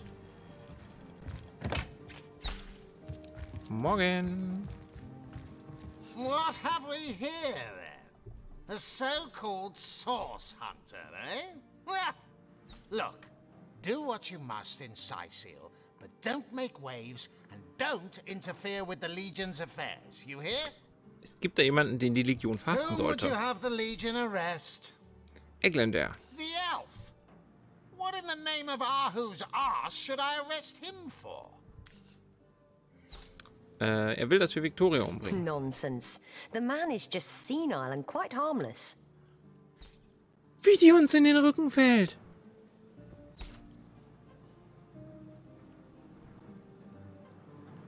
Wie die uns einfach in den Rücken fällt. Seid ihr wirklich bereit, Victorias Leben aufs Spiel zu setzen? Will you stop spouting lies? Or do you want to end up in jail yourself? What? Alter, Kira.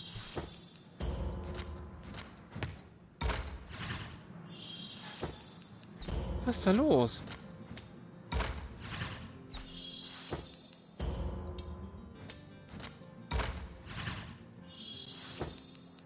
Das kann die doch nicht ernst meinen.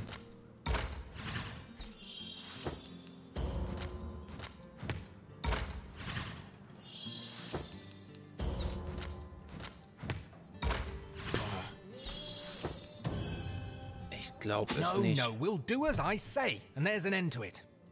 So, he wants you to kill that savage the mayor calls his daughter, does he? Hardly seems a crime to do so. But I guess I cannot allow assassinations to take place. I won't arrest him unless I have some actual evidence, though. Or did you think? As I suspected. Erzählt mir von euch. I'm Captain Aureus, if you must know, leader of the Legion in Cyseal. By which I mean I have the enviable task of commanding a battalion of walking dead. For I fear it may well be but a matter of time before the undead undo all my soldiers and turn them into driveling hordes of their own misshapen number. Lasst uns doch mal über Jakes Ermordung sprechen. Gods above! Some politician snuffs it and everyone's in an uproar. Ridiculous! I told that wizard brat of an Ahu not to bother. But he just had to send for source hunters, didn't he? Bloody magicians. They see a pigeon poop and think sorcery's afoot. Nevertheless, I want to be kept in the loop. Understand? I am in command of this town. Not Mayor Cecil, not Ahu, and definitely not some hotshot source hunter. So investigate Jake's death if you feel so inclined, but report back to me the moment you discover something out of the ordinary. The scene of the crime is over at the King Crab Inn. You can tell the guard you have my permission to enter. Now off with you! Okay. Wir kommen später wieder und erzählen Ihnen den Rest. Wir gucken uns erst den Tatort an. Truhe mit Beweisen. Interesting. Ja, der ist kein Sympath, ne? Der Typ. Kein großer Sympathieträger. Hier liegt so viel Zeug, das ich gerne hätte. Ahu. Source Hunter. Welcome. Welcome. Lass uns reden. Lass uns über Jakes Ermordung sprechen. I hope your investigation fares well. Lass uns über Jakes Leiche sprechen. He is gone, replaced with that of a sheep. This is all very disconcerting, to say the least. Grave robbery reeks of necromancy. Could Jake have been involved with those that raise the dead? It seems too improbable to be true, but nevertheless. You're onto something, Hunter. Do follow the scent and see where it leads you. Was ist in der Mordnacht I geschehen? can but piece together what few morsels fell from the grapevine into a rather disappointing meal, I'm afraid. They say a woman arrived in the King Crab Inn sometime after midnight. She retired to a room on the ground floor where she was soon joined by a man who had been nursing the same cup of wine for hours. I say man and woman because both of them were cloaked and recognized by none. About an hour later, another figure arrived, headed for the same room. Soon after, a terrible commotion erupted and the thundering light of magic was witnessed by the few remaining patrons. It took a while for the landlord to pluck up the courage to enter the mystery room. When finally he did, he found Jake there, dead. Das ist ein Widerspruch. Der Gastwirt hat gesagt, er ist sofort da reingerannt mit seiner Machete. How and why he came to be there, no one knows. But I had a good look around the scene of the crime before the Legion barred anyone from entering. Wer sind eurer Ansicht nach die Verdächtigen? I felt were vile. Source, no doubt. I myself have none. Even though the rest of the town has already mentally tried and convicted Jake's wife Esmeralda. Now it may well be established that she is in fact the guilty party. I'm not claiming that I'm certain she's innocent, but let's just say that if I really thought this murder case would be so very easily resolved, I wouldn't have sent for source hunters. Gibt's noch mehr, dass ihr über den Fremden erzählen könnt, die scheinbar mit den Orks gemeinsame Sache machen? I can't say much more, but that they're madmen. All the more dangerous to us because of their alliance with what should be a natural enemy. You won't see me teaming up with a terrier in a hurry. Okay. Ist klar.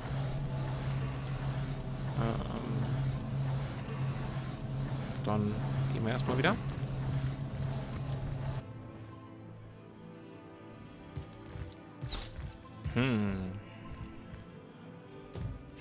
Ist hinterm Haus hier noch irgendwas?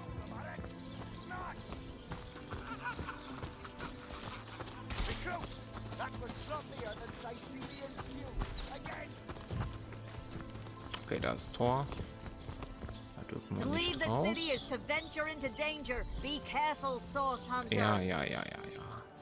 Ja. Wir gehen nochmal zum Gasthaus, würde ich sagen. Wir haben inzwischen ja schon eine richtige Party hier aufgebaut mit 4 Leuten.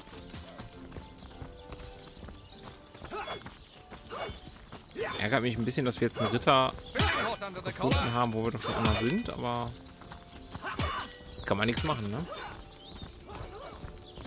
Did someone leave an oven door open? Pepper. Did it sprout legs and run away? Ah, yeah. Hi. Bist du die Philosophenratte? Ja. Bist du. Mit dir hatten wir schon gesprochen. Da waren wir dran.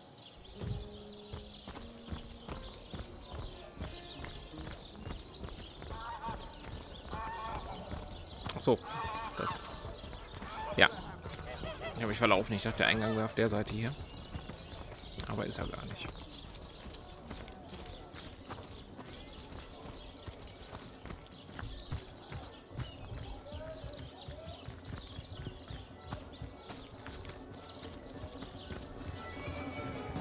Achso, wir haben mit ihr gesprochen. Du hast kein Geld. With you, bipeds and beer. No better drink than milk. Was ist mit hier, was Maxine angeht? So there's the rub. I am but a stray, and she is the mayor's cat. Oh, I do understand her, I do. She wants a Tom of means, not privation. One who brings home the sardines and the occasional halibut. Would that I still had my collar. Such a marvel it was, as bejeweled as the night sky with precious stones, said to have once been worn by a far-off Maharaja's best hunting cheater. Like the king of all cats I looked when I wore it. A gift bestowed upon me by a princess whom I had kept company during a long and perilous voyage. Among the waves it remains, I imagine. Worn perhaps by a crab who fancies himself a Caesar with it. If only I could be the Caesar again, and Maxine my Caesarina. Ja. Okay, also am Strand, wo sein Schiff gesunken ist. Müssen wir das Halsband dann später finden. Sagt uns der Barkeeper noch irgendwas Neues? Hello again. How can I help you? Okay. Darf ich in den Keller?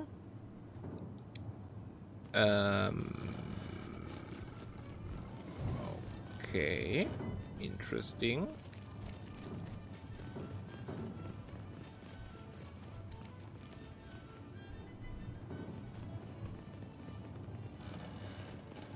Wir speichern mal schnell.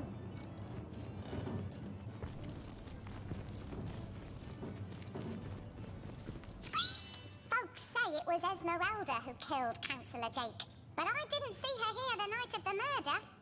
Then again, she might have just gotten a new pair of shoes. Okay.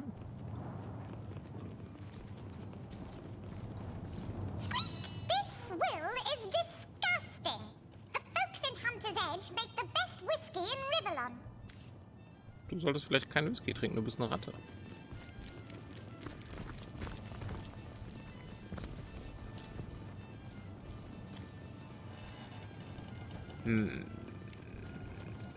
Okay.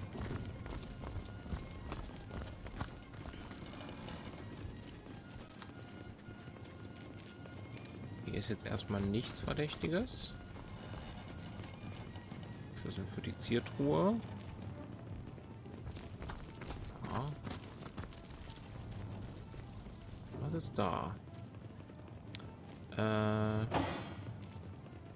Kannst du da mal einen Feuerpfeil reinschießen, bitte?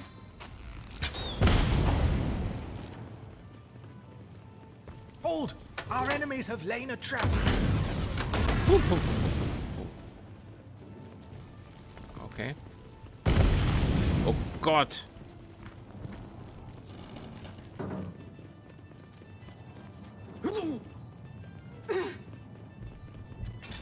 Kann ich... davon ein paar darüber geben. On the mend! On the mend! Kann ja wahrscheinlich nicht schaden, ne? So, ja,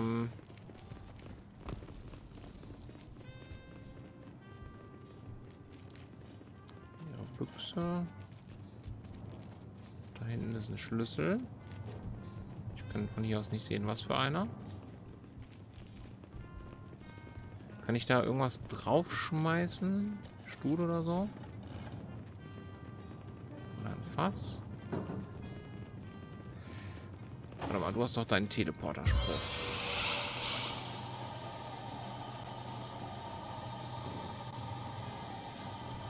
Warte mal. Gehen wir dahin. Kannst du die verschieben? So. Du hier hin, damit du das in Sichtweite hast. Das da soll... Wo ist das? Da. Ach, zieht es außer Sichtweite. Ja, dann mach's erstmal. Mach's erstmal da. Toll, es ist kaputt gegangen. Gut, dann nicht Teleporter. Dann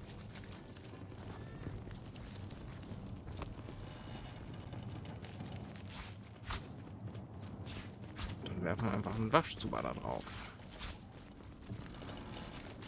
Wie wäre denn das? Haha.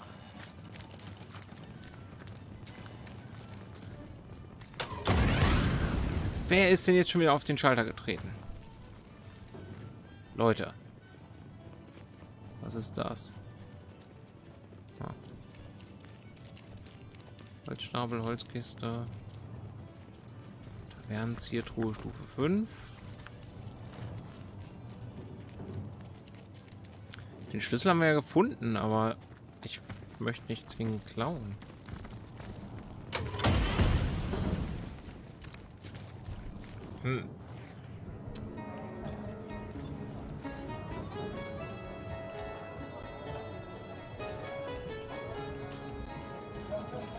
Okay. Greetings, Source Hunter. I don't mean to hinder your investigation, but I can't open this door for anyone who hasn't received Captain Aureus' explicit approval. Ich habe mit Aureus gesprochen, lass mich bitte Not rein. exactly the friendliest bloke, the captain, is he? Well, your reward for getting your ear chewed off is a waltz through the town's finest magical murder scene. Enjoy. Danke.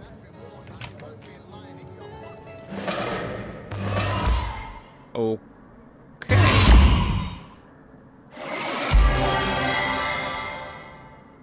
Wir haben einen neuen Raum in unserer Heimstätte freigeschaltet.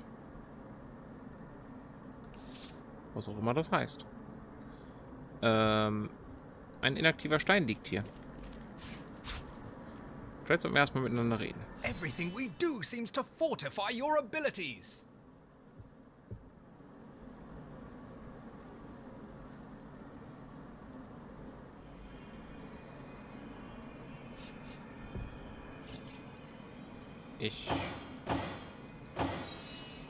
Warum antworte ich jetzt als sie? Das ist doch blöd. Dafür haben wir doch KI-Dings gemacht. Egal. Es reicht schon aus, wenn ich die gesamte Mannschaft allein auf meinen Schultern trage, würde sie sagen. It's easy enough to gain new strength when one is carrying an entire team on one's shoulders. Keine Sorge, ich werde euch noch vor dem Ende unserer Reise beweisen, was ich wert bin. Have no fear, my friend. I'm determined to prove my worth to you by our journey's end. Okay.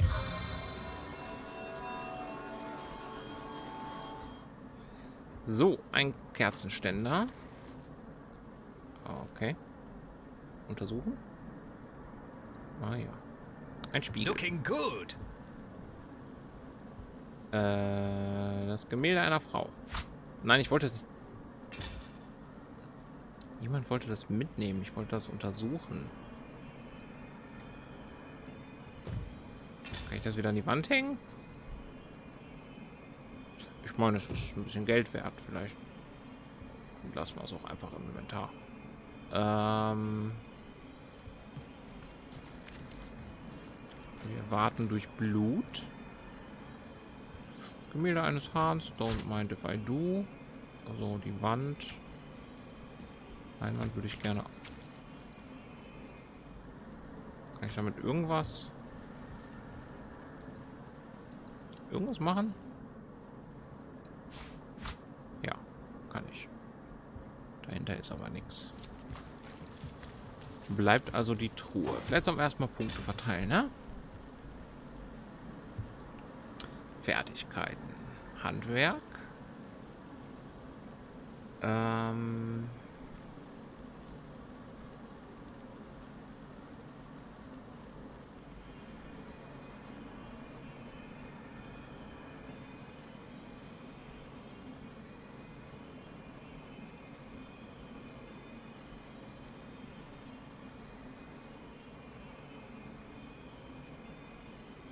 Willenskraft 2 ist für dich vielleicht gar nicht verkehrt. Du kannst ein neues Talent lernen. Das ist nice. Was haben wir denn? Blutsauger heilt euch, wenn ihr im Blut steht. Das kommt ja vielleicht doch ab und zu mal vor, ne? Oder die Aktionspunktkosten von Zaubern reduzieren. Achso, wenn wir auf derselben Fläche stehen. 5-Sterne-Koch verdoppelt die Wirkung von Nahrung. Erhöht den Angriffsschaden beim Schleichen um 50%.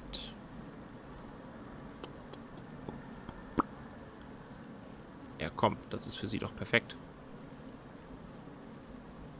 Wenn sie sich von hinten an den Gegner ranschleicht. Die Frage ist, was machen wir? Wollen wir der Crafter werden in der Gruppe?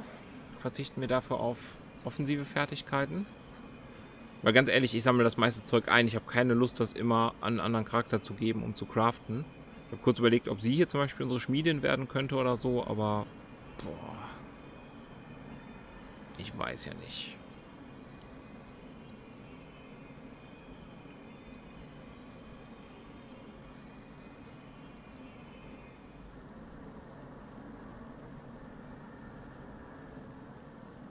Glück ist auch nicht verkehrt, aber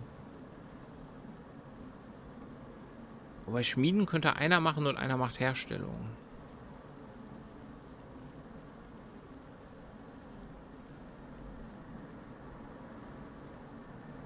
Lehrmeister lässt uns identifizieren. Das ist auch nicht verkehrt. Das hätte ich ihr geben können. Jetzt kriegt sie nächste Stufe. Dann mache ich Herstellung. Sie macht dann Lehrmeister und jemand Drittes kriegt Schmieden. Ich glaube, das macht vielleicht Sinn. Wir kriegen auch ein neues Talent.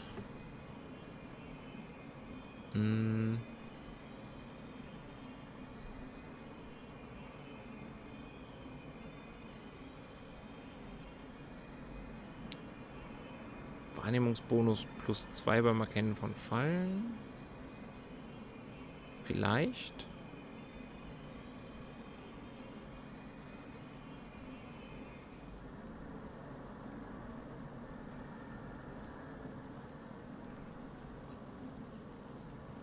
Aber Packesel ist vielleicht auch nicht verkehrt. Dann kann ich doppelt so viel tragen.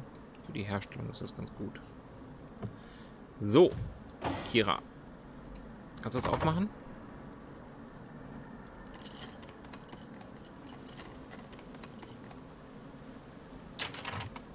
Yes, you can. Brief vom Herzog von Ferrol. It's official.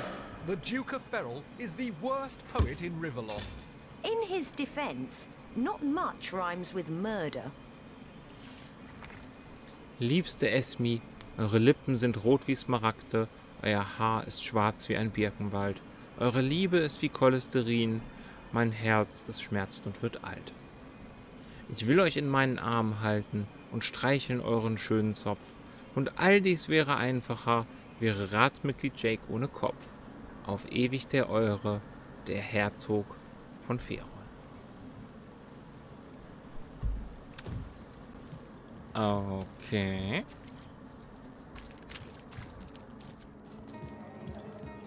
Sollten wir ihn dazu mal befragen, vielleicht?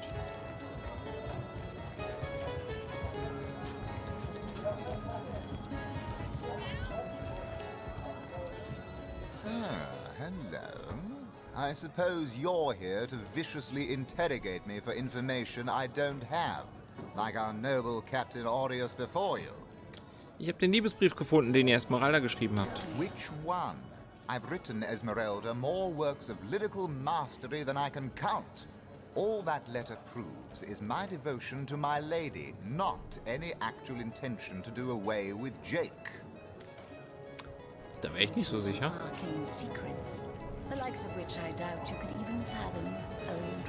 Wo wir gerade hier sind, müssen wir aber noch oben mit dem Typen reden.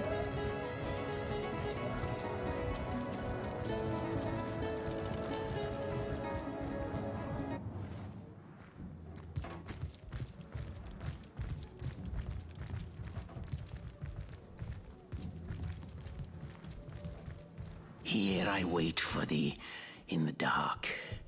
But the stab shall bring the light. Minister to death. That is what I want of thee. Was die Unterstützung anbelangt, um die ihr mich gebeten hattet. Yes. Have you made the war? Okay, von ihm kriege ich anscheinend keinen Beweis. Dann müssen wir vielleicht doch ihr Amulett herbringen, damit wir dann das von ihm erhalten, was wir als Beweis abgeben können. Reden wir doch nochmal mit ihr, was sie davon hält.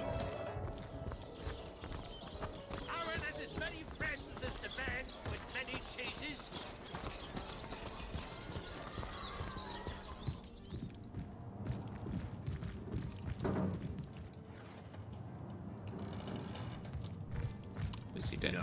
This isn't the grimoire I'm looking for. Princess Buttercup, Victoria's Jaggetta friend. Sprechen wir über den Typen. Have you decided what should be done about him? Er will lediglich euer Amulett als Beweis für euren Tod. Warum gebt ihr es mir nicht? But it is Hax Magie, a sacred token that houses the presence of my ancestors. No, I cannot part with my talisman, the keepsake of my soul. Ist ein Erinnerungsstück ganz gleich, wie wertvoll es ist, euer Leben wert?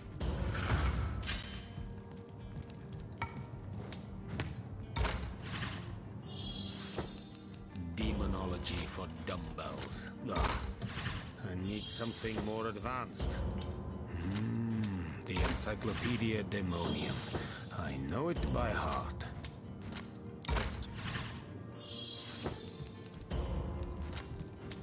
Mist! Oh, jetzt wird's eng. Stein. Yes. I need something more advanced. Puh. Put it like that, I guess. I cannot say that it is. I do this very reluctantly, but fine. Have my talisman. May it fool the elf that would see me dead. Danke. Ich meine, wir haben immer noch die Erlaubnis vom Bürgermeister zu tun, was wir wollen mit ihm. Wir könnten ihn auch einfach ermorden. Aber das ist nicht der Weg.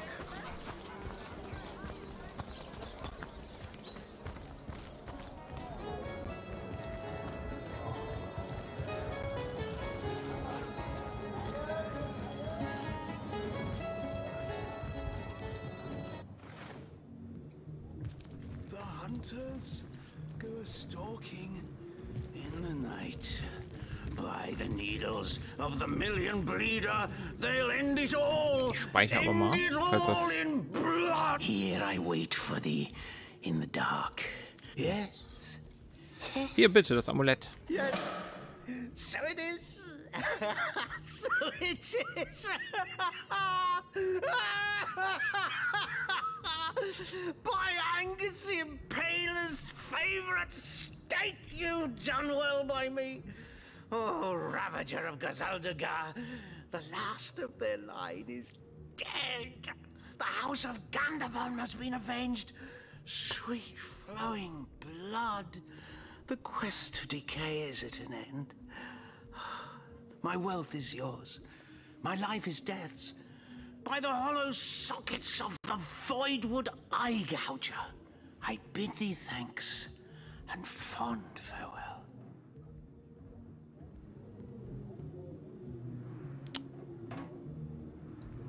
Okay. Oh. Stoffschuhe. Bogen. Gold. Interesting. Wie sieht eigentlich euer Dings aus?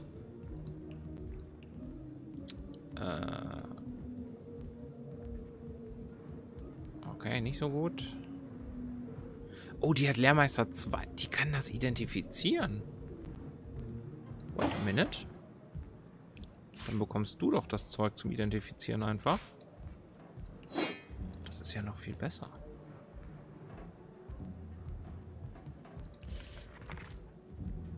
Ihr könnt von einer Pyramide zur nächsten reisen. Herrlich, verbundene Gruppen folgen demjenigen, der die Reise initiiert hat. Solange ihr die Pyramiden in Händen haltet, könnt ihr sie benutzen oder ihr könnt sie auf den Boden legen oder werfen und mit ihnen interagieren. Wenn ihr eine Pyramide erneut aufheben wollt, müsst ihr sie wieder in euer Inventar ziehen. Okay. Kannst du mal dein Geld rübergeben? Dankeschön.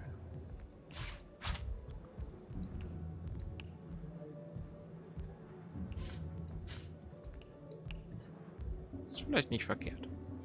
Du hast auch Geld. Gib das mal an den Onkel. Was hast du im Rucksack? Nix. Und du? Auch nichts im Rucksack. So, aber du hast Lupen und wir haben gerade noch was zum Identifizieren bekommen. Den und das.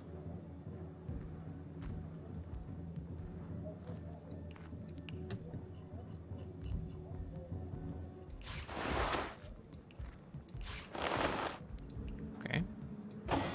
So, dann würde ich doch mal sagen, wir identifizieren zuerst mal den Bogen für sie selbst.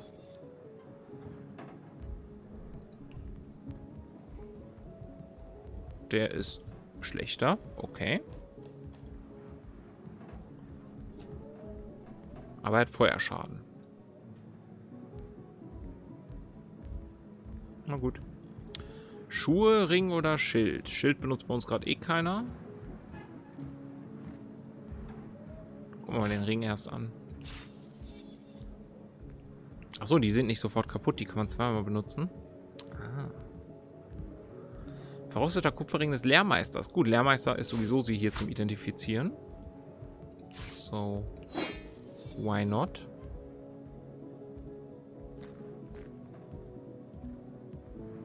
Ach, das kostet nur AP, das zu benutzen. Die gehen gar nicht kaputt, oder was?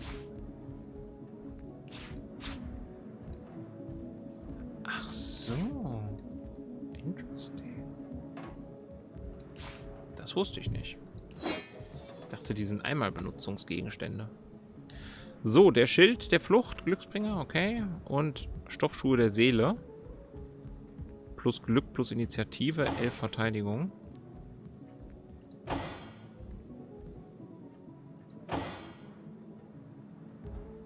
Ich glaube, die bekommt Kira. Zieh mal an. Das kannst du darüber geben.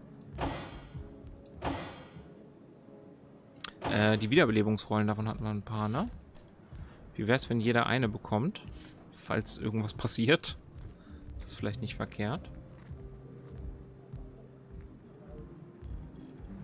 Okay.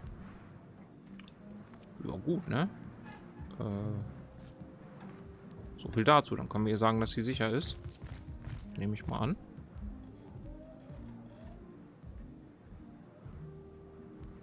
Falls wir das jetzt überhaupt noch machen müssen. Ich glaube nicht, aber schaden kann es auch nicht.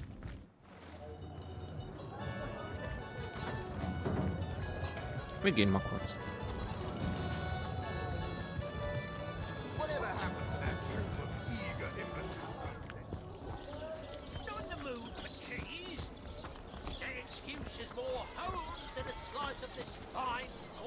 Not in the mood for cheese. Kann ich mir auch nicht vorstellen, dass es bei jemandem so wäre. Jageta, friend. He has gone. Oh, Dijlazim as Ashtanek. You have saved me. Thank you, my friend. Thank you. It is a terror to know someone prays for your demise, but you have undone it. The sun that is your chivalry has dissolved the dew that was Eglandir's hate. May the gods bless your heart and shield your soul from harm. Danke. Belohnung. The lesser key of Sadakandras. What nonsense. The Pseudomonarchia Daemonum. And the first edition too. Most promising. Brief history of sorcery still hasn't been returned. Peleron will have to pay yet another fine. Plattenrüstung. No, this isn't the grimoire I'm looking for. The Encyclopedia Daemonium. I know it by heart. Give it to me, please. Unverwüstlich. Nice. 36, was hast du? 32? Meine alte auftragen. If you want. 32, aber ist eine Stahl und Leder. Ist, glaube ich, schlecht, wenn man schleichen muss, oder? The lesser key of Sadakandras. What nonsense. The Encyclopedia Daemonium. I know it by heart. Ja, sie sollte vielleicht Leder oder Stoff tragen, damit sie schleichen kann. Und sie wahrscheinlich, damit sie sich gut bewegen kann, ne? Mal gucken.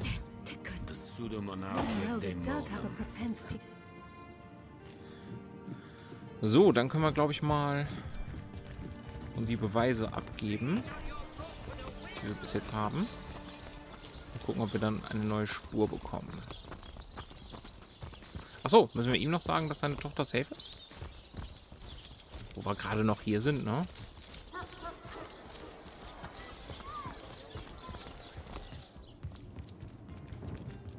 What? Oh, it's you! What news? You managed to drive him away? But what if he comes back? Are we destined to live in fear forever after? Nein. Okay, schade. Der belohnt uns nicht. Hätte ja sein können. Ich mag, dass es draußen heller wird, wenn es Tag ist. Dass es drinnen so ein bisschen abgedunkelt ist alles. Das trägt gut zur Atmosphäre bei. Sollen wir mit Esmeralda vielleicht erst über den Brief sprechen?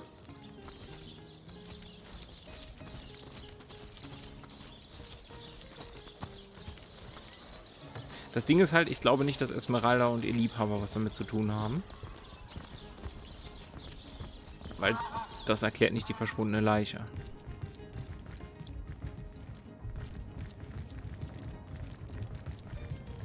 The hunter returns. I hope you are here to shop rather than sleuth. Listen, if you're going to accuse me of something, you would better find the evidence to back up your ridiculous Dieser Liebesbrief sieht mir irgendwie nach belastendem Material aus. Oh, don't put stock in the hastily scribbled words of a lovelorn fool. This letter, it was a show of passion. A poorly worded passion I did not echo in the least. The Duke, he's like a spoiled child. He's not a man. He's not like Septimus.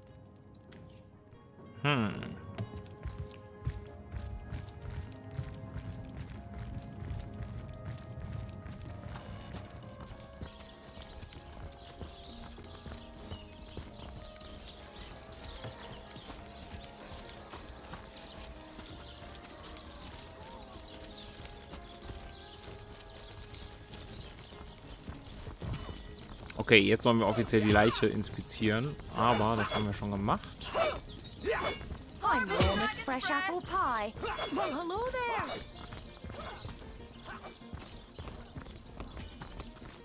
Darum gehen wir mal berichten.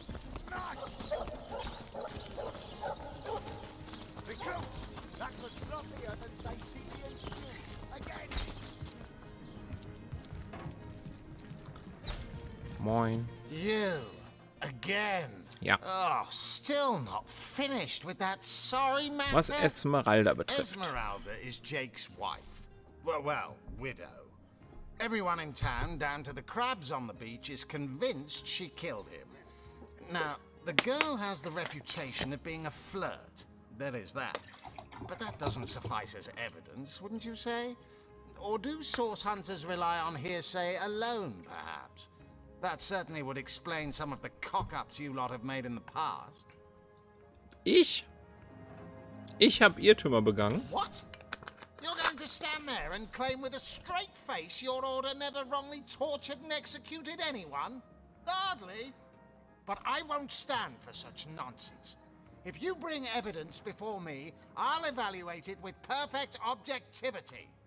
The Legion relies on reason, see? Not idle superstition. Was diesen Brief betrifft. Like I said, the girl's known to be a flirt. But that sob of a feral doesn't have the mettle to commit murder. As far as I'm concerned, neither has she. Dann lass uns doch mal über die Leiche sprechen. I see. You've come to report a dead sheep. A heap of mutton that sailed into view upon your robbing the grave of a councillor. Lovely. Well, don't just stand there gawking like guppies. Hire yourself to Roberts, the mortician. If anyone buried a sheep, obviously it was him. Gute Idee. Das Haus des Totengräbers habe ich ja beim ersten Mal ignoriert, ne? Waren wir hier eigentlich schon unten? Do you hear that clinking? I think someone's got keys in their pocket. Danke für den Hinweis.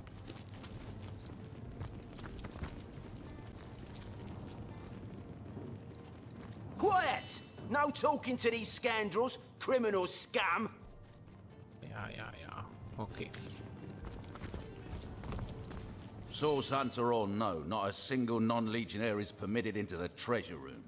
Pockets have a pesky habit of growing extra deep in such places. Gut. Ich will ja nur mal gucken, was hier unten so Phase ist. Totengräber hatte ich gar nicht mehr gedacht. Der wohnt. Ich glaube, das war das Haus des Totengräbers, ne?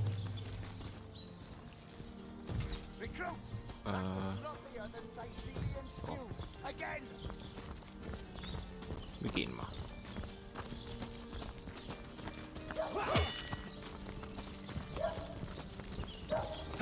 Warm as fresh apple pie. Ich finde es cool, dass die Rüstungen anders aussehen, wenn man sie ausrüstet. Das hat was.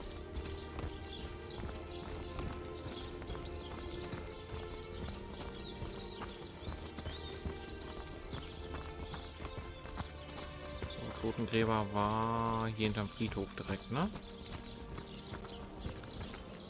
Da, glaube ich. Oder hier oben. Nee, hier oben. Bum, bum, bum, bum.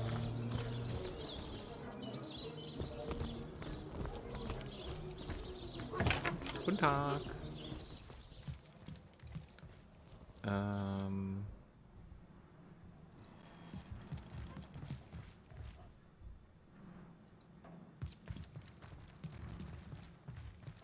Leichen. Okay.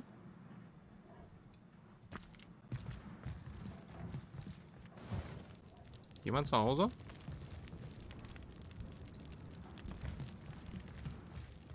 So, what's the bad news? More orcs rampaging through the docks? Or have those infernal statues sent another soul flying to his death? Erzählt mir von euch. This here's my family business. Yes, there's been a Roberts escorting stiffs into the next life since the foundation of Cyseal itself. They don't write epics about morticians, but I'm proud of my work nonetheless. Was könnt ihr mir über den Mord an Jake sagen? Sad story, that. Though if I'm speaking plainly, the sentimental aspect of it all doesn't make much of an impression on an undertaker. Especially not these days, with so many laid low by the orcs and such like. I just concern myself with giving the remains a respectable exit from life. We set him to rest in the northern graveyard. Perhaps he can finally get a little peace. Ist irgendwas, was ich brauche? Was den Leichnam angeht. A sheep? That's a whole heap of nonsense. Don't bother me with such wild tales. Ich habe ihn ausgegraben. Ein Vorschlag zu Güti. Erzählt mir die Wahrheit über das Schaf und ich schmeiße euch nicht zusammen mit dem Schaf in das Grab. Ich habe gehört, dass ihr ein guter Mensch seid. Dies ist eure Gelegenheit, eurer Gemeinde zu helfen. Erzählt uns die Wahrheit, damit derjenige, der den Leichnam vorgeschafft hat, seiner gerechten Strafe zugeführt wird. Oder seht, es ist ganz offensichtlich, dass ich kurz vor der Lösung des Rätsels stehe. Wenn ihr mir nicht die Wahrheit sagt, werde ich ganz einfach eine andere Möglichkeit finden, warum das unvermeidlich hinauszögern. Wir appellieren an sein Gewissen. Oh crap, ich hätte argumentieren sollen, da bin ich besser drin.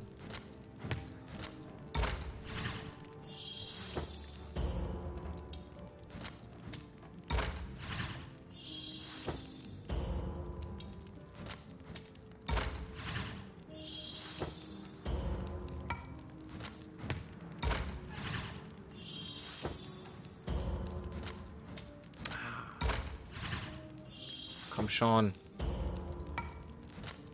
Komm schon.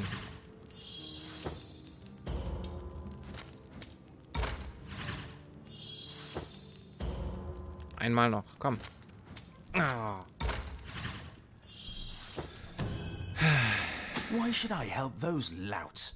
Most of them would do anything to avoid paying a few extra gold pieces for a proper funeral. And anyway, I haven't got a thing to tell you. Enough of that bloody business. If you're just going to bother me about finished matters, I'd consider it a favor if you'd leave me be.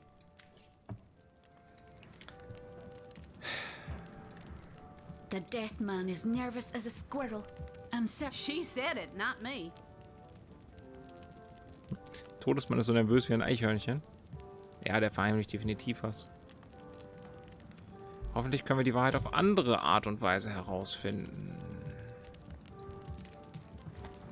Wir könnten den Schlüssel klauen. What do you think you're doing? Okay. Ich wusste nicht, dass das ein Privatgemach ist. Entschuldige.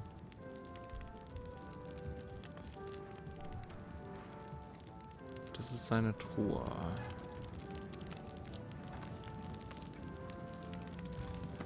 Können wir sie mal kurz...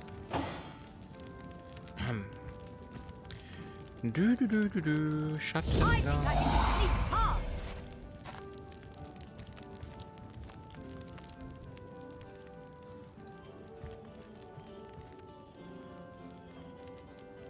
Die Zeit läuft ab. Okay. Dann müssen wir wohl doch den Schlüssel mitnehmen. Wir nehmen mal alles mit.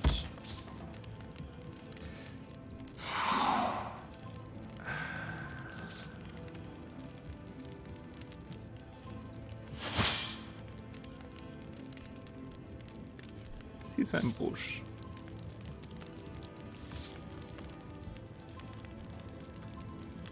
Was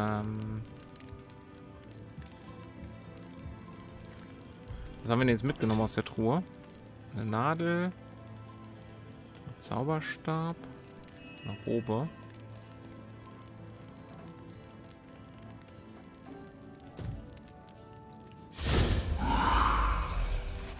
Mal über Schattengang.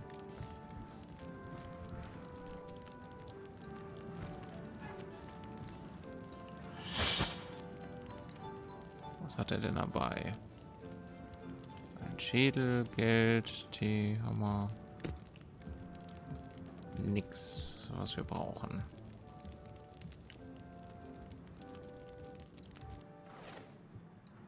Ach, guck mal, die Party kann oben bleiben, während sie hier unten ist. Das ist interessant.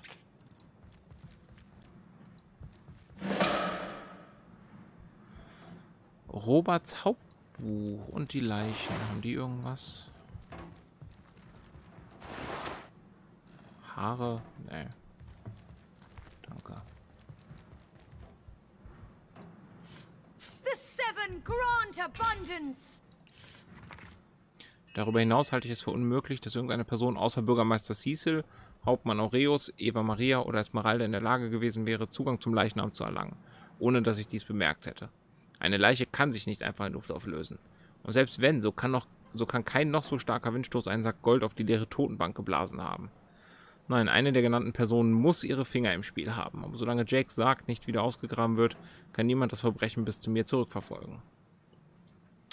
Cyseal, Aureus, Eva Maria oder Esmeralda. Aureus benimmt sich auf jeden Fall verdächtig. Looks Looks like the Mortician has reason to suspect Mayor Cecil, Captain Aureus, Evelyn, and Esmeralda of something.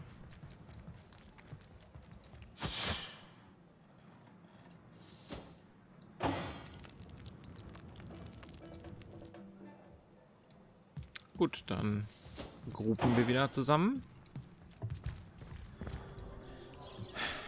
Wo fangen wir denn an? Esmeralda und Cyseal. Cyseal ist da, Esmeralda ist da, Aureus ist da.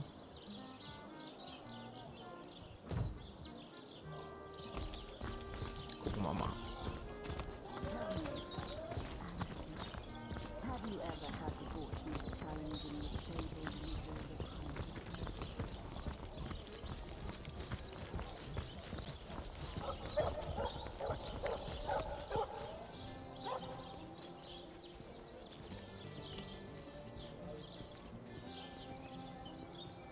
Sicilia? Doch, da ist doch anders.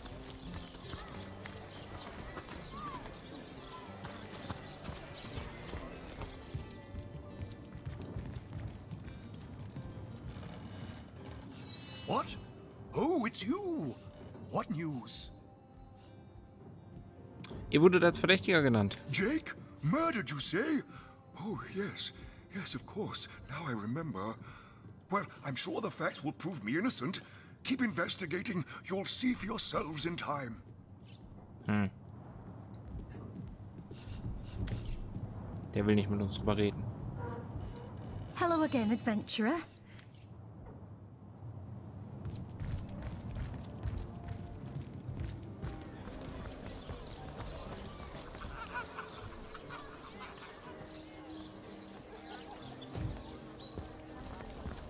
Schwierig. Gucken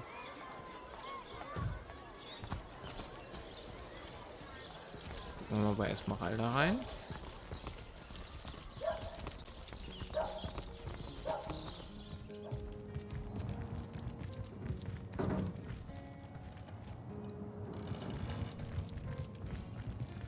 The hunter returns! I hope you are here to shop rather than sleuth. So, what piece of irrefutable evidence are you about to present me with this time? Ich habe kein Evidence.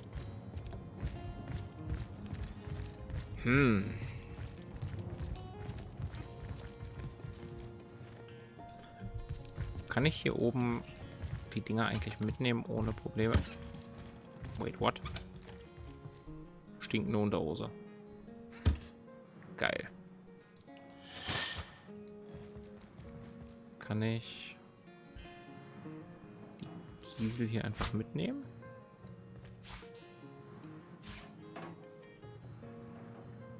Den Rest lasse ich mal. Another perfect heist. You sneak with the subtlety of a tried and true cat burglar. Indem ich etwa ein Dieb? Hold your horses. I was complimenting you. To remain undetected and strike without being perceived requires great skill. Danke.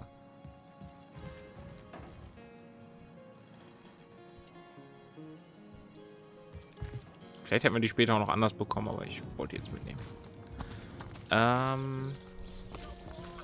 Also wir können unsere Markierung hier wegmachen, ne? Ja.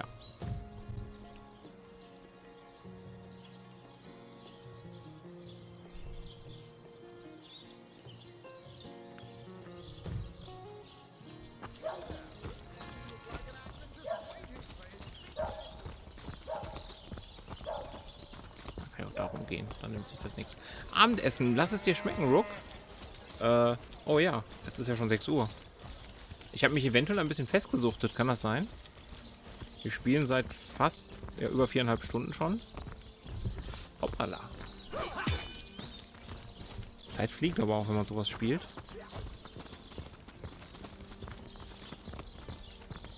Dann gucken wir mal, dass wir auch bald zum Ende kommen. Sorry, sir.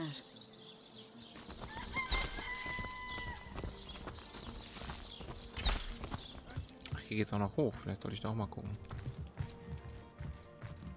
Ow!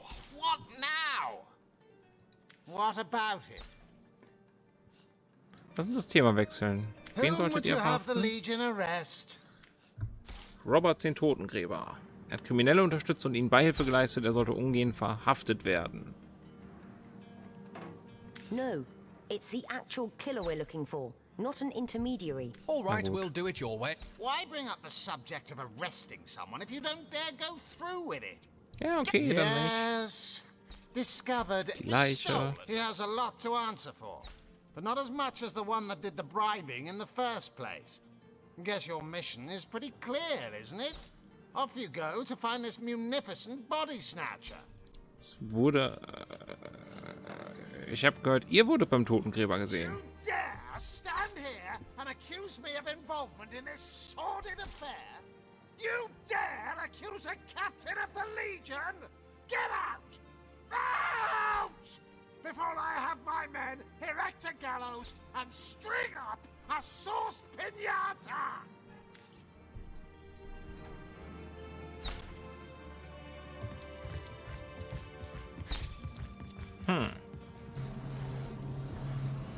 Achso, ja, hier oben war er. Alles klar.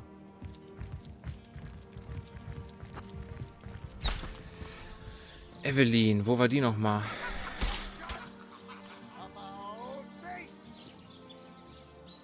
Esmeralda.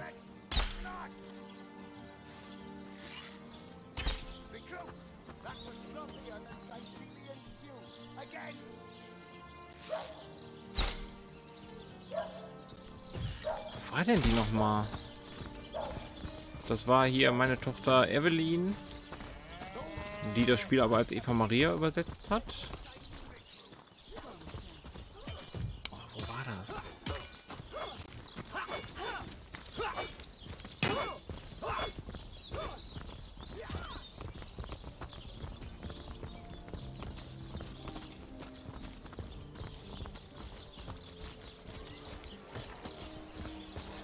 Potions to bemuscle you, scrolls to entussle you. Let us see if Was you hier? can choose the finest grade. Bei ihm?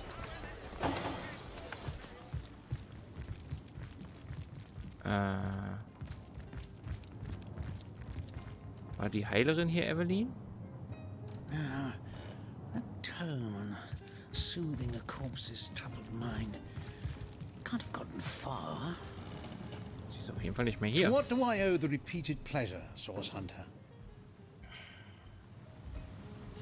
Sprechen wir über Evelyn. Well, she certainly possesses a critical eye and an exacting manner when it comes to making difficult medical decisions. I expect she'll be a very successful healer in her own. Alles klar, Entschuldigung. Muss man mit ihr reden. Hello again. Terribly sorry, Source Hunter, but I seem to be fresh out of priceless relics for you to destroy. Was auch einen Stein betrifft. That strange reaction you caused. Blue lightning from Okay, a das hatten wir healing schon. stone. I've never seen anything like it. And the stone looks different now. Ihr seid too. verdächtig. Is that so? Well, I handled the corpse myself, indeed, but I hardly knew the man in life.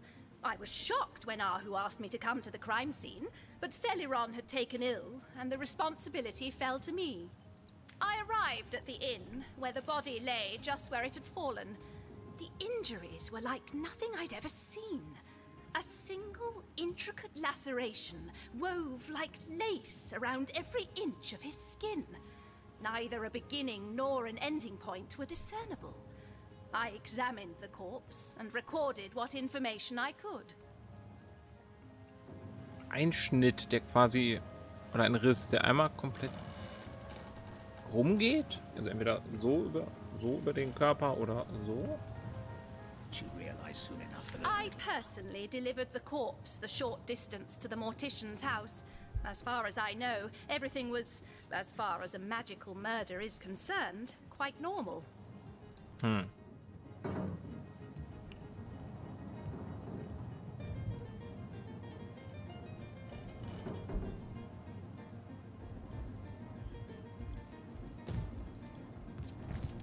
Wie kommen wir der Sache auf die Spur?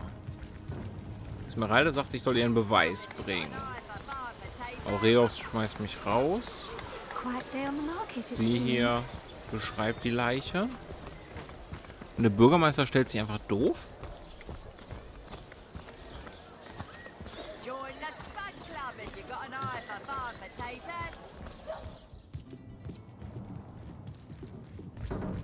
What? Oh, it's you! What news? You managed to drive him away? But what if he comes back? Ja. Are we destined to live in fear forever? My elf? Oh, myself!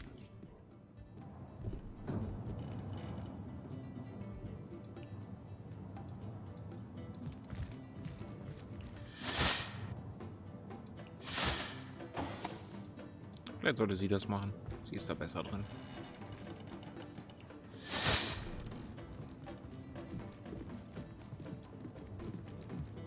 The seven grant abundance!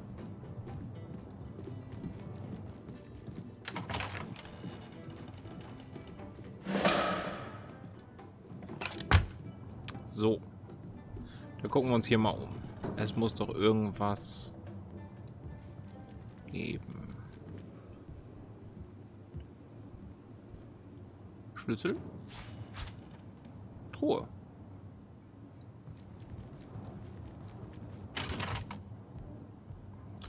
Drudane. Verboten, extrem abhängig machende Substanz, die bei Menschen Bewusstseinsveränderungen hervorrufen kann. Okay.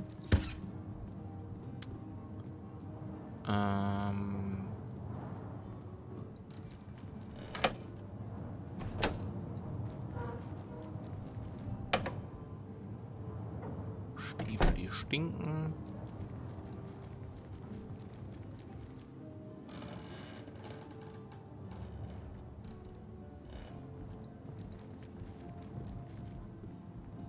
Ich meine, wenn wir schon mal hier sind. Ein begabter Magier kann selbst Schriftrollen verfassen, sogar eigene Fähigkeitenbücher. Zunächst einmal brauchen wir ein Tintenfass und eine Schreibfeder, die wir mit Feenstaub verzaubern. Nicht vergessen, dass diese beiden Gegenstände gemeinsam verzaubert werden müssen, sonst funktioniert es nicht. Wenn ihr keine Schreibfeder findet, könnt ihr euch einfach eine aus einer Feder basteln. Zack, wieder zurücklegen, hat keiner gemerkt.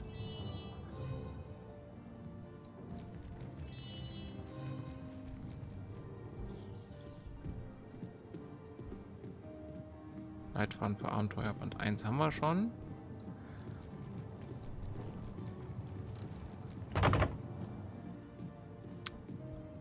Da ist verschlossen.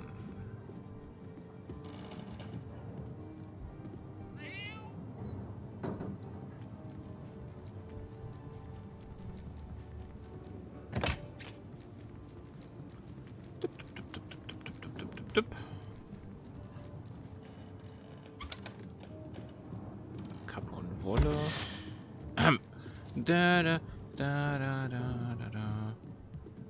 Ja, und sonst so?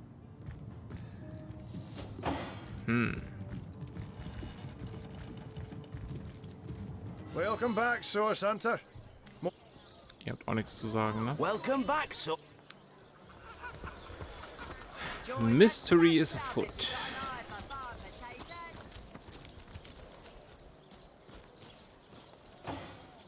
Ich meine, wir haben einen Schlüssel, ne? Gar nicht. Dietrich hat sie wahrscheinlich auch nicht mehr, ne?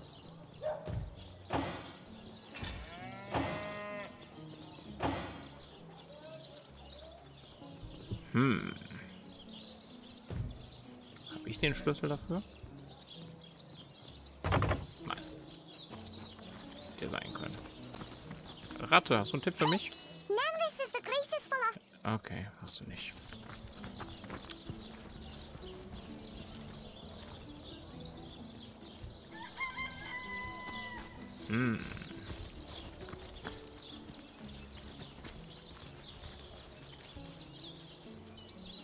Wir haben halt mit ihr noch überhaupt nicht gesprochen. Da ist eine Deborah-Pyramide. Warte mal. Bringt uns unsere Pyramide dahin? My gods, what is going on here? First I have to shoo away a creeping white tomcat, And now there's a perfect stranger in my bathroom. Get out, will you?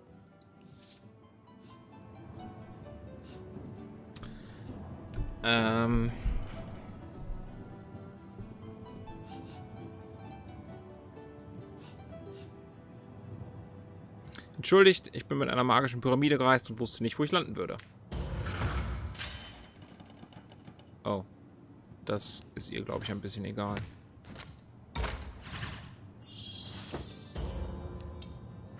Ja, keine Chance, dass wir das gewinnen.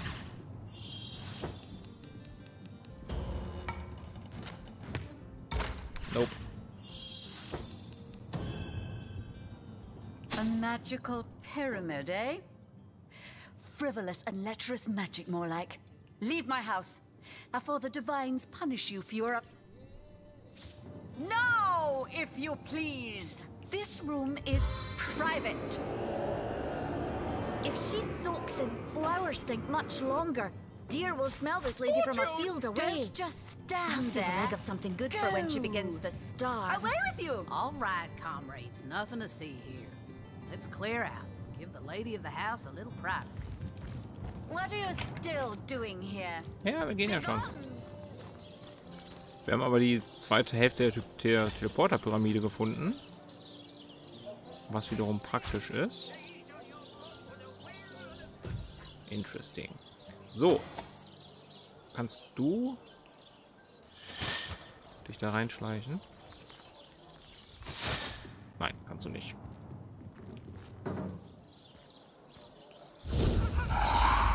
Kannst dich aber komplett unsichtbar machen. Ein Schlüssel. Eine Truhe. Ah, mein Schwert. Komm, jetzt sind wir eh schon hier, dann können wir auch klauen. Fuck it. Leider habe ich aber nicht das gefunden, was ich eigentlich gesucht habe. Schade. So, hier, identifizier mal. Okay. Please.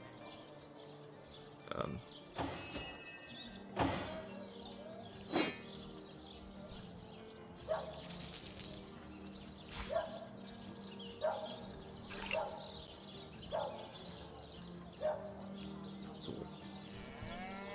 Schlüssel. Schlüssel. Schlüssel.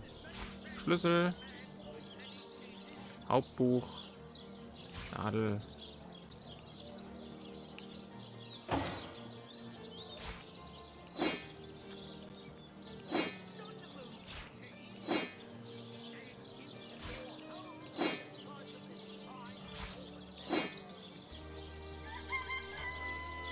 So, was haben wir denn hier?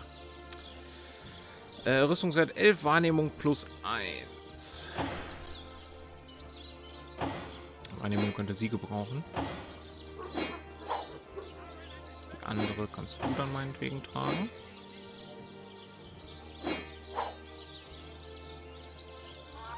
Äh, 44 bis 56. Yes, please.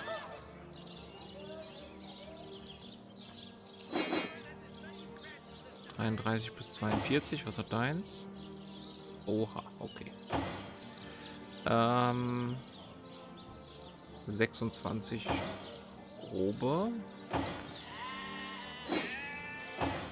Das ist was für dich.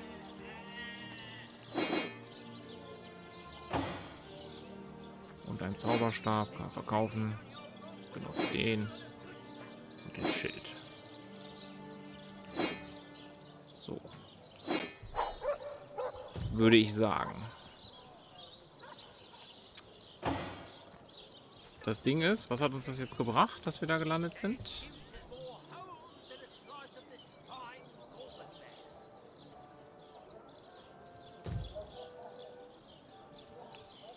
Also sie hat uns über den Zustand der Leiche berichtet. Sie will einen Beweis, er schmeißt uns raus, er ignoriert uns. Und sagt, die Ermittlung wird schon ergeben, dass er unschuldig ist. Wir haben verkackt, mit ihr hier zu reden. Die hätte uns vielleicht noch was verraten können.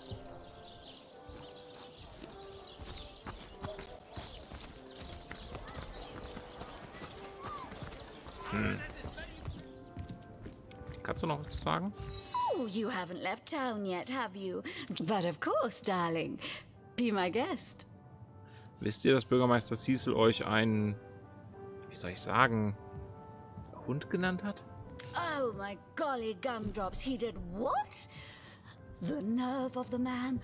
I knew he was hard of hearing and soft of wit, but this is a new low even for him. Oh, do calm down, Maxine. Compose yourself. Envision a calm ocean filled so plentifully with fish they positively flounder on the beach. There we are. Indignation has been dispelled. No longer do I care that booby of a mare called me the C-word. The C-word? Ich dachte, er hat sie einen Hund genannt. A nervous twitch suddenly makes Maxine's whiskers wiggle. I don't care in the least. Okay. What? Oh, it's you! What news? Nee.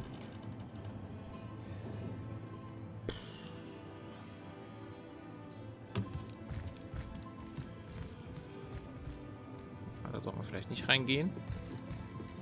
Das war ja immerhin abgeschlossen. That's enough of that now. Tut mir aufrichtig leid. Entschuldigung, ich wollte doch nur die Tür zumachen. Entschuldige, dass ich die angefasst habe.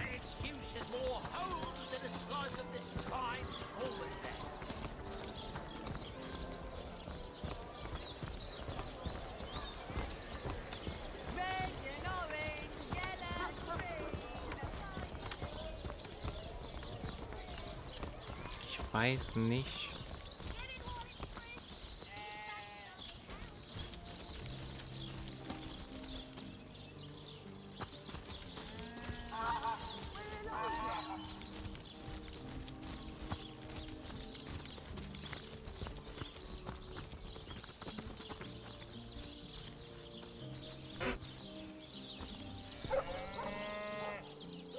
Ist so gerade ein Huhn oder sowas lang geflitzt, oder? Habe ich mir das eingebildet. Was ist hier drin? Da.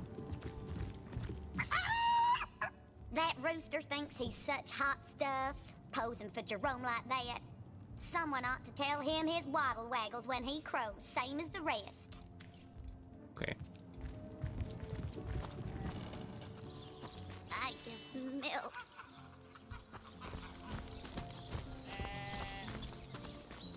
Da sind noch mehr Schafe.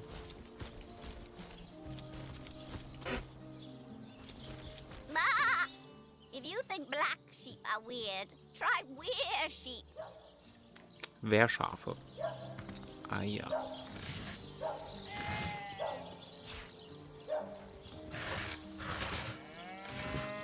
Schlüssel.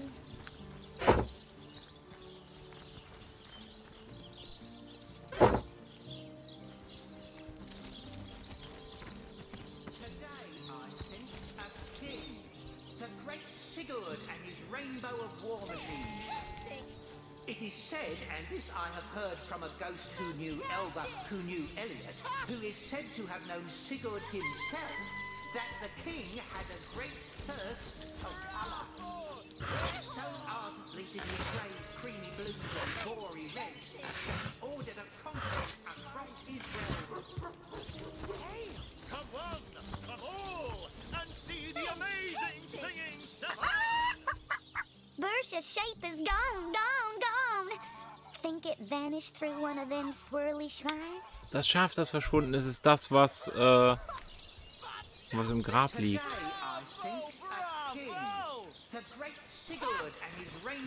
Okay, ich würde sagen, hier schauen wir uns dann beim nächsten Mal um. Wir haben jetzt 5 Stunden gespielt. Ich mache mal ein bisschen Pause. Und dann werden wir beim nächsten Mal versuchen, das Mysterium um diesen Mordfall zu lösen.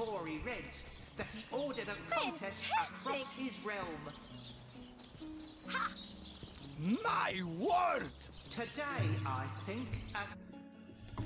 Today, I think. Yes. So, Leute, lang genug gemacht für heute.